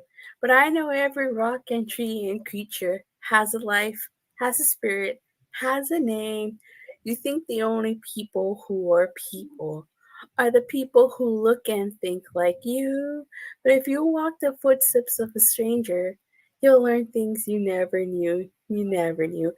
Have you ever heard the wolf cry to the blue corn moon? Or ask the grinny bobcat why he grins? Can you sing with all the voices of the mountain? Can you paint with all the colors of the wind? Can you paint with all the colors of the wind? Woohoo! Thank That you. was good. Very good. Very good. Thanks. Okay. That's very nice, Before very I nice, get- very evil. Before I get to the bare necessities, has the panel decided which song they want me to do for the panel's choice? Oh, I don't think we have. No. Because that way I can do bare necessities, then Mikey can do whatever he's going to do, then we can come back to me, and then we can maybe run a commercial and then get to some more spins. We got I have a suggestion. Yes, Big G. So since you're singing Jungle Book, I was thinking of a show from the 90s with Baloo as well. I was thinking Tailspin. I thought you were going I to go. co-sign. Yeah, that's a good one. The tailspin theme. All in favor? You got my vote. Aye. I guess. Natalie I don't really know. quickly. Yeah. There you go. God, Datilla, you're killing me here. Don't worry about it. We'll talk off air. It's okay. Tailspin was a We got the Tailspin cartoon. Funko Pops in the back too. Ah, there you go. Tailspin was a cartoon from the 90s that featured Baloo, Louie, Shere Khan, and just like a bunch of the Jungle Book characters. It was the same time they were doing DuckTales, Rescue Rangers, Darkwing Duck. Like, this is classic Disney 90s cartoons. Is it kind of like when they did the animated series for the Lion King and like when Timon and Pumbaa adopt another like lion or something? That was a little bit later, but yeah, the same kind of time frame, the 90s there. Oh, okay. All right, so here to do the bare necessities is yours truly, the Renegade. Yeah. Now it's like this, little britches. All you gotta do is look for the bare necessities, the simple bare necessities. Forget about your worries and your strife. I mean the bare necessities, old Mother Nature's recipes that bring the bare necessities of life. Wherever I wander, wherever I roam, I couldn't be fonder of my big home. The bees are buzzing in the tree to make some honey just for me. When you look under the rocks and plants and take a glance at the fancy ants and maybe try a few, the bare necessities of life will come to you. They'll come to you. Yeah. Yeah. I saw my daughter there grooving to it. She's like, "Yep, that's my shit." There you go. There you See, go. Jeff knows. That's this. Jeff knows this. Stat Boy knows this. But The Jungle Book was like the first Disney animated movie that she truly responded to. She watched some of the other stuff when she was little, and she would just kind of chill in her high chair and be like, "Okay, whatever."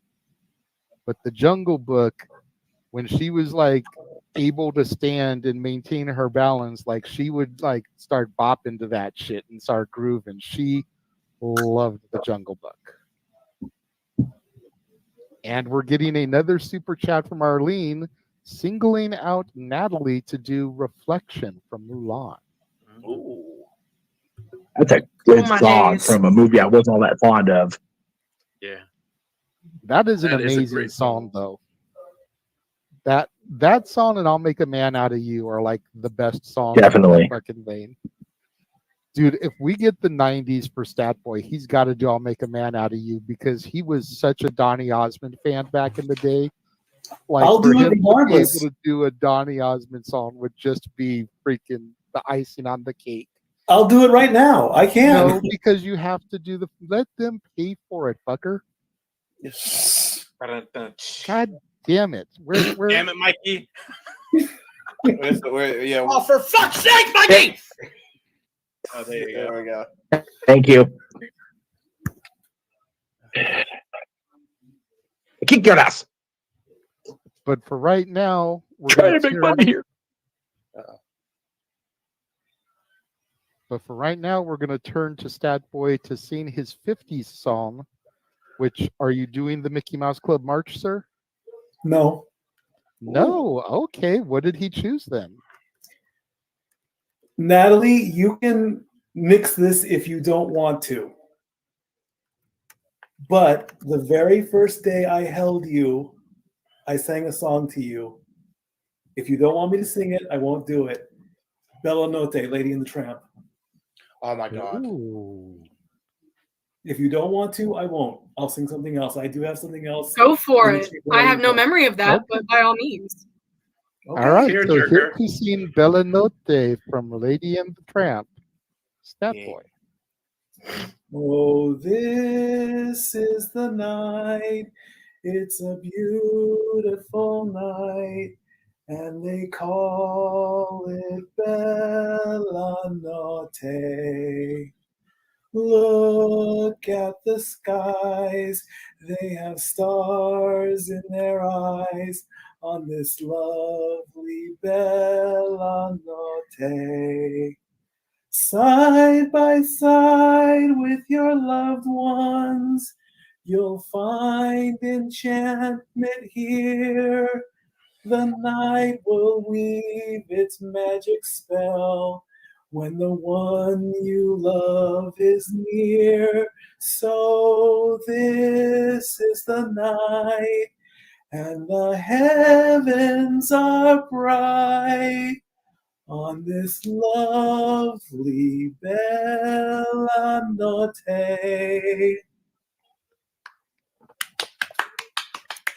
A lot of tears in my eye. That was beautiful. I want spaghetti and meatballs now. Same. With a hair I need in to my light it. eye. You know, I think I recorded a Ric Flair. You know, when he was he was doing that spot Nice. on the ringside.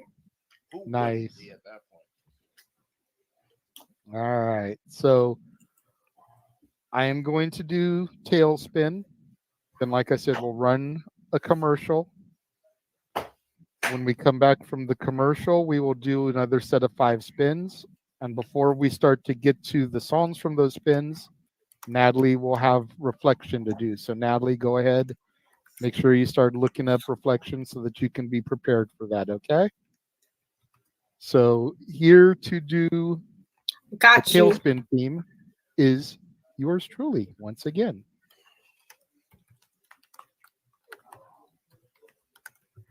Oh, yay, tailspin. Oh, tailspin. Friends for life through thick and thin with another tailspin. Oh, yay, tailspin. Oh, tailspin. All the trouble we get in with another tailspin. Spin it. Ooh, ooh, ooh, ooh, ooh, ooh, ooh, ooh, ooh, ooh, ooh, ooh. Spin it, my friend. Oh, yay. Oh, oh yeah, oh yeah, oh yo, oh yo. Hey, hey, hey.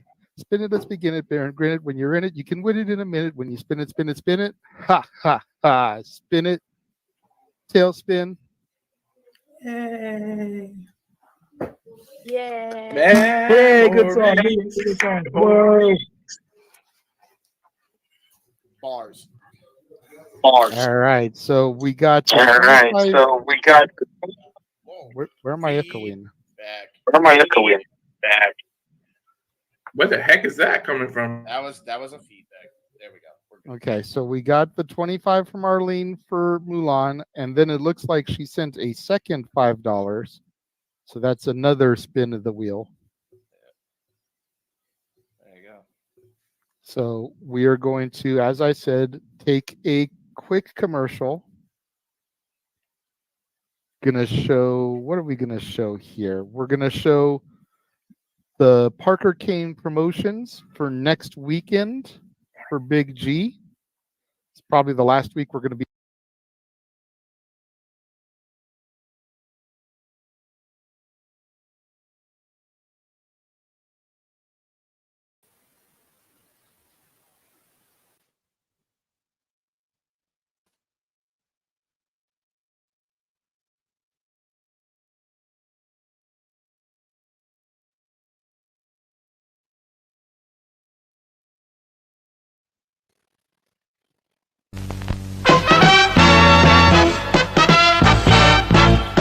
And now, preview time. So let's take a look at what's coming your way.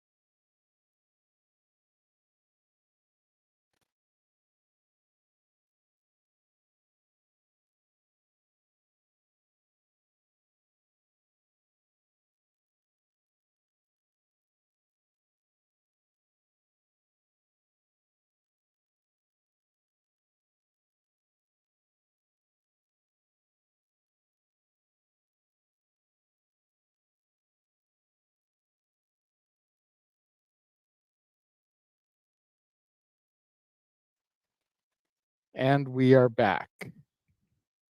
All right. Natalie, are you ready to do reflection?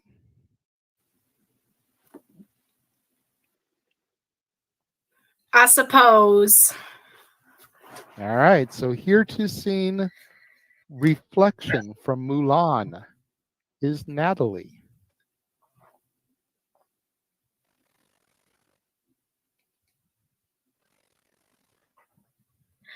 Look at me. I will never pass for a perfect bride or a perfect daughter. Can it be? I'm not meant to play this part.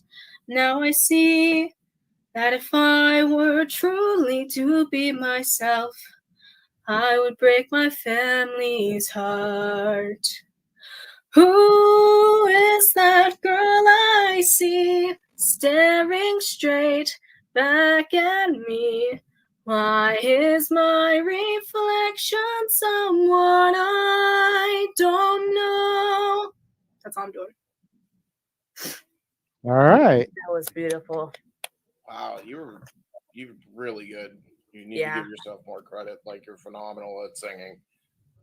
And the fact that she's not even The fact that she's not even 14 yet, she's gonna be Ariana Grande at this rate. By the time She is 14. She'll be 15 in January. Oh yeah, you're right. You're right. Okay, but still, like, yeah, she's about Oh, to be she's gonna- Ariana Grande. It's gonna be have her quinceañera. La quinceañera. All right. Yes, Jeff. Let's see, we got 1, 2, 3. We got 4 California people in here. Correct. People actually still in California right now, correct? Yes. I believe so, yeah. Yes, because Attila and the three of us on the top tier. I'm gonna make an executive call here because I have 6 of them. Natalie and JJ and Attila are gonna each get one of these next time I see you guys. The Mickey and Minnie birthday buttons that I had custom made for this show. The other 2 are going to the Dominguez siblings for their unbelievable generosity tonight. That's fine. There you go.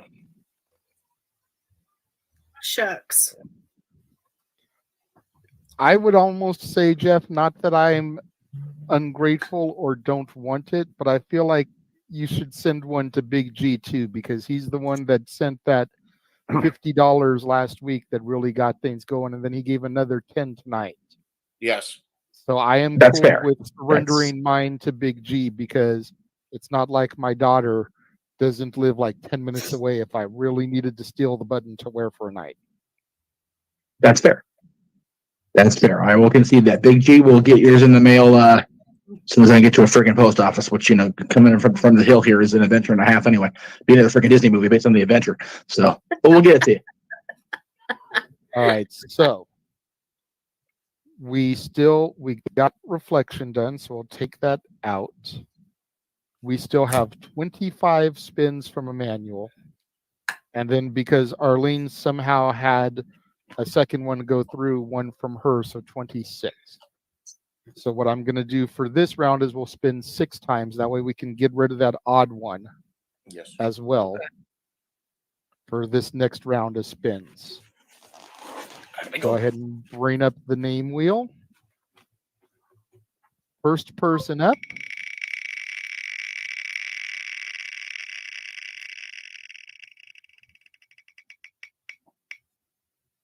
Is Walter. Oh, Walter. And he gets to pick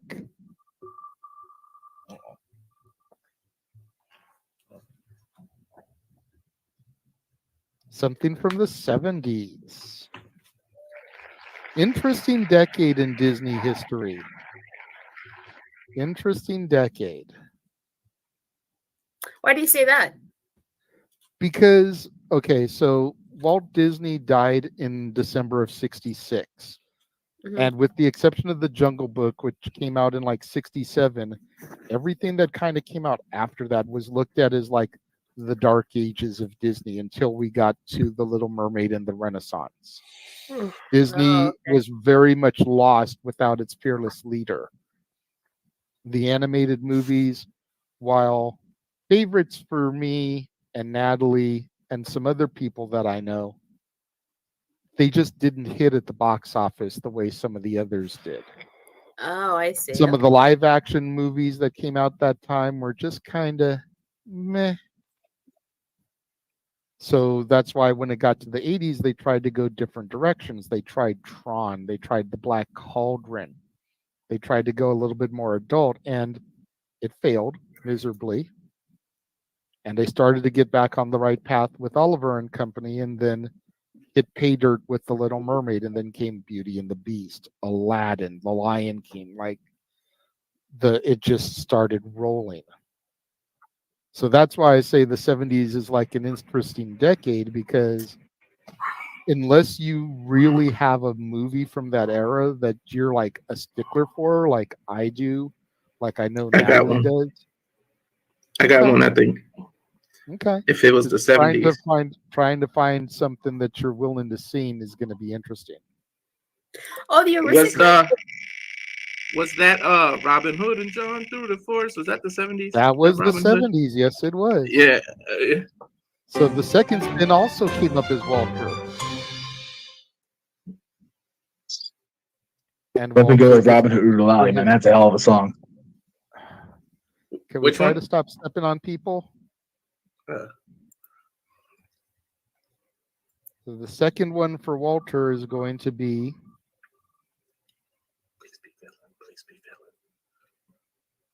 a princess song.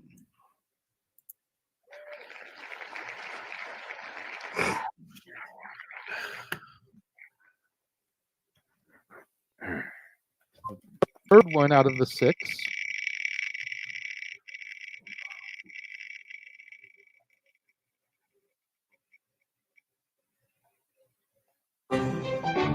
Super Chatter's choice. So Emmanuel gets to pick somebody to sing if he is still around. I'm sure he is. And that person will have to sing something from the 50s. So Emmanuel, who would you like to sing a song from the 50s? You don't get to pick what the song is, but you can still pick who sings. And since I'm away on tabs, if you see his comment, let me know who he picks. I will Jeff, be on let me standby. know. Fourth spin.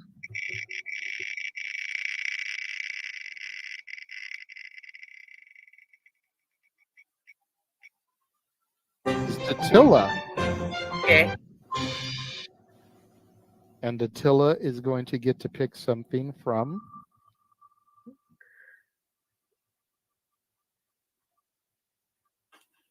Okay. the The 2010s. Twin Ends. Okay. So something a little bit more modern. So 2010s is 2010 to 2019, right? Correct. Okay. Let me start looking. Correct. Spin number 5 of 6 is going to go to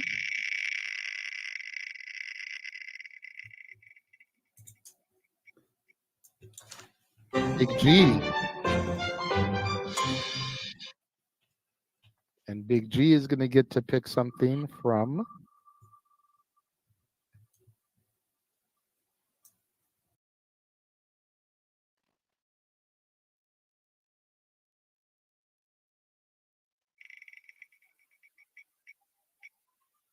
Attila. Okay. And Attila is going to get to pick something from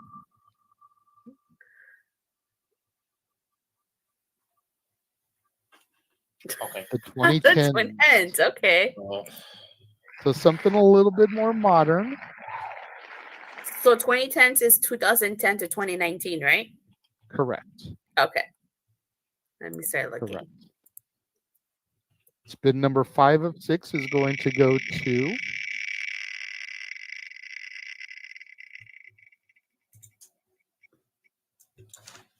Big G. And Big G is going to get to pick something from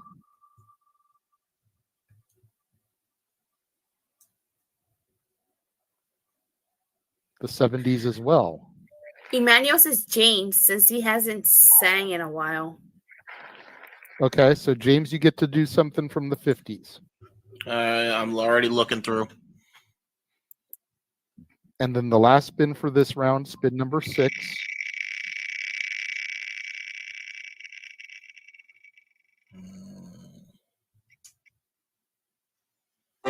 Is Walter again. And Walter gets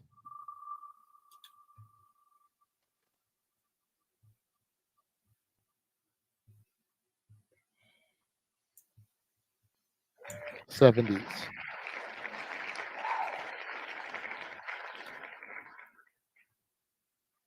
All right, so if my math is correct, Walter has 3 songs, 2 from the 70s and a princess song. James gets one from the 50s. Mm-hmm. Attila got one from the 2010s. And Big G had the 70s also, correct? Okay.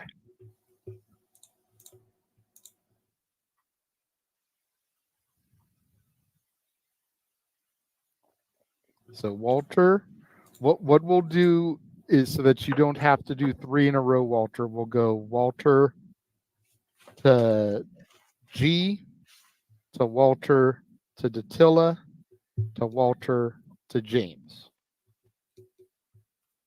Okay? Oh wait, I have a question. Yes.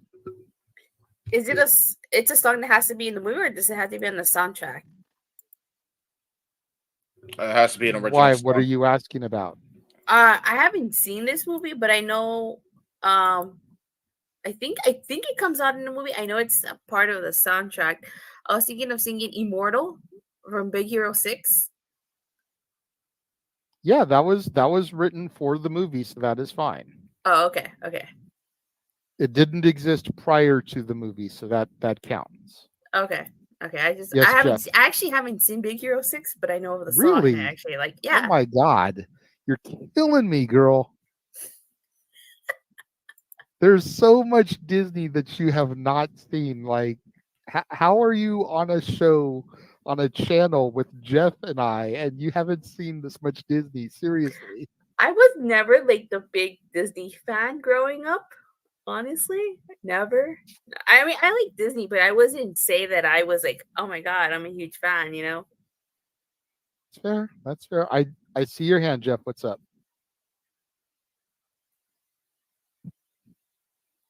Just want to remind James as you're looking through trying to find something. Remember, you don't have to do just films. Disney TV shows in the 50s, Disney park songs that started at an attraction or a show or whatever in the 50s. Anything Disney that originated at Disney from the 50s. The world is your oyster, my brother. I already got it. It's for Arlene. I picked it strictly for Arlene and Emmanuel. It's Down in New Orleans by The Princess and the Frog. So there you go. That's the one I'm going with. I think that's right? It's not from the 50s, though. Is it not from the 50s? It says it was. Nope. Princess and the Frog is like from 2010. Of course it's from the 40s. No, it says it's from the 40s. No, 20. No, that's not bad. Wait, what? Huh? Yeah, I don't know. That's what it's telling me anyway. Yeah, now Princess and the Frog came out in like 2010, 29. Like, I don't know what you're looking at. Hold on, I'm trying. Yeah, I'm 2008. trying here. Just you may have to hold me for later because this may freaking take a while because nobody's giving me anything. Okay. And I thought they just did. The easiest song for anybody to do for the 50s is the Mickey Mouse Club March. All right, never mind. That's what I'm doing. Yes, Natalie, I see your hand up. Did Noah ever sing I Won't Say I'm in Love? Not yet, no. Oh yeah, he did. Yeah, he did. He hasn't done the shucks, I missed that Lizzie one. All right. McGuire one.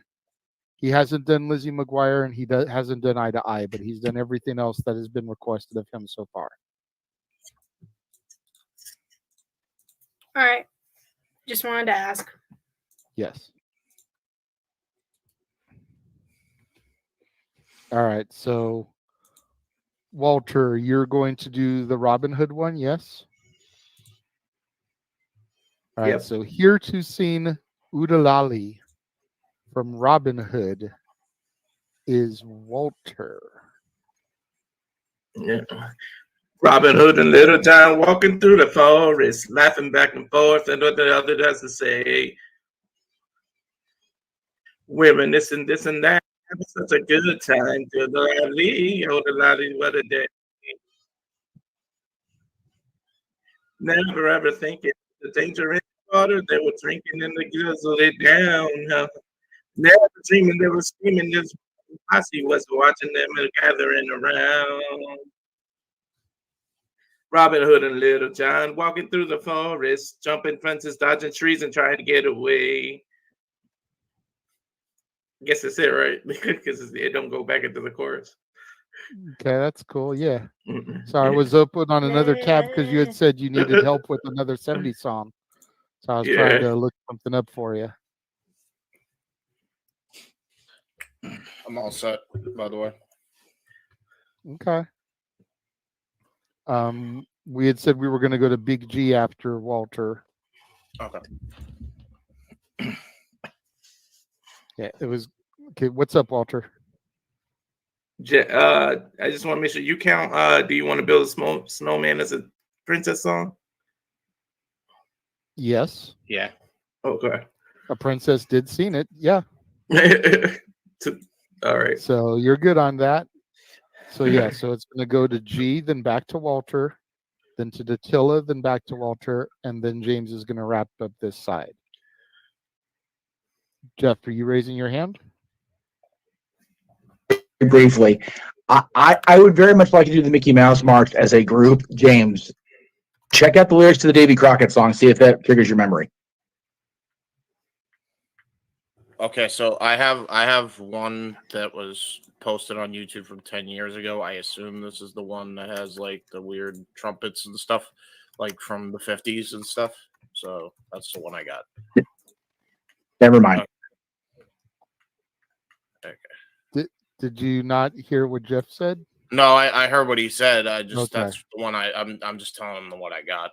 Okay, so For Davy Crockett? No, he's not understanding what I'm asking. I don't think. Gotcha. Okay. Okay. Got it. Thank you. Okay. Big G, what are you going to do, good sir? From the Rescuers Down Under, Someone's Waiting for You. All right. So here to sing Someone's Waiting for You from the Rescuers Down Under, Big G. Oh, God. Me and the sad songs today.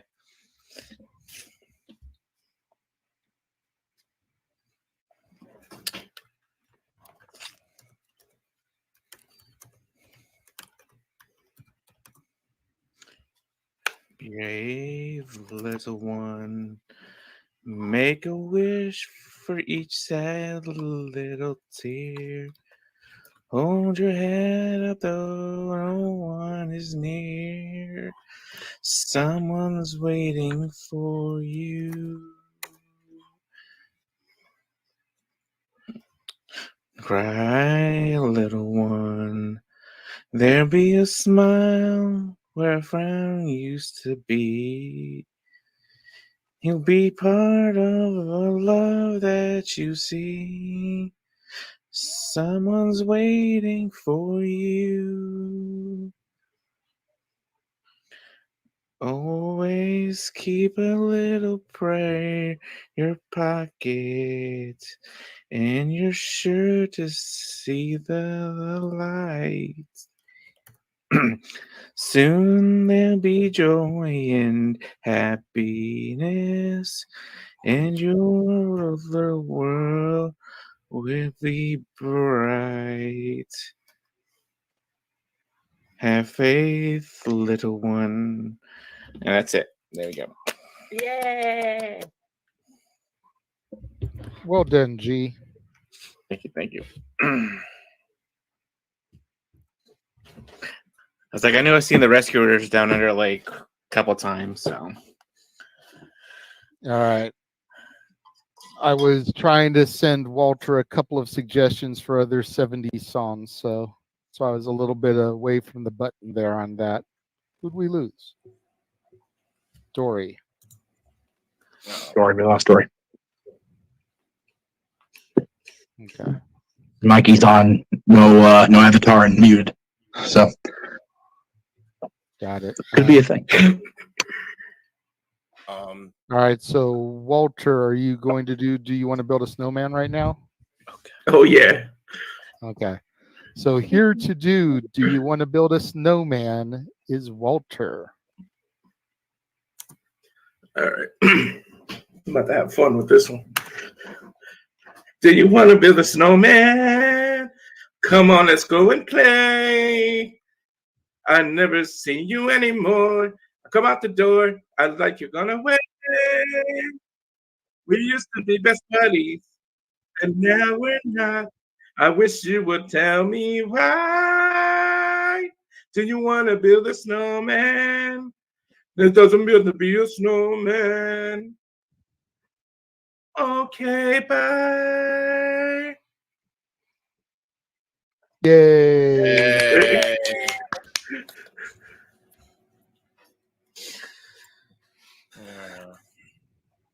Okay. I have a question. Is it the Ballad of Davy Crockett? Is that what I'm looking for? Yes. That's all I found. Okay. I'm just making sure. Good. Got it. And we're all singing this one together now? Oh, hold No. on. What's the name of the song? No. Okay, so I'm the one singing it. Okay. Yes. Jeff wanted all of us to do the Mickey Mouse Club March. That's why he was trying to get you to do Davy Crockett as your standalone 50 song. Gotcha. Okay. All right, so here I go. I'm gonna just try and do Okay, this. hold on. Hold on real quick because I do see Mikey's private chat. It is almost 3 a.m. for them, so he wants to take his leave for the night. So I'm going to give Mikey the opportunity to get his plugs in, and then he can be dismissed. So go ahead, Mikey. Had a great time. It was fun. Thank you all for the super chats. Amazing night. I love my family very much. Then this goes to show it. Follow us on Facebook with our names, Dory Lou Hathaway and Mike Caldwell. That's me. Follow us on the Twitter or the X at Hathaway Lou or LBStatKid1977. Follow us on Instagram at Dory Lou or at StatBoy13. This week on the Sports Bar, we are introducing college basketball into the rotation. All the news from Week 11 in the NFL. We are closing the book on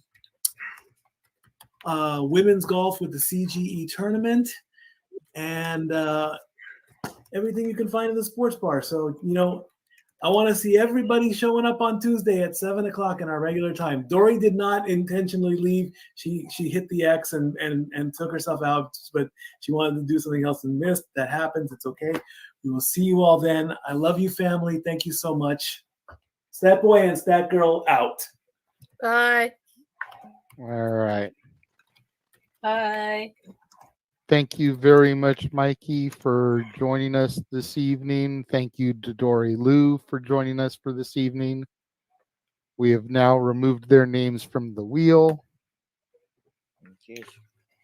All right. So we are now going to Datilla.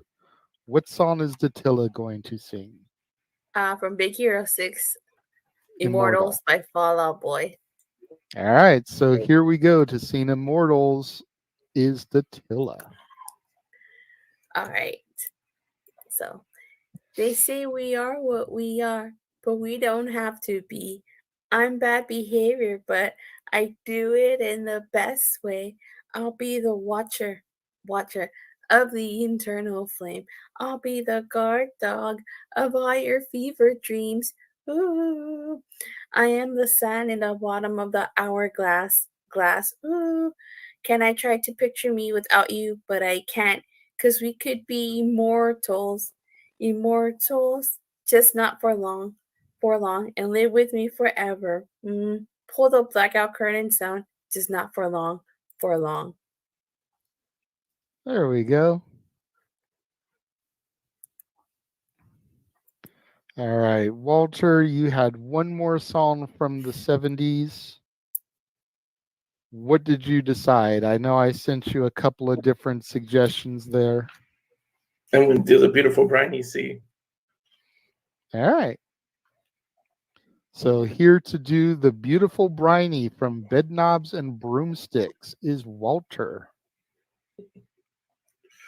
Bobbing along on the bottom of the beautiful briny sea.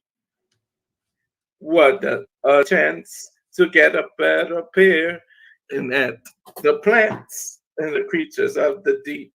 We glide below the road tide. The rain through the hubbly green. It's a lovely bobbing along on the bottom of the beautiful briny sea. Yay. Jeff, I'm trying to check PMs. I don't see anything. I don't know why. I think it was the Davy Crockett thing. Well, I already found the Davy Crockett thing. Yeah.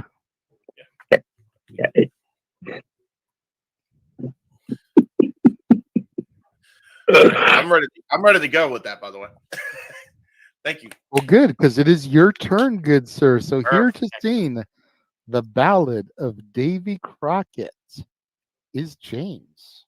All right, here we go. 3, 2, 1. Born on the mountaintop in Tennessee, greener stays in the land of the free. Raised in the woods, so is new and drop. Shoot, what does it say? Eardrop. Raised in the woods, so he knows every tree. Yeah, Killed him a bar when he was only 3. All right, thank you. Davy Crockett, king of the wild frontier. There you go. That's all I got. I'm gonna butcher the rest of these, right? There we go. All right. Whew. Okay.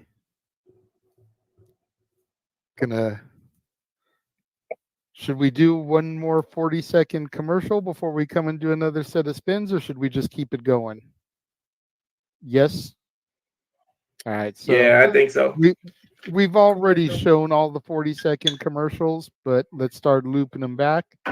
Here are all the upcoming watch-alongs once again, beginning with the Thanksgiving Eve Dynamite, going through the Bash in Berlin. We will be right back. 3, 2, 1.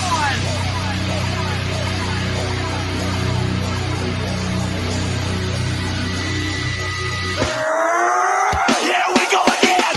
Right now! Let's go! Me and you! Toe to toe!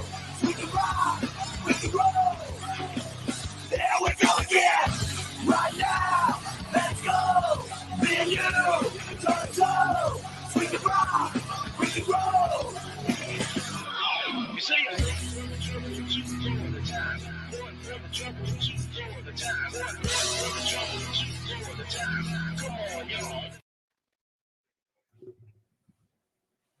Still all the wrestling, all the wrestling, all the wrestling, all the wrestling, all the wrestling, all the professional wrestling. Damn it! And sports entertainment. There you go. Damn right. All right. So we have 20 spins left to go. Yay. Gonna do 5 more. What do you guys think? Should we do 5 more or should we do 10 this time and try to cut it in half? I would cut it in half. Okay. Yeah. Do a I'm seeing Sean something Spears Big perfect G. 10. Okay, so perfect 10 around the room. Okay. Yeah, we can. So let's do this. So spin number 1 of 10. Somebody jot these down because I'm not going to be able to remember 10. Yeah, I got you. Super Chatter's choice. So Emmanuel, if you're still in the chat room, pick who you would like to sing a song from the 2000s. We didn't see that wheel, by the way. Yeah. Okay. Yep. It happens. We believe you, JJ. Thank you. Thank you. He said Noah. There you Of course he did. So Noah gets to pick a song from the 2000s. Oh God! Right.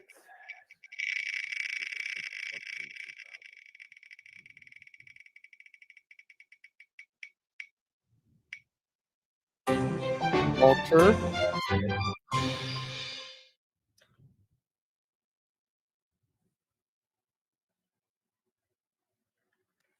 Gets to pick something from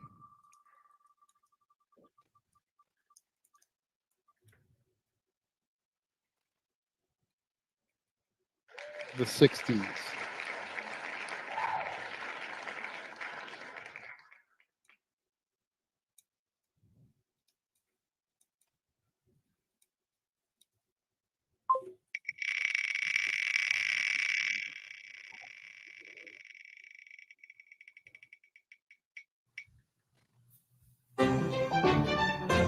Yeah.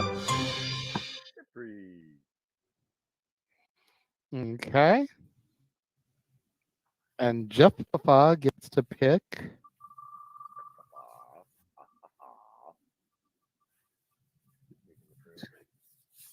The 2010s.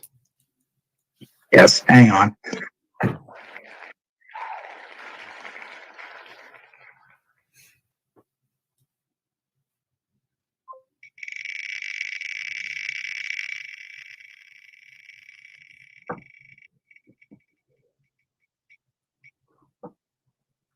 Natalie.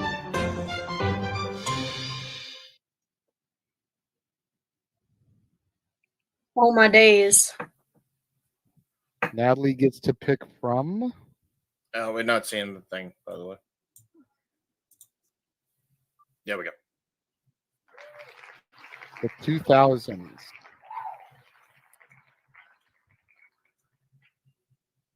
There we go. Thank you for catching it before it stopped so I could actually switch over there. Yeah, I got you.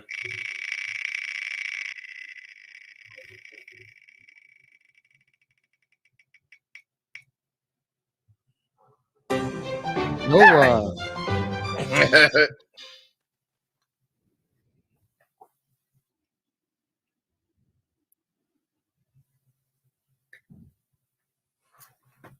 Not seeing the wheel again. Yeah, we God can't see his damn face. it. Up 2020s. What? Yeah, there's songs from. So something modern, basically, the last Yeah. couple of years. Oh God. Yeah, you're gonna have to look it up, bud. This sucks.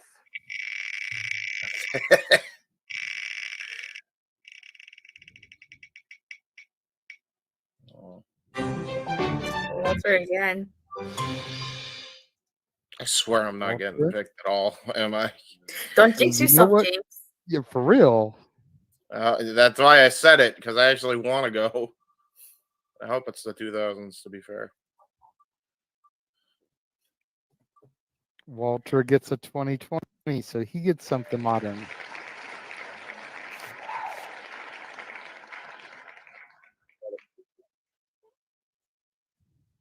How many spins is that? 6. This is the 7th. Number 7. Oh, okay. I'm keeping track. Another Jeff. Dude, this it's all Noah, Walter, Jeff. Jeff. There's one Natalie. Yeah. Yeah. And Jeff gets the 50s. 50s.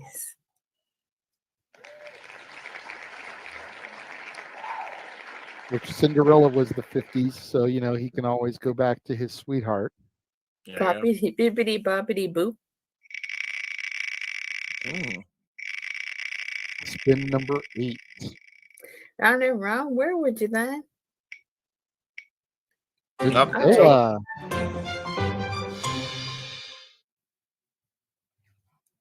Hey. I can't see the wheel. Oh, I'm there you go.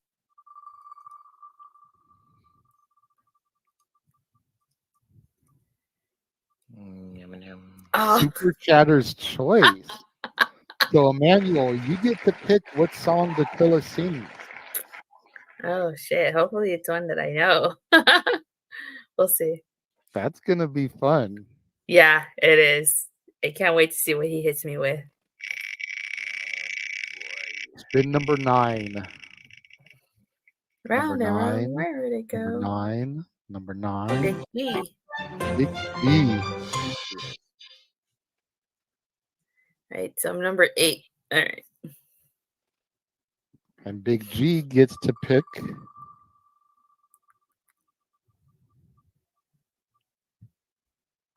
from the 80s. And the last spin for this round.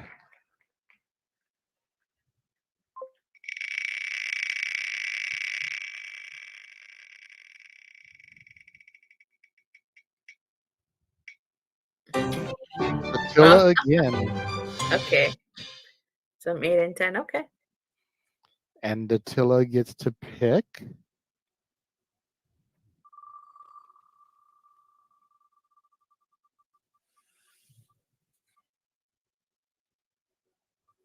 The 2010s. All right.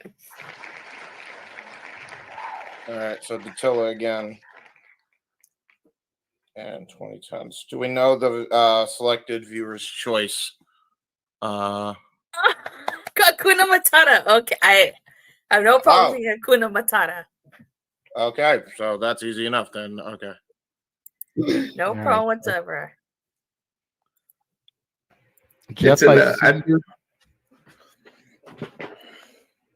Jeff, I see your thing in the chat where you have your two choices.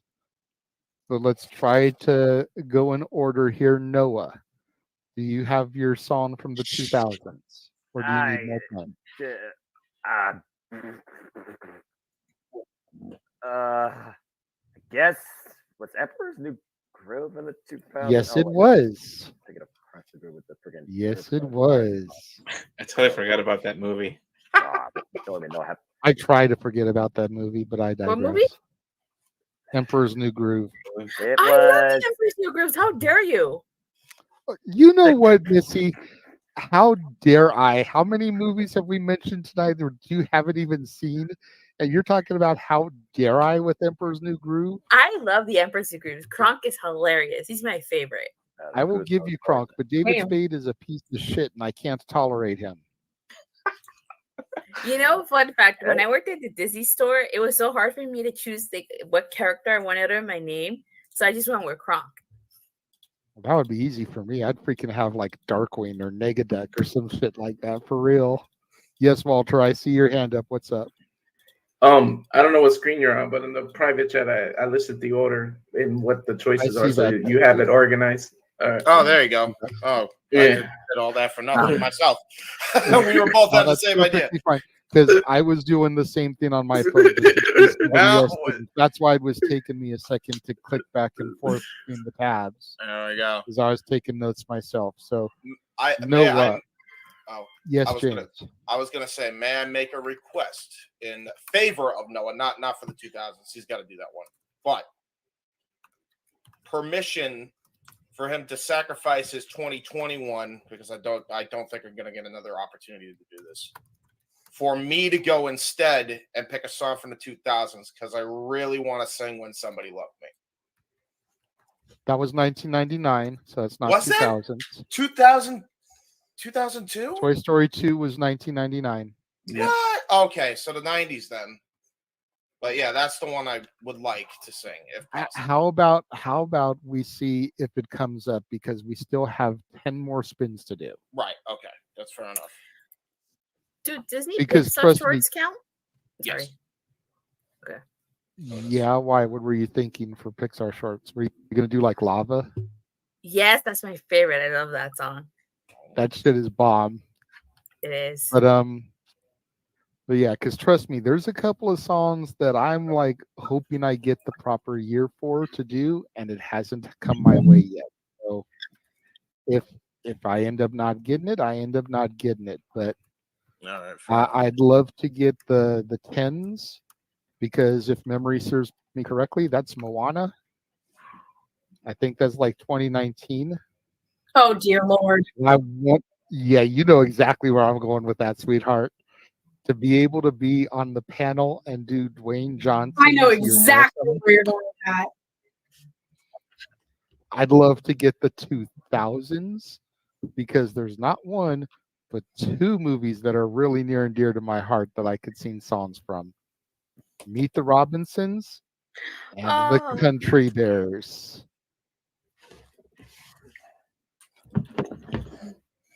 You have the 2000s, Natalie. You should do The Kid in You or Kick It Into Gear. There you go. You really Why you should. gotta give spoilers?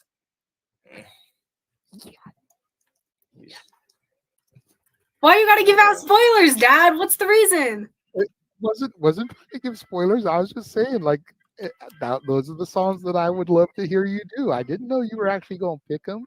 You could be getting ready to break out the Little Einsteins for all I know, talking about Melody the Music Pit.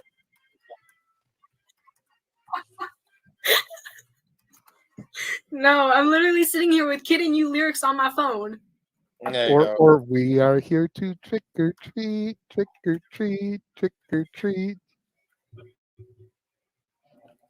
Don't act like you can't break that out. And Jeff, you don't give me that dirty look like you don't remember those songs. Those were the best songs Annie ever came up with. I do remember. That's why I'm giving you the look. The way you give me flashbacks. So Noah, are you ready to do a song from The Emperor's New Groove, I guess? I guess. Which song are you going to do, good sir? Oh, Lord. Let's get this shit done with. Perfect World. All right. So here to do Perfect World from The Emperor's New Groove, the simple man with this spectacular voice. This Noah Foster. Let's see if I get this right. It's almost like a samba theme. If freaking people dance in the background, go for it. Oh God, I gotta be spontaneous. What the fuck? 3:10 in the morning. It's definitely a very samba tone. La cha-cha. I like the music of this. All right. How's this go? I'm starting to recognize the movie's beginning. Oh gosh. There are despots and dictators, political manipulators. There are blue bloods with the intellect of fleas. There are kings and petty tyrants who are so lacking in refinements. They'd be better suited swinging from the trees. He was born and raised to rule. No one has ever been this cool. In 1,000 years of aristocracy, an enigma and a mystery in Mesoamerican history. The presence of perfection, that is he. He's the sovereign lord of the nation. He's the hippest dude of creation. He's a hapcat in the emperor's new clothes. Years of such selective breeding, generations have been leading to this miracle of life that we all know. What's his name? Cusco.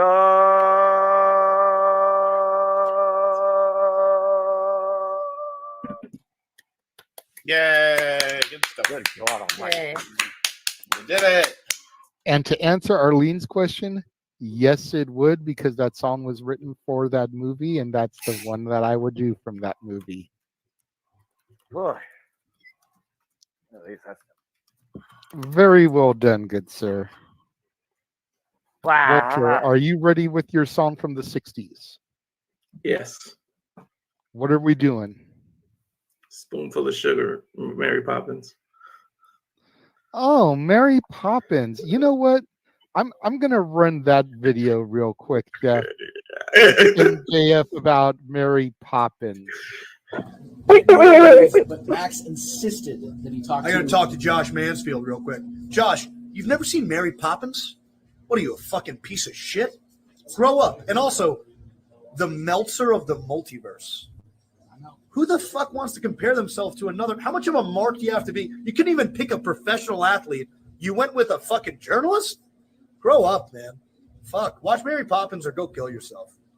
And then watch Full Gear after that. Absolutely. This Saturday, November 18th. Because we're going to kill Jay White. Yeah, it's fuck Jay White season. Fuck Jay White season. Fuck that bitch. Fuck that guy. Well, so much for that, Jeff. I was gonna say, so much for my niece not hearing me just throw everybody under that damn bus with the F words. My goodness. Shut the fuck up, John.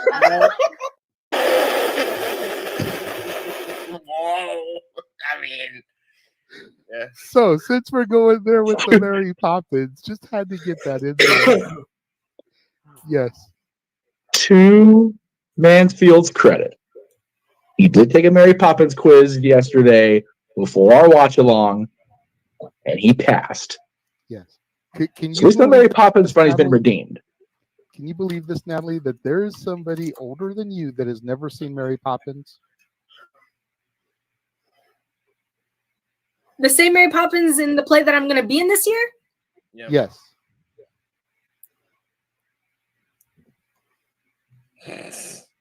Yeah, He's been sheltered. What the fuck? Yeah. It's true. I've never seen Mary Poppins either. Okay, and you wanted to give me shit about Emperor's New Groove, and you've never seen Mary Poppins either, Datilla. Oh my goodness. Damn, Natalie. Jeff, you were. Damn, Natalie, I didn't know you had that in you. You know what? The comedic timing, I knew. I could see the shit-eating grin on her face. It was perfect. It was so perfect. And Jeff was worried. And I think you offended her, Noah. I think, or no. Is she still just offended by Josh? I don't know. No, she's in shock that Datilla has never seen Mary Poppins. Yeah, there you go. I think I might have seen the animated version. I think. Oh, okay. There is no I don't animated know. version. There is one animated scene in the movie. It is a live action movie. Oh, Hey. never mind then. Oh, Hey, JJ, there's too Yes, many sir. Young Bucks, and you know how much I hate the Young Bucks. Damn. No. Damn. Okay, so moving right along. Dun-ga-dun. A spoonful of sugar from Mary Poppins is Walter. All right. And every task you undertake becomes a piece of cake, a lark, a spring. It's very clear to see that a spoonful of sugar helps the medicine go down. The medicine go down. Medicine go down. Just a spoonful of sugar helps the medicine go down in the most delightful way. And see Mary Poppins, Josh, or kill yourself. There we go. No, stop it. Stop it. He finally saw it, so yeah, it's okay. Yes. Oh, Lord Almighty. That is moving us on to Jeff. And before Jeff sings, I do want to throw out there to either Jeff or Datilla, who both have a song for the 2010s, that if they would like to cough that up to me and then potentially take one if I get picked the next round, because I do have something that I can do from the 2010s. And even though Moana falls in that time frame, I'm going to spare my daughter this time. I'm going to make the wheel have to determine that. Or somebody super chat for me to do that. Thank God. But I do have a song from the 2010s. If either one of you would like to sacrifice that for the possibility of having to take something I get the next round. I may go another 10 spins and not get my name called. So, right. I have a question before I give my answer for the 2010s. I found a loophole because there's a song that originated in the 60s but was also on a 2010s soundtrack. Can I use it? If it originated in the 60s, then it counts as a 60s.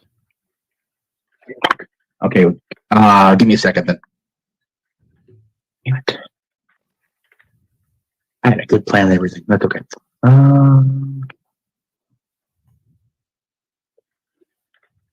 In other words, I don't think Jeff is ready. I'm not ready because I had okay. You know what? Yeah, you know what? Screw it. I got one for 2010s. We're good. Okay. Datilla, the offer is to you. I don't know, because it's certainly a risk. It's certainly a risk. I have my 2010 one. Okay. If you don't want to, it's fine. I could end up not having to sing again the whole rest of the night unless I get super chatted. So. Right. But then again, I could end up spinning the wheel next round and ending up with something from the 30s and the 40s that you'd have to take in its place. Yeah. That's a risk. Sorry, JJ, but I'm gonna keep my 2010 song. Okay. So Jeff, what are you doing? Because you're up next with your 2010 song. So I am going to possibly either do my niece a solid or really scar her for life. So I'm going to do underneath the underneath the lovely London sky from Mary Poppins Returns. Oh, okay. So here to sing a song from Mary Poppins Returns, a movie I've only seen once. Jeff Meacham, the I man didn't whose even know name she is on came the back. marquee. She did. She did. She Wait, did. was that the I was remake? there. I saw it. No. Oh, no, we make that. Anyway. When the early morning hours have come and gone, through the misty morning showers, I greet the dawn, for when its light has hit the ground, there's lots of treasures to be found underneath the lovely London sky. Though the lamps I'm turning down, please don't feel blue, for in this part of London town, the light shines through. Don't believe the things you've read, you'll never know what's up ahead underneath the lovely London sky. Okay. Very nice. That was beautiful. Yes. Very nice. Very nice. I was going to do Let It Go, but I didn't want to scar the poor girl for life. I'm sure she appreciates you. Actually, you know what? I'm sure Well, her mother you thanks know. you. Her father thanks you. Her sister thanks you. And she thanks you. My dog thanks you. I'm pretty sure her stepfather's even mad at me for not doing it to her, though, to be fair. And viewers like you, thank you. Okay, PBS kids. Boom, boom, boom. All right. That's So right. it is now Natalie's turn for her 2000 song. And you are doing The Kid in You. See? Yep. So here to sing a song that is very near and dear to my heart from the Country Bears movie, The Kid in You. My kid, Natalie.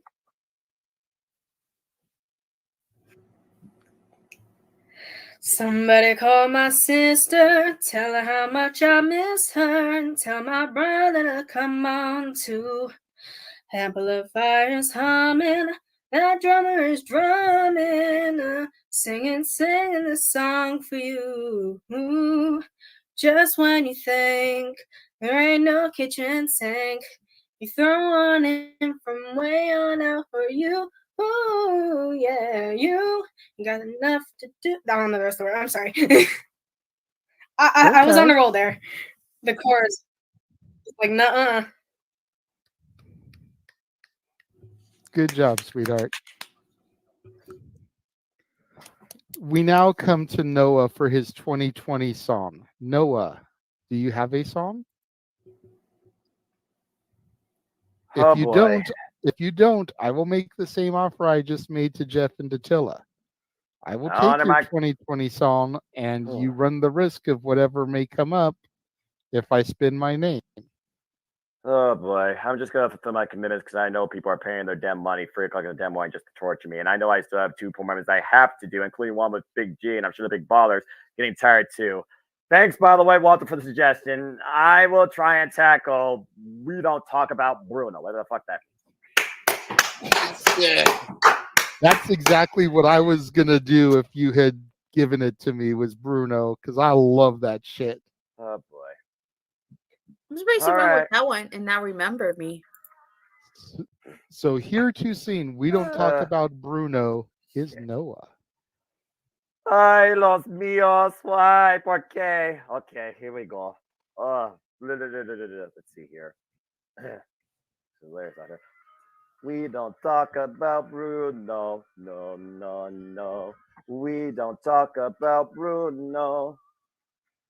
But it was wedding day, and there wasn't a cloud in the sky. No clouds allowed in the sky. Bruno with a cheesiest grin on the. You're telling the story, or am I? I'm sorry, maybe I'll go on. It says it looks like rain. Why did he tell us? So he floods my brain. Umbrella, give me umbrellas. It's been a hurricane, what joyous day. But anyway, we don't talk about Bruno, no, no, no. We don't talk about Bruno. Yeah. Good job. Good job. Yay. Stop before we got to my favorite part. 7 Right? foot frame, Frame. rat still on his Ransom back. is back. When he calls I wanted your to be name. Bruno for Halloween, dude, for real. I have the shirt. I totally forgot about it. Never heard of it in my life. Dude, that song slaps. Listen to the Punk Rock Factory cover. That shit is hard. And there were two people Even- going on at once almost. Good grief. Even the It Spanish was- version is hot, slaps. Yeah. Oh man. Okay. Walter, you get a song from the 2020s now. Oh, thank Christ. Yep, and same movie, Surface Pressure. Oh, one of Natalie's favorites. Look at her. He's doing the Louisa track, Surface Pressure. Take Got it, this. Walter.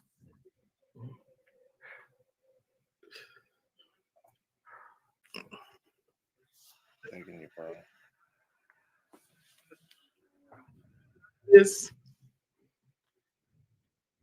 I'm the mountains, I move churches, and I glow what I know what I'm this. I don't know, Squall, how the work is. On a rough, indestructible surface. Diamonds and platinum, I find them with platinum. Take what I'm saying, did that break what this my man did, but under the perfect. I feel the berserkers with my smoker in the 3-ring circus. Under the perfect. But was Hercules one's the one like, oh, I don't want to fight serpents on the surface. I'm pretty sure I'm worthless if it can be a service. That's it. All right. All right. There we Yay. go. Oh, jeez. Go back over here. There we go. God damn it, Emmanuel. Well, guess what? It's gonna have to happen anyway. $25 Why you gotta super do chat. this? Let It Go by Jeff motherfucking Meacham because Natalie really wanted to hear it. Yes, I'm that guy, that heel of a guy. Yeah, I mean, fair enough. Why would you do this to me? You be man? that heel, but you're not our scumbag, Emmanuel. And JF will always. Put it in the queue. I'll do it later. Okay, hold on. Before we go any further, just to show you guys how much I love We Don't Talk About Bruno, you can go to Jeff's Spring store and get the Renegades Rules t-shirt where we have all of my rules. Keep moving forward. Reindeers are better than people. Ducks fly together. And yes, we talk about Bruno.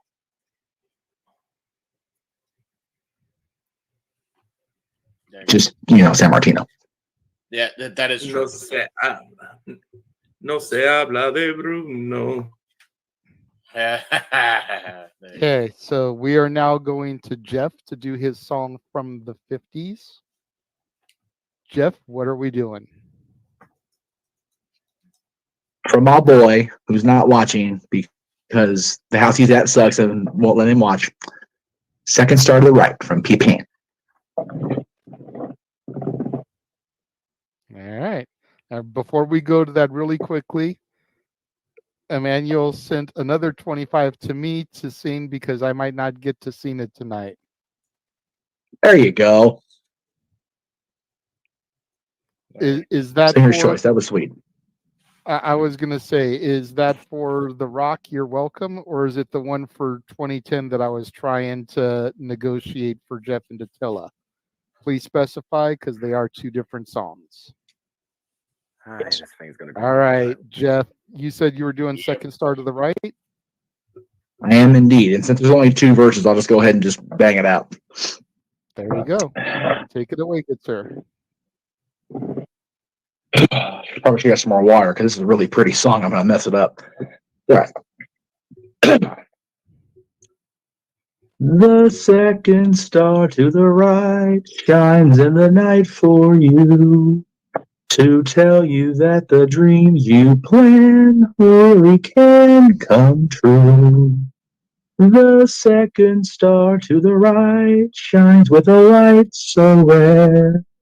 And if it's Neverland you need, its light will lead you there. Twinkle, twinkle, little star, So we'll know where you are, gleaming in the skies above. Lead us to the land we dream of. And when our journey is through, each time we say goodnight, we'll thank the little star that shines the second from the right. Sorry, got a little broken up there, emotional. Okay. Okay. Very well done, good sir. I love my boy, damn it. Thank you. Yes, James. Should he also sing "Let It Go" just because he just No, went? we'll and- come back to that. Okay, fair enough. We'll Figured come that out. back to that. Fair enough. We want to try to get these spins done. So the next one up is Datilla, and it was Singer's choice, and it was Hakuna Matata. Hakuna Matata. So- Oh, I didn't even look up the lyrics on it. Hakuna Matata.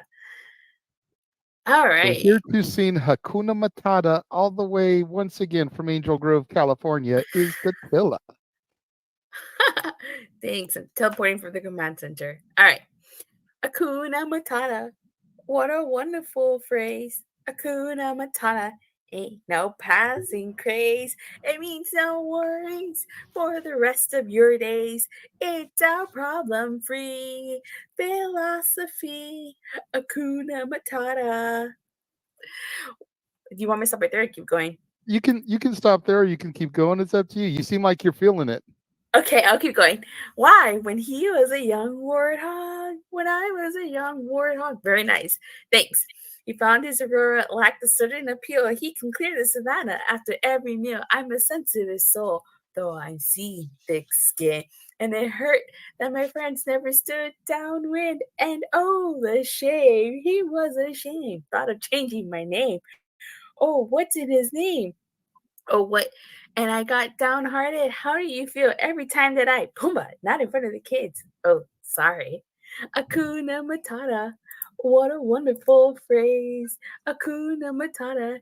Ain't no passing craze. It means no worries for the rest of your days. Yeah, sing it, kid. It's our problem-free philosophy. Hakuna Matata. I love that song. Yeah, that was the hardest. That was the hardest stage on the freaking Lion King game for Sega Genesis. That goddamn yes, Yeah, it yes, was. yes, it is. I love Hakuna Matata. If you guys can tell. Oh, we can tell. We could tell. All right. So our next one, doing a song from the 80s. Coming to us live and direct with the slow jams. Oh, We've no. got the big Yeah. Paula G doing Yeah. Kiss the Girl. Ooh. Strings and words. There you see her sitting across the way. She don't got a lot to say, but there's something about her. And you don't know why, but you're trying to try. You wanna kiss the girl. Yes, you want her. Look at her, you know you do. Possible she wants you to. There's one way to ask her. It don't take a word, not a single word. Go on and kiss the girl. Sing with me now. Sha-la-la-la-la-la, my oh my. Look like the boy's who's shy. He ain't gonna kiss the girl. Wow, Sha-la-la-la-la, wow. ain't that sad? Ain't it a shame? Too bad he's gonna miss the girl.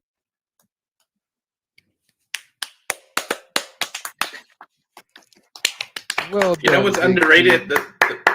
The chef song from that movie. Yes. What chef song? Yes. The original one. Song. I know I'm messing with you because in the little new in the live action they cut that out. Wait, Yeah, what, sure what, did. what movie Yeah. is that? What? What movie, Huh? The Little Mermaid. Little Mermaid. I don't remember that song. Mhm.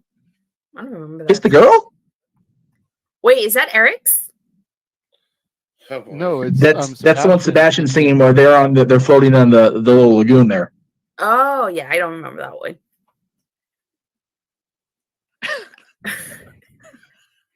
Don't worry. All right, Datilla, This to end. finish up this round, what is the 2010 song you're going to sing?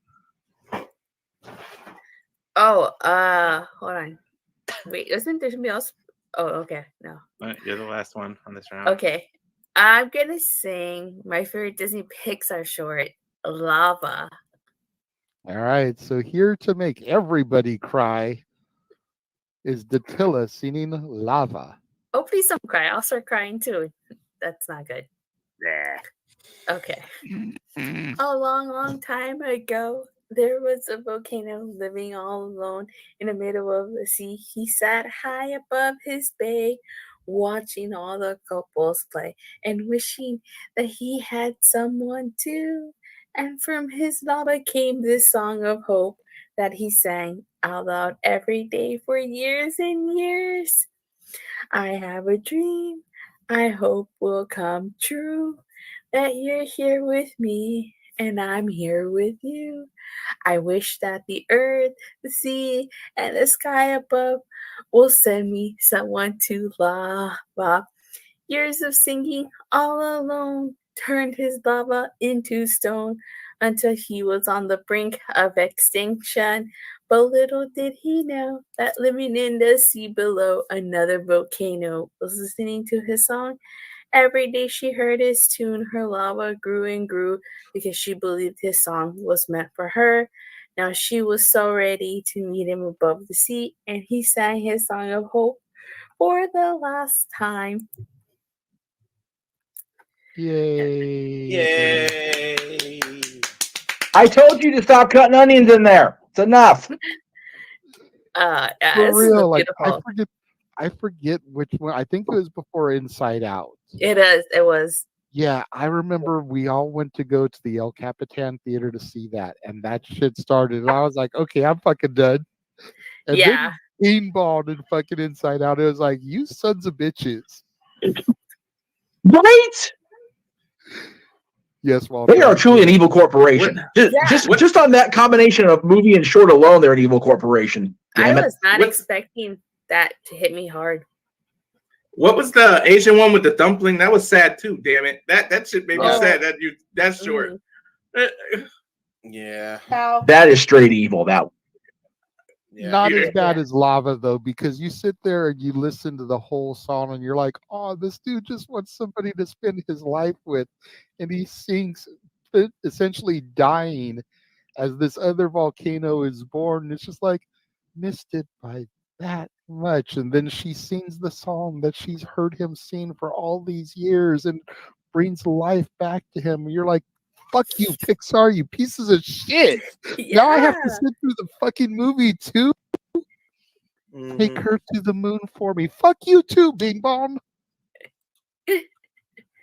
Right? Fuck, You get sit on it, out there, Bing Bong. you go to hell. You go to hell and you die. You go to hell and you die. I can. By the way, what I'm talking James about. wanted to do the song he wants to do. Sorry, go ahead. Yeah, we need to try not to talk over each other. Yeah. Natalie knows exactly what I'm talking about. She's sitting over here like, damn it, you right. She tired. You want to go Mimi, sweetheart? What did I do?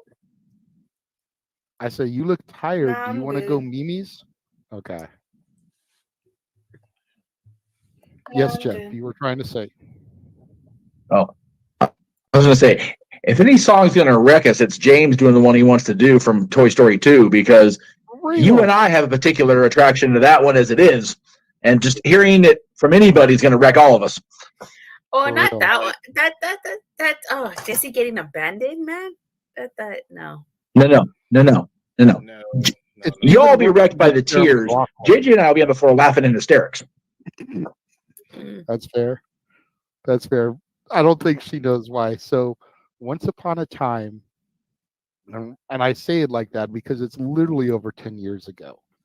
There was a video on YouTube that chronicled the rise and breakup of Lay Cool, and they scored it to that song. Oh my god. No. And it was just the funniest thing ever because you get to the end of the song there where she loses her owner, and it's like it's the breakup of Lay Cool. And it's so fucking funny to watch. The only place that video exists is on the Casa channel, because me and Jeff had done a video. It was like the top 50 tag teams or something back in the day, and Lay Cool was one of the ones that was voted on by WWE. So we discussed it, and we threw to that video. So that's the only place you can see it, is if you search through the channel to find that. But it is goddamn some of the funniest shit that has ever been like made. It's as funny as Santa Claus is a dick, which that video is not on YouTube anymore either. Yes, Jeff. It's not on YouTube anywhere but our shows because we ripped it from the YouTube clip that was made and Disney shut it down. Like completely got it removed from YouTube. All they did with us was copyright ping the episode, but we ended up putting up 2 versions, so that video wasn't there. So we did make money on it after all. But yeah, when we're off air, because we're not going to show it now because we need to make this money tonight. But when we're off air, for those of you that haven't seen that video of Lay Cole, we will play it for you because god damn it, it's too good for everybody to see. Oh my god. Sure, people need to go to bed. Tatilla is saying in the private chat that she's going to bounce too. So Tatilla, before you take your leave, why don't you tell people where they can find you and what it is that you do? You guys can find me on YouTube. I do wrestling reviews Mondays, Wednesdays, Fridays, the occasional Saturdays and Sundays. And like today, I was at Full Gear, so I uploaded Will Ospreay's video. So make sure you check that out. Just have to upload more. And then tomorrow, well, actually not tomorrow, but today, in a couple hours, for those of you who don't know, it was 1 year ago today that the Jason David Frank, or he's better known, Tommy Oliver, passed away. So I will be doing a live special but somber edition of Legacy of Power where we will be remembering Jason David Frank. So. There you go. What time is that going to be going live? As soon as I wake up. So Okay. maybe like 9, 10 in the morning, my time. Okay, so look for that around 9 Pacific, noon Eastern, somewhere in that general vicinity. Mm-hmm. Sounds good. Thank you for coming on. Thank you for coming and joining through the stream earlier at the forum, giving us some on-site footage. We greatly appreciate you being here and tagging along for the ride, Datilla, and we will see you next week. Oh, thanks, JJ. Thank you for giving me that opportunity. And I will see all you guys next week. Bye. Sounds good. Bye. I'm going to power down. Bye. There you go. Power Bye. down. And then there were 7. Yep. Surprised there's this many of us left. We're the diehards. Yeah, it's true. Big G, I think, is just waiting. I was going to say, Big G, I think, is just waiting because of his super chat for Noah to do eye to eye. I don't think he wants to fall asleep with that still in the queue. Yeah, right. I don't think I've ever seen Big G this long. No. I'm going to say, Walter's used to being up this late. James, all of us. Yeah. It's the weekend. Natalie's good for a little bit longer. Noah's like, I'm just here until I have to do my shit. Fuck each and every one of y'all. Yeah, pretty much. Accurate. So what do we have? Like 10 more spins then? We have 10 more spins, yes. And plus the 2 songs. I'm going to do another 40-second commercial. Just give us a second. And then we will be back to do those last 10 spins. And then we've got the other super chats as well. The one for Jeff to do Let It Go.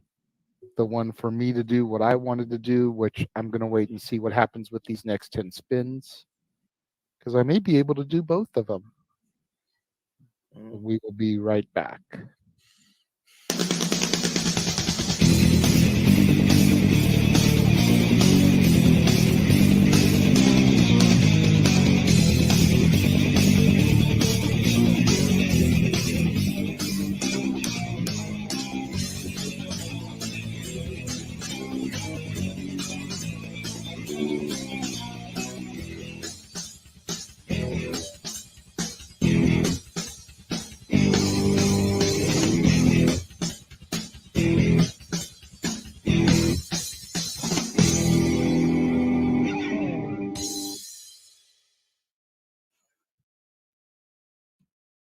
So there you go. That is all the game nights and karaoke's that are booked through Halloween of next year.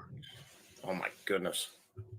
Of course, we'll also have our 3rd annual Christmas one next year, but we haven't gotten past the Christmas one for this year yet, so that's why it's not in there. There you go. All right. Spin number 1 of 10. Again, Did you if want to somebody take would like. Did you want to take the Tilla out? Yes. Thank you. Good eye. Tilla. And scroll down because everyone's in here twice. Tilla.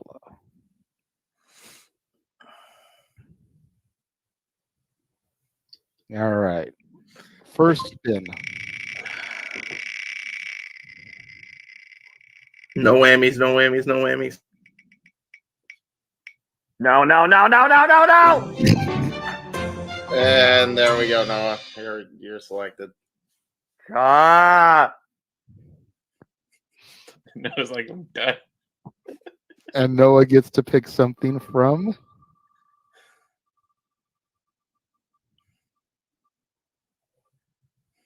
the panel's choice. Oh fuck. Ruh-roh, Raggy. Scene.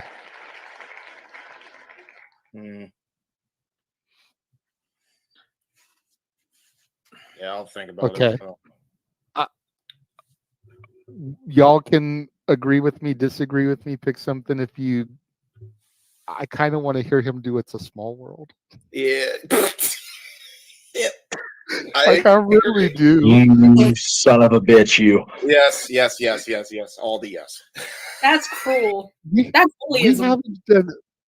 haven't done Yes. anything from a theme park yet. That is true. That is true. Sure. So I will Yeah. tell you what. Small World or Tiki Room? choices up to you. No. Well, I go to number 2 to spin.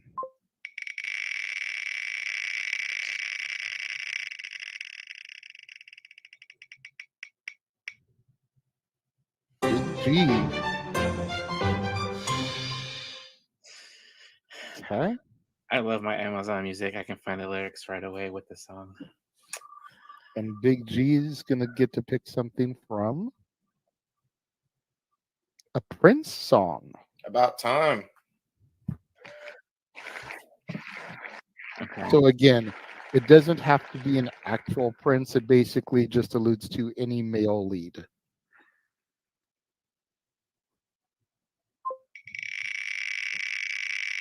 Spin number 3.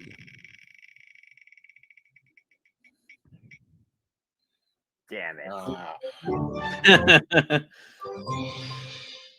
Noah. Again. Let's see. It was 1990. Wow. Also gets a Prince song. Oh fuck. Well, good luck, buddy. So again, any male lead, like that shouldn't be too hard. Spin 4.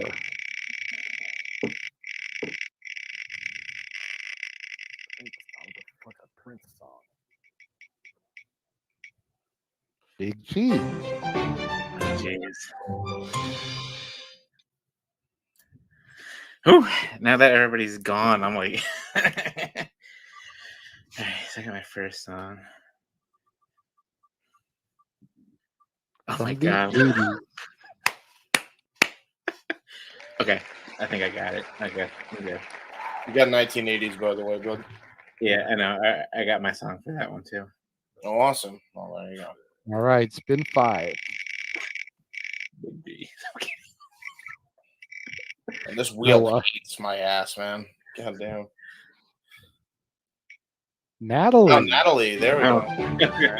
I'm just never going to get picked. I can tell. James, if I get a third one, I'll give you mine. I appreciate it. Yeah. And Natalie. Like gym class, huh, James? Yeah, exactly. I never get picked. Although Natalie for gets dodgeball, that's Prince song. Oh, we got a Prince song on there. We got 3 Prince songs. What's a Prince song? Any Any male male lead, Noah. lead. Yeah. Male lead. Yeah. So Yeah, like a anything that a guy sings. Noah, I got you. Moana, I've you're got a welcome.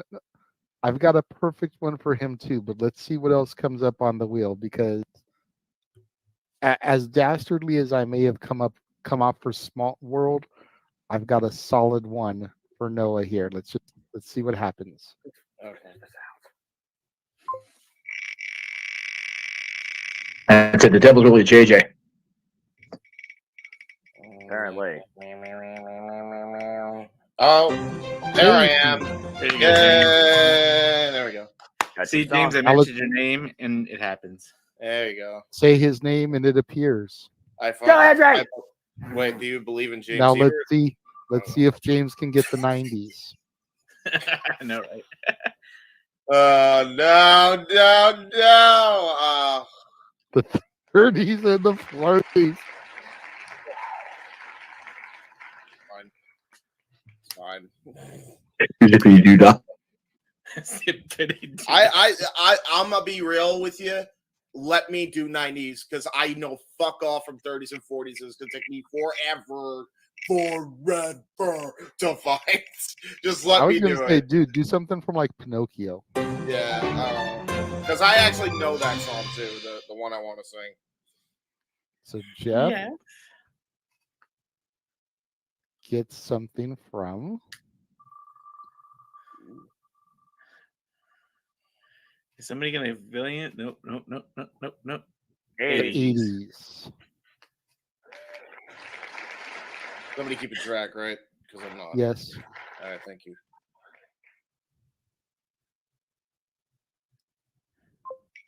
Spin number 8.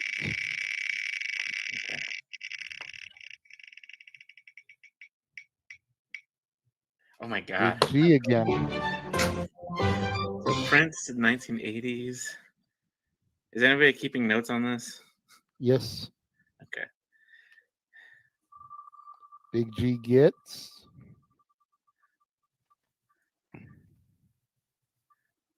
'70s. Okay. I think I know what I'm gonna do.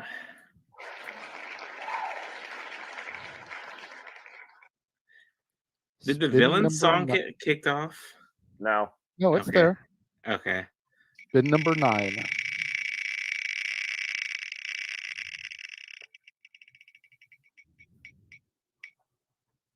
Walter.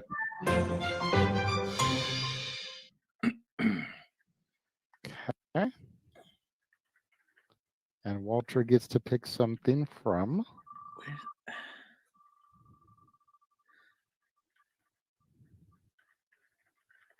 the '70s.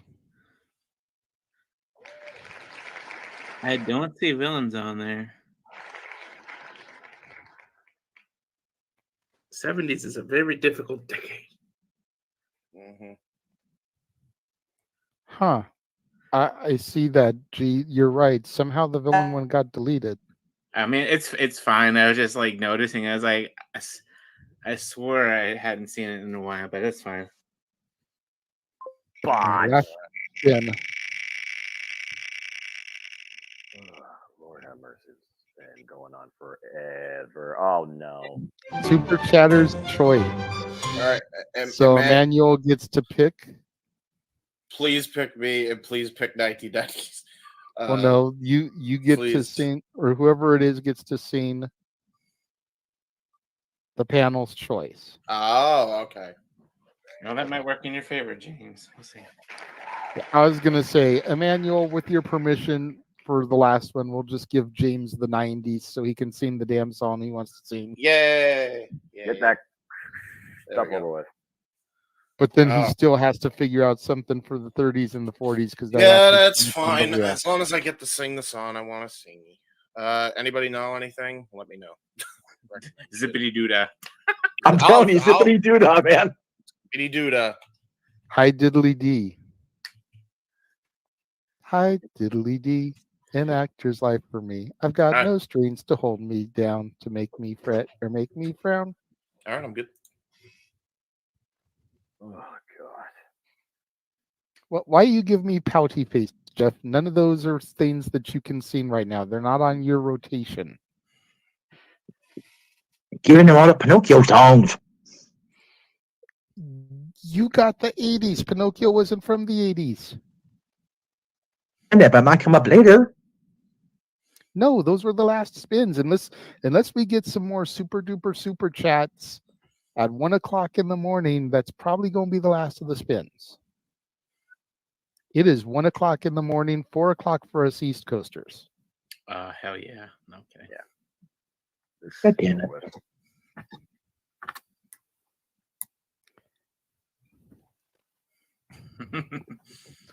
And the 80s suck. I got my 80s song, Jeff. The 70s aren't much better. No, they're not. All right, so Noah's panel's choice. What did we decide for him to sing?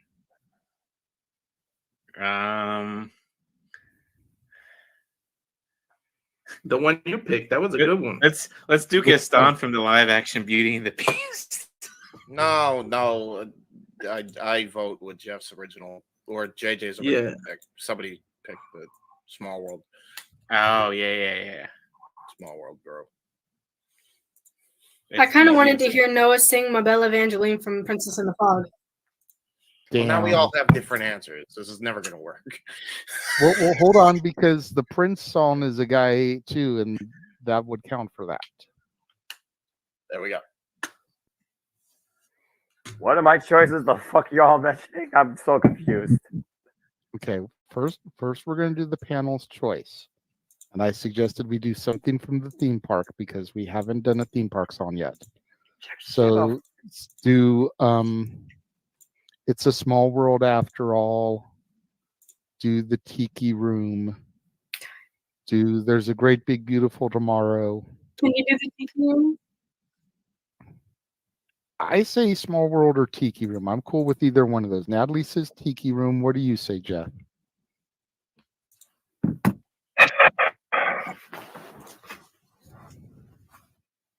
I'll be less cruel to my own self. I'll say Tiki Room because I love the hell out of that show. Okay. James, Tiki Room or Small World? Small World. Walter? Yes. So what do you mean? one? I agree with you. I like one? yours. Making him sing that one. Tiki Which one? They're two different songs. Tiki Room or Small World? Small World. Okay, so it's 2 for Small World, 2 for Tiki Room. Big G, you're the tiebreaker. Please. I've never heard Tiki Room, so let's go with Tiki Room. I don't even know what the fuck that is. Yeah. We fucked it, lads. We fucked it. It's over. We're going to be here all night now. Thanks. It's gonna be beautiful. Oh, God. Well, on the bright side, I mean, I'm ready to sing mine. I am too. So what am I supposed to be searching up here? Because you all have taken me to where I have no idea about. Okay.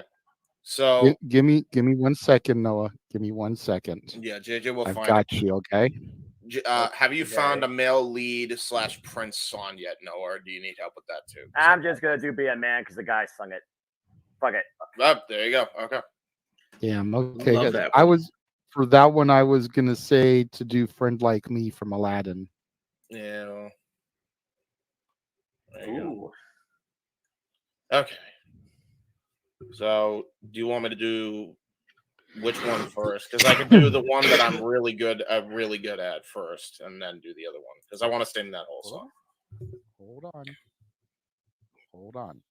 Okay. I'm trying to go in order, James. Oh, I don't know what the order. I have the order. Okay. Never mind. Noah, I sent you to your Facebook Messenger the lyrics for the Tiki Room. It's a verse and a chorus. All you got to do is what I sent you to your private messenger. What does it even sound like? Yeah. Let me see if I can find what it sounds like here. So it's just called Tiki Room? Pretty much, yeah, the Tiki Room. Tiki Room. This is so ridiculous. Give me a few. Okay. So while Noah looks that up, then the next one is Big G's Prince song. Yes. Big G, are you ready for your Prince song? Yes, I will be singing "Go the Distance" from Hercules. All right. Singing "Go the Distance" from Hercules is our resident Big Baller G.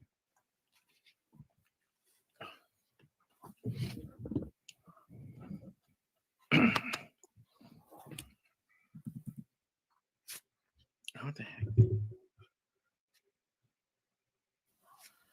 Hold on. Hold on. Yay, technical issues. Yeah. Of course. Okay, here we go.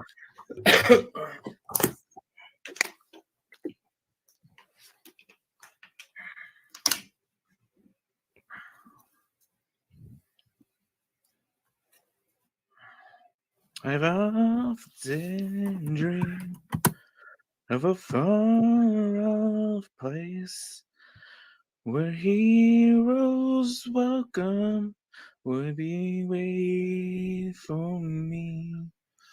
The crowds will cheer when they see my face, and a voice keeps saying, "This is where I'm meant to be. I'll be there someday. And I can go the distance. I will find my way. If I can be strong, I know every mile will be worth my while. When I go the distance, I'll be right where I belong."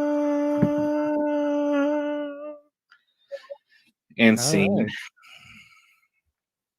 Very well done, Big G. Very good. Very good. He said end scene. And scene. Oh, because I was gonna keep on going, but I was like, no, I was like, and scene. All right, so next is 1980s. I think I got. All right. Fuck is this? Jamaica nonsense you have me doing. What? Yes. Yes. We've no. got you having fun, good sir. This is not me. That's the point. God. Oh God. Just pretend you're watching Impact Wrestling. There you go. Just no. As you do the tiki part, just imagine Danhausen. Very nice. Yeah, do it a Danhausen impression, actually. In the tiki room, in the tiki room.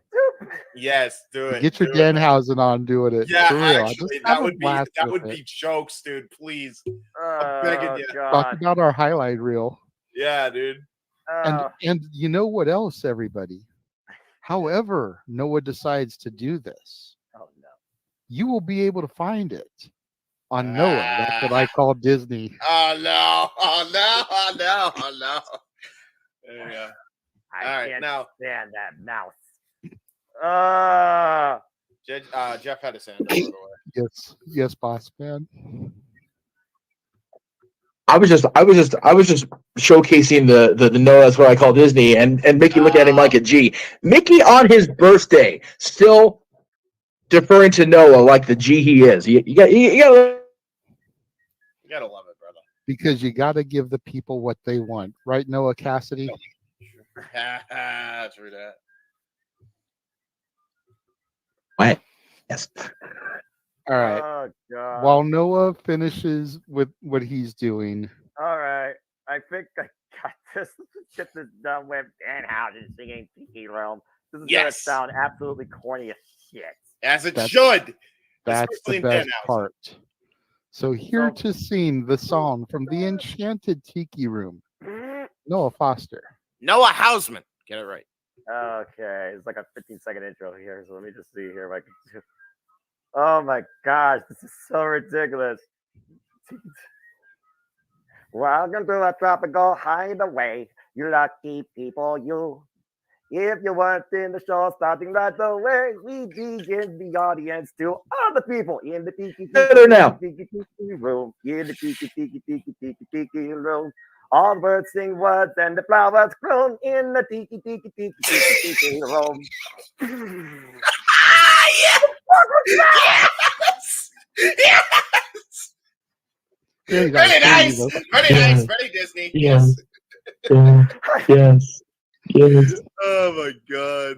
That Okay. was absolutely fucking ridiculous. That was the best. Oh, the best. All right. All right. Oh god. While Noah tries to look up the words for his Prince song now, What did you Big suggest? G, are you ready for your 80s song? Oy. Send your messenger, Noah. What? You send it in your messenger. That was the Tiki Room lyrics. Oh, yeah. never mind. Big G, are you ready for your 80s song? You're muted. Oh, you're muted, buddy. Yes, I am ready. So this is for all the brochachas out here, for all the best friends, the best buds, from Fox and the Hound, best of friends. Oh, Damn it, I'm gonna cry again. Big G with best of friends. Here we go. Here we go.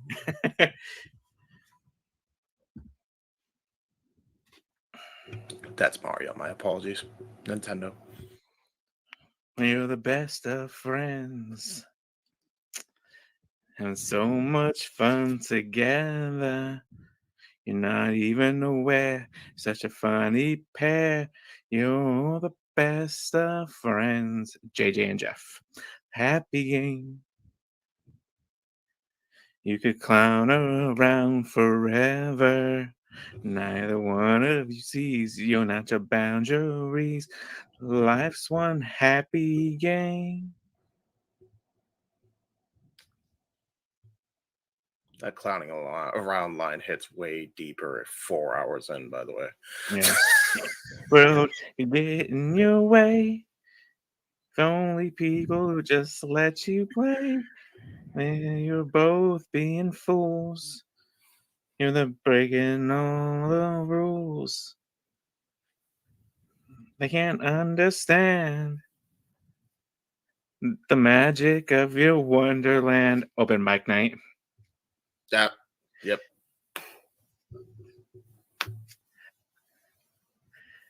When you're the best of friends, sharing all that you discover. The moments have passed, but that friendship lasts. Who can't say there's a way? Oh, I hope it never ends.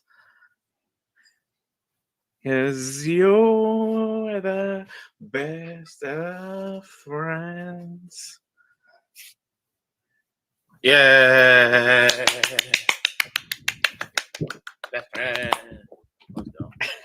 Emmanuel says for future reference, he needs to start picking more individuals if he's donating this much. I agree, good sir, because we probably would have been here a lot less time if you had singled people out. Yeah, But we love you anyways. It's because of people like you and your sister that we are here until probably going to be pushing 2 o'clock in the morning if we're being real West Coast time, 5 o'clock East Coast time. Yep. Yes, we are. Because we still have Noah's Prince song, Natalie's Prince song, 5 other songs, Eye to Eye, Lizzie McGuire, Let It Go, and the song I was super chatted for. So we still have a decent ways to go. Yes. So, Noah, are you ready for your Prince song? If not, I will defer to Natalie to do her Prince song. Sorry. Yeah. I think I'm ready to do this. Seems pretty straightforward, somewhat. And you're doing I'll Make a Man Out of You?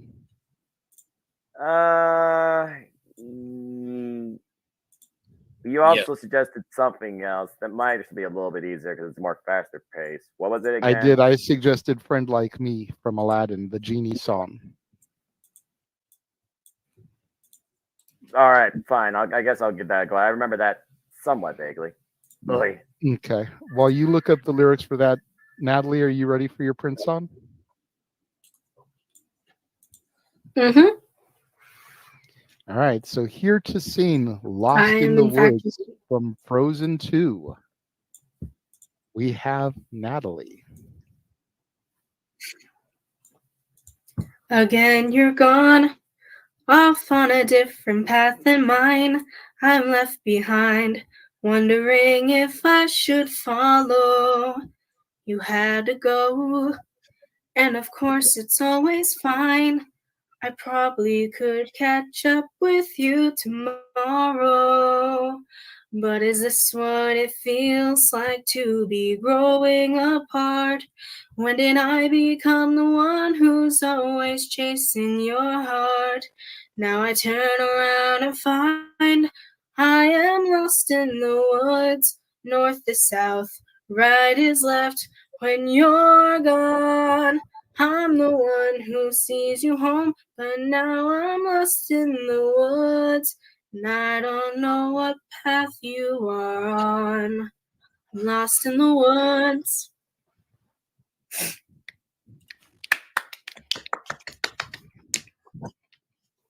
I know none of y'all could see this except for maybe Jeff, since he's in the producer, but I'm sitting here like doing the power ballad thing as you're singing it. It's like the fucking video. There you go. I Fucking seen love it. that I song. acknowledge you. I was almost waiting for you to hit the button and bring it up to me like I do them sometimes when they're grooving. Yeah. All right, we do have one more song. Nice from little Big backup G dancer coming there. up. You're right. We do have one more song from Big G coming up, and then he did put in the private chat that after that he wants to do Eye to Eye so he can get out of here. Yes. So once Noah does his Prince song, we will go to Big G for his song, and then do Eye to Eye so we can get him out of here. Yes.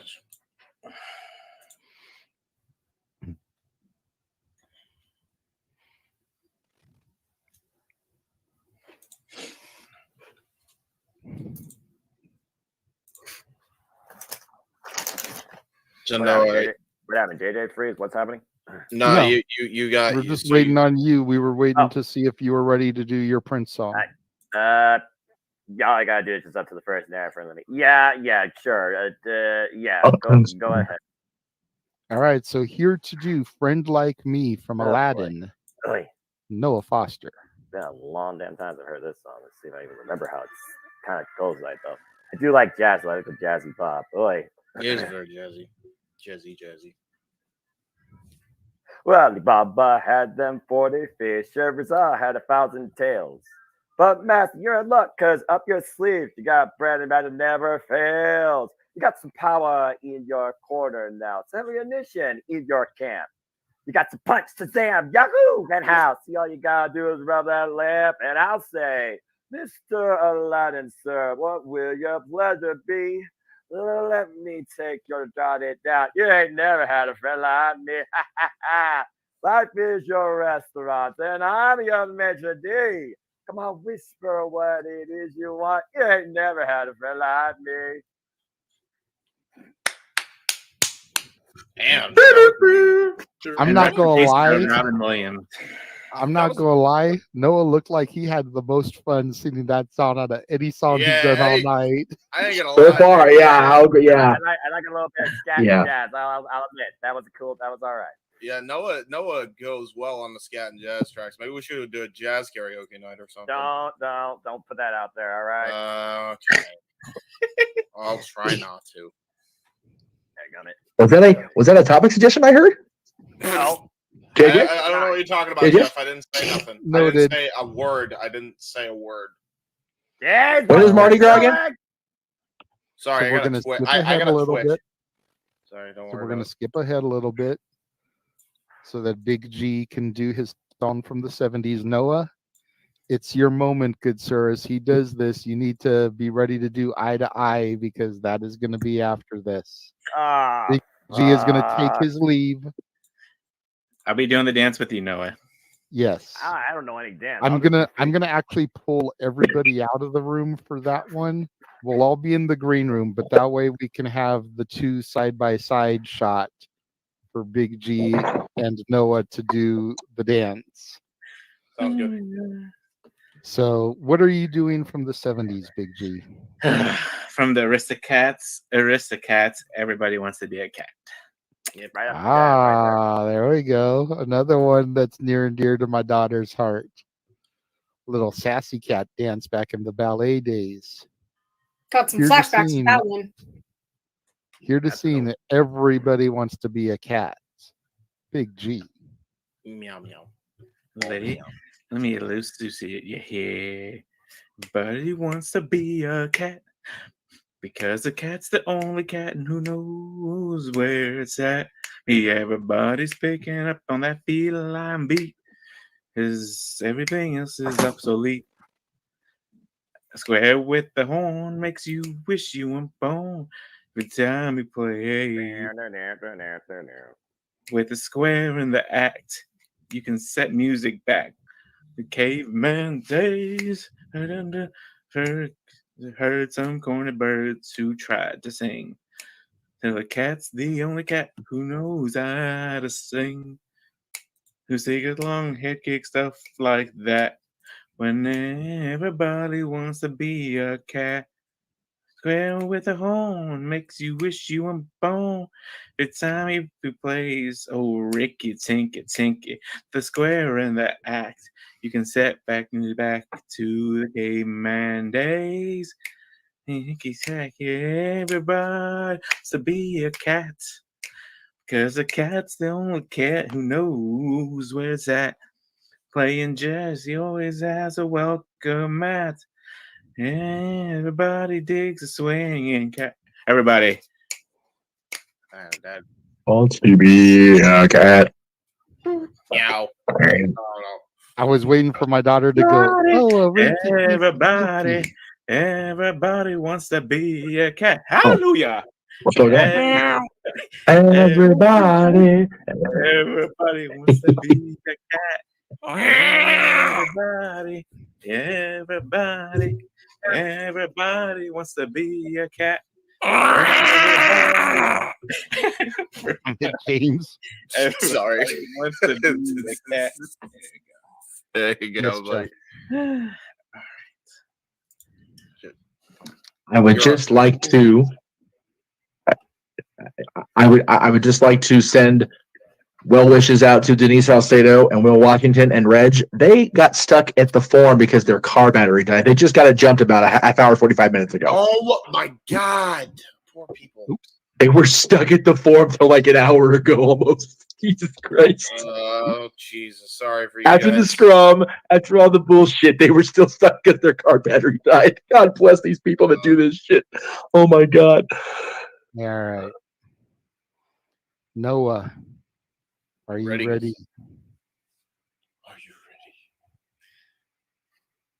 I said, are you ready? The chair's going back. All right. Remember, everybody, I'm going to pull everybody out. Golly. This is going to be... For the dozen in attendance, for the people in the chat room, and for millions watching around the world. Oh, let's get ready to go there. I feel like this is going to freaking break my set, but yeah, God, the freaking light. I can't even see because it's like, oh, we can't see you. No, who needs to fucking see me?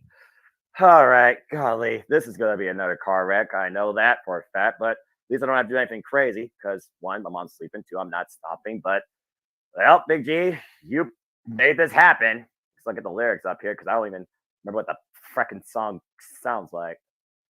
Oh, Lord. But I do remember looking at the video. I was like, hey, I have something like that. Let me see if I can get this set up. Oh, boy. What are we doing? Ladies and gentlemen of the Jet Beach Network, Multiverse of Media, you all suck. Big G sucks particularly, but fuck it. The things I do for my friends. Can't believe this guy actually wore the same visors. Let's get this shit over with. This is going to be a long ass freaking thing. Well, maybe not that long, but who knows? Godly.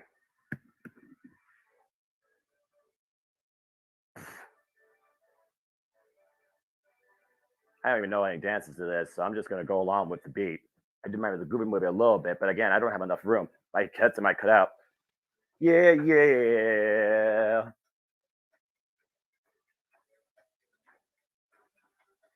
Hey, yeah.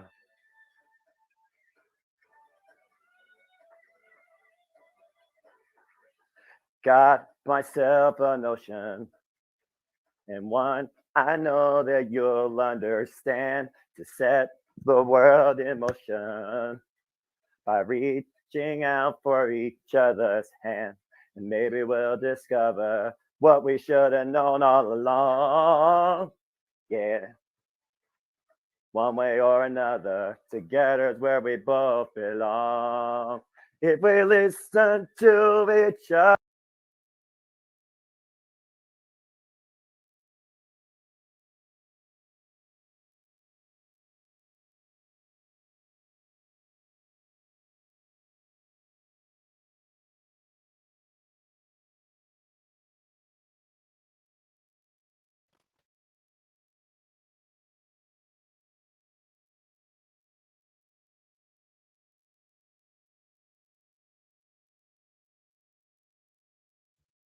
We lost Noah.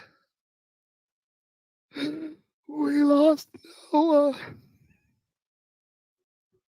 Oh my god. Oh my god. We lost Right at the Noah. end, too. Oh, he's got to be pissed. He did all It was that. getting so good. The universe said, nope. Yeah, Noah, it cut out on you at the end. Don't worry about it. That sucks. Oh, that sucks. You were doing so well. Well. You're donating another $100. You can see that next year. I did enough. There you go. That's true. There you go. The universe so- wants that happening good. Boy.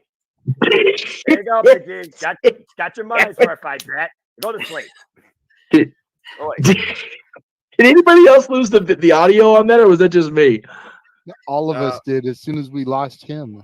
Yes. I lost Oh shit! Okay. All we saw was Big G look, dancing to nothing. Because he had his Look, Yes, phone sir. in his hold Big on. G was muted. Big G was muted because it was supposed to be Noah singing. Look, So that's look, why it seemed like look, we lost audio. Look. I'm not gonna be that evil person. I'm not gonna loophole you like a lawyer. Big G, if you're still awake for it, I don't know what the fuck happened. I'll try it one more time for you, just because he donated that much fucking money. But it's up to the rest of the panel. Ugh. It's up to Big G. He's the one that donated the money.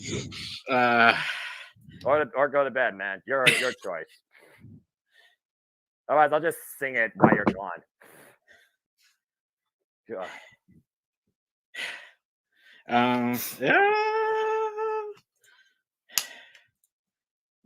Let's give it one more shot. Oh my god. Okay. All right. Take fucking 2. I swear to God. We're gonna be here all night. I swear to God. Ugh. No, that's what we call Disney. There's a reason why you don't do this. Hold on. All right, there we go. I'm back. You're back. Try this one more damn time. Golly, the things that we freaking do. Go ahead and reset it. And okay. Well, I'm a man of the people. Things I do for fucking friends. All right. I think we got it all fixed up here again. Let me fix the camera. Fucking hell, dicks. Things I do. All right. I think, whoops. This is downright ridiculous. The things that I daggum do. It's better not be on the damn end. You're real. Fucking James, clip that shit bullshit. All right, let me try this again. Fuck me. This is ridiculous. Ugh. Here goes nothing. Boy. Lord. And Big G, you're also zoomed out. We just see your chest, brother, but that's all right. You do whatever you do. You're the one that's super chat this. Yeah, yeah.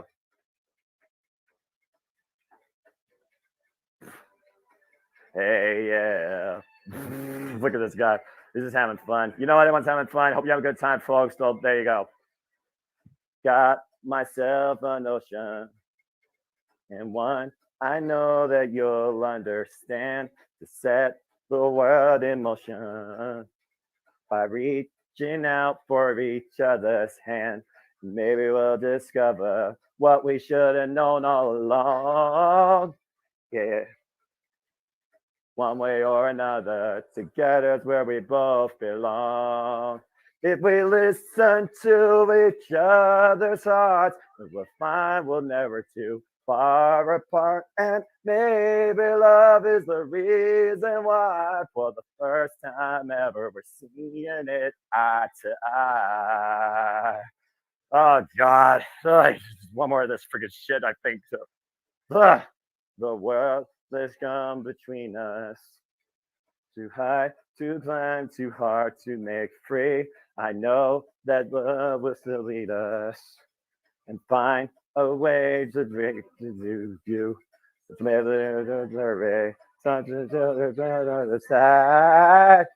Oh, you don't have to worry. I will never let you down. Gonna stop us now if we listen to each other's hearts. We'll find we're never too far apart. And baby, love is the reason why, for the first time ever, we're seeing it eye to eye. That's right. Yes, we are. Singing it eye to eye, that's right. Sing it eye to eye. I've never seen it eye to eye. That's why we see it eye to eye, yeah, eye to eye. Oh God! Wow. And I fucking set my glasses. Just, Man, he committed just twice. wow. Yes, yes, yes, yes, yes. We did it. Oh my God. Yeah. The band is called Simply Big Ballin'.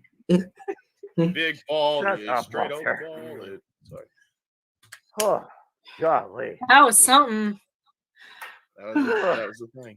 I was trying to like watch the dance video, the moves at the same time. I was like, motherfucker. Yeah, I'm Yeah, sure that's the way not on TikTok some nonsense person did it, but I don't have TikTok. TikTok's still the stupidest thing in this generation. Ugh, that's it for me. Thank Christ. Oh, God. Well, that's not completely it for you. You do still have a couple other things that you have to do, but Yeah, that is- your typical shtick usually. Oh, yeah, that's right. Still got to finish out this damn thing. Yeah, right. well, he still also has the Lizzie McGuire song. Oh, God. I forgot about Right. that. Yeah, that- Yeah. I know with that. Right.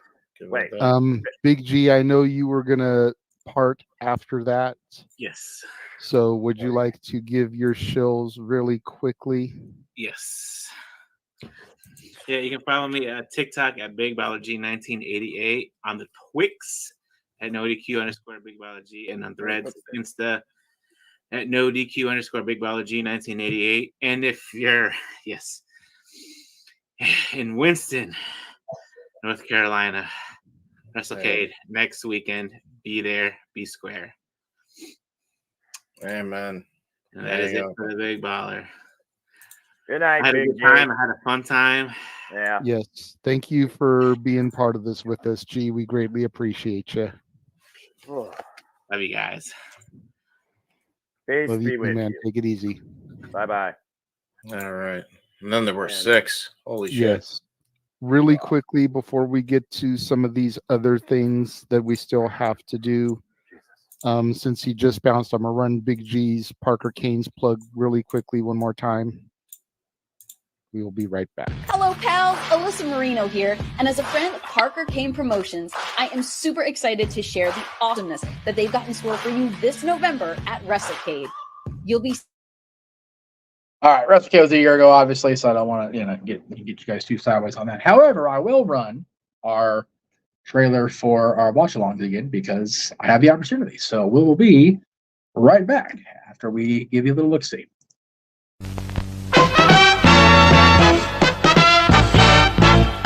And now, preview time.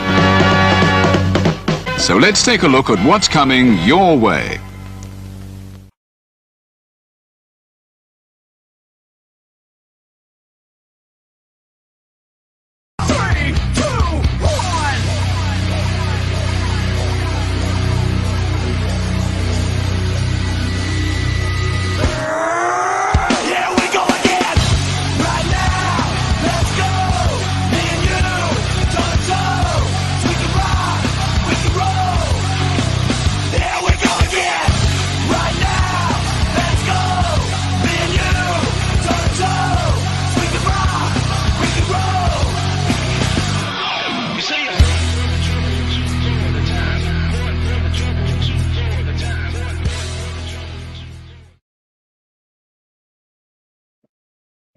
And we're back. Down in the last half hour or so, so we're just going to jump right back into it with the final part of Mike Night.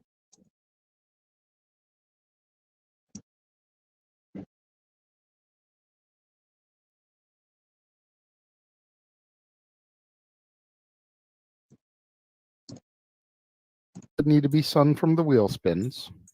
Yep. Noah still has the Lizzie McGuire song. Jeff still has Let It Go, and I still have the song that was super chatted for me. Oh boy. So I count 7 songs. Natalie, I see what time it is. Are you getting tired? Are you about ready to go to bed? Because I don't want your mom to get pissed at you or me or Uncle Jeff for it still being 1:30 in the morning. She already went to bed, man. I know, but still.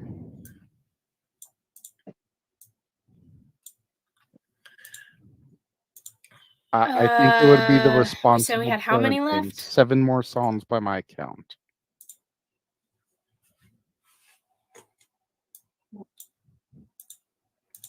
Hold on, Jeff. Yeah, I'm Okay. I'm a bounce. That's what I was thinking. Before you bounce, let me do my song because it's one that I know will get a reaction out of you. And then you can say goodnight to everybody and take your leave. So the one that I was going to do from the 2010s, that was not the rock. I'm not lying. You're good. That's why I said I forgot it was a rerun. That's why I was like, Goes a little something like this. no. I You have 2 reflect minutes. on my reflection. And I ask myself the question, 22 minutes. what's the right direction to go? For some reason, I added a little I don't know. thing to the 5. I mean, the 3. Am I a man or am I a Muppet? If I'm a Muppet, then I'm a very manly Muppet. Oh, it's just, oh, God. And I I'm am so a glad you Muppet or I'm am so I glad a I actually want to man? be on for karaoke. Well, If I'm a luckily, man, that makes me he'll a be Muppet of a man. out of the picture by the time we do this next year. So, Still, I just don't want to sing. I don't care who's in it. Jesus Christ, did he stay next to John Cena? What's with that facial reaction there, Natalie? you can't see either one of them most days, though. You can't see one of them Be here most a days. while. Delay. You stun her. It had to cook. Huh? It had to cook. And it finally dinged that it was ready.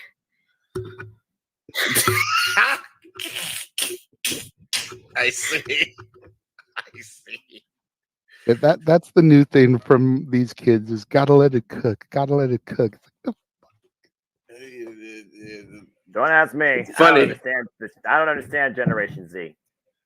It's funny. Half the kids don't know their way around the kitchen, but that's a saying that they use.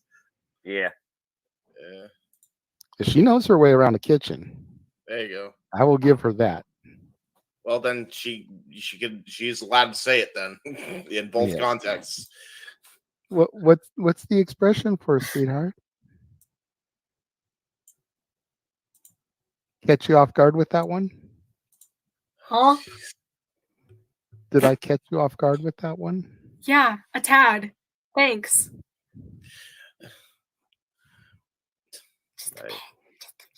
Man or Muppet from the 2011 Muppets movie, for those of y'all that didn't know. Wait.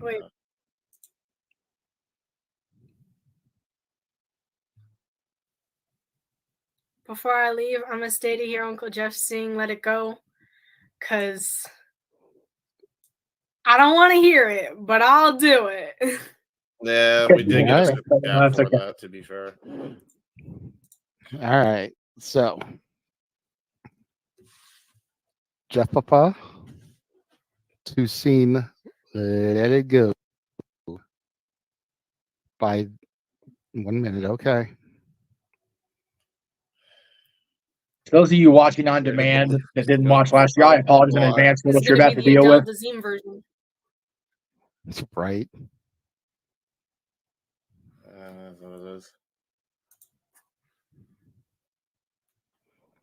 Okay, so like I was saying, here to sing, let it go. Jeffafa, meecham.com.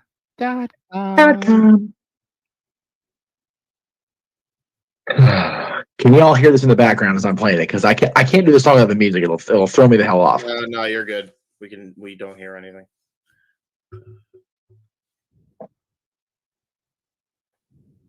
Okay, cool. Oh God, I'm sorry, Dina. I really am. Truly, I am. Snow glows white on the mountain tonight, not a footprint to be seen.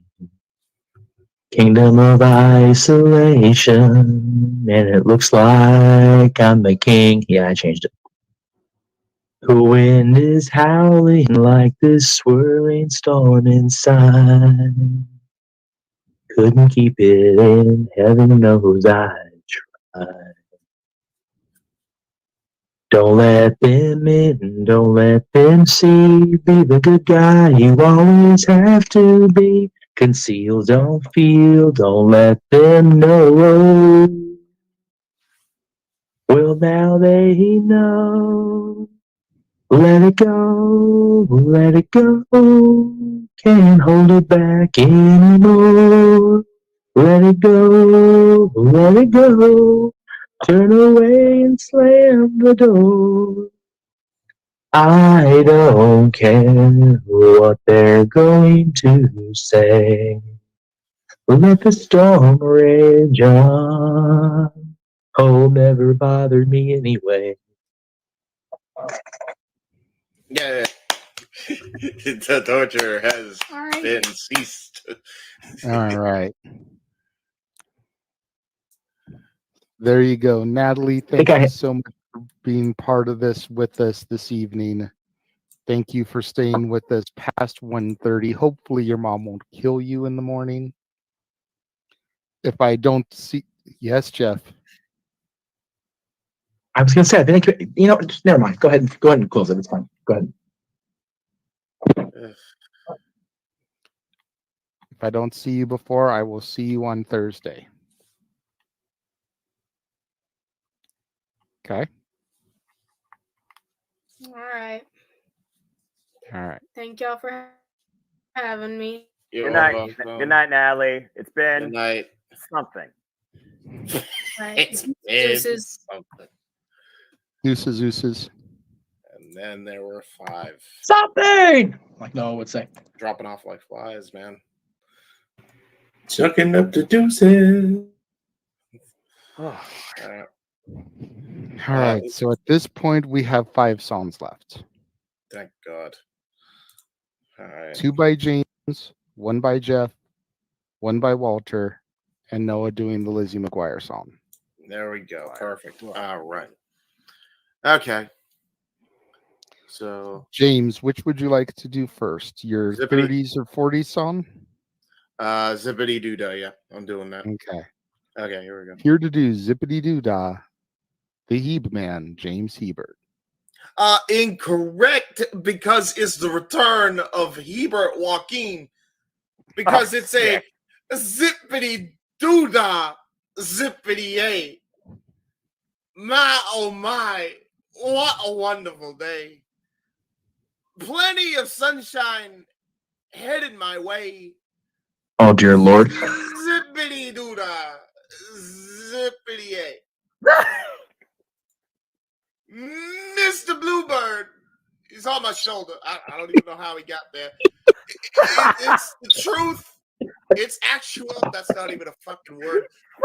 Everything is satisfaction. Again, not even proper English. Disney does it different. Zippity doo dah. Zippity a. Wonderful feeling. Wonderful day! Exclamation point. Because that's what it says in the lyrics and whatnot. God damn it. There you go. They did speak differently in the 30s. They did. That's why I went with Christopher Walken, because I'm like, I'm not He straight doing it any other walked damn off. way. No, he's just leaning down. I can tell Noah's still there. Oh, okay. I know when Noah walks off, so let's not do that. At least you didn't do the Waltz Vault version. That is true.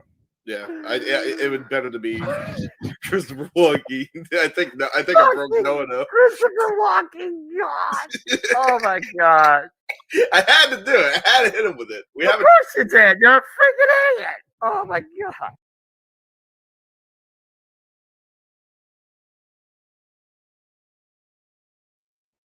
Unfortunately, I got to cut it short. I know we didn't get to the entire show. That was because of the technical difficulties I had earlier. But yeah, that's what we had last year for Disney Karaoke. Scary though it was. However, I can announce that as of today, we're making it official for next year. That's it, July 19th, Saturday, 2025, July 19th to be exact. The return of Disney Karaoke as we celebrate 70 years of Disneyland. Of course, today is anniversary before 70. 69 magical years. It's crazy to think that Disneyland's been around this long. I can't. It's mind-boggling to me that it's a thing, but it's pretty friggin' cool at the same time. So that's gonna do it for us here across the Multiverse of Media, at least for now.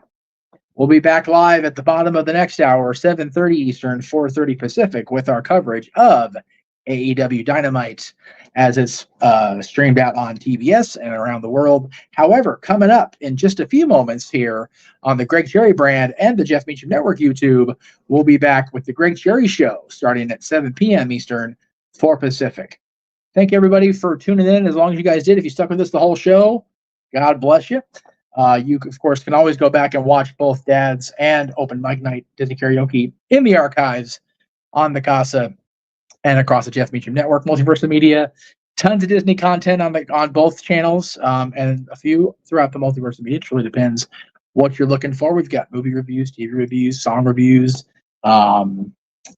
Disney specials. We've got a couple of those across the Multiverse. So yeah, just give them a look. And as I said, we will be back next year for Disney Karaoke Round 2 with celebrating Disneyland's anniversary next year at this time. So just about a year off from now, because figure it's Friday's the 19th this year, but it'll be next year, Saturday, July 19th, 2025, with the return of Disney Karaoke until we go live with the Greg Cherry Show in just about 12 minutes. This has been a presentation of the Jeff Meacham Network. I am Jeff Meacham, and we'll see you next time. The Jeff Meacham Network's Multiverse of Media. For over 15 years, the recognized symbol of excellence and the standard bearer in coverage of sports and entertainment.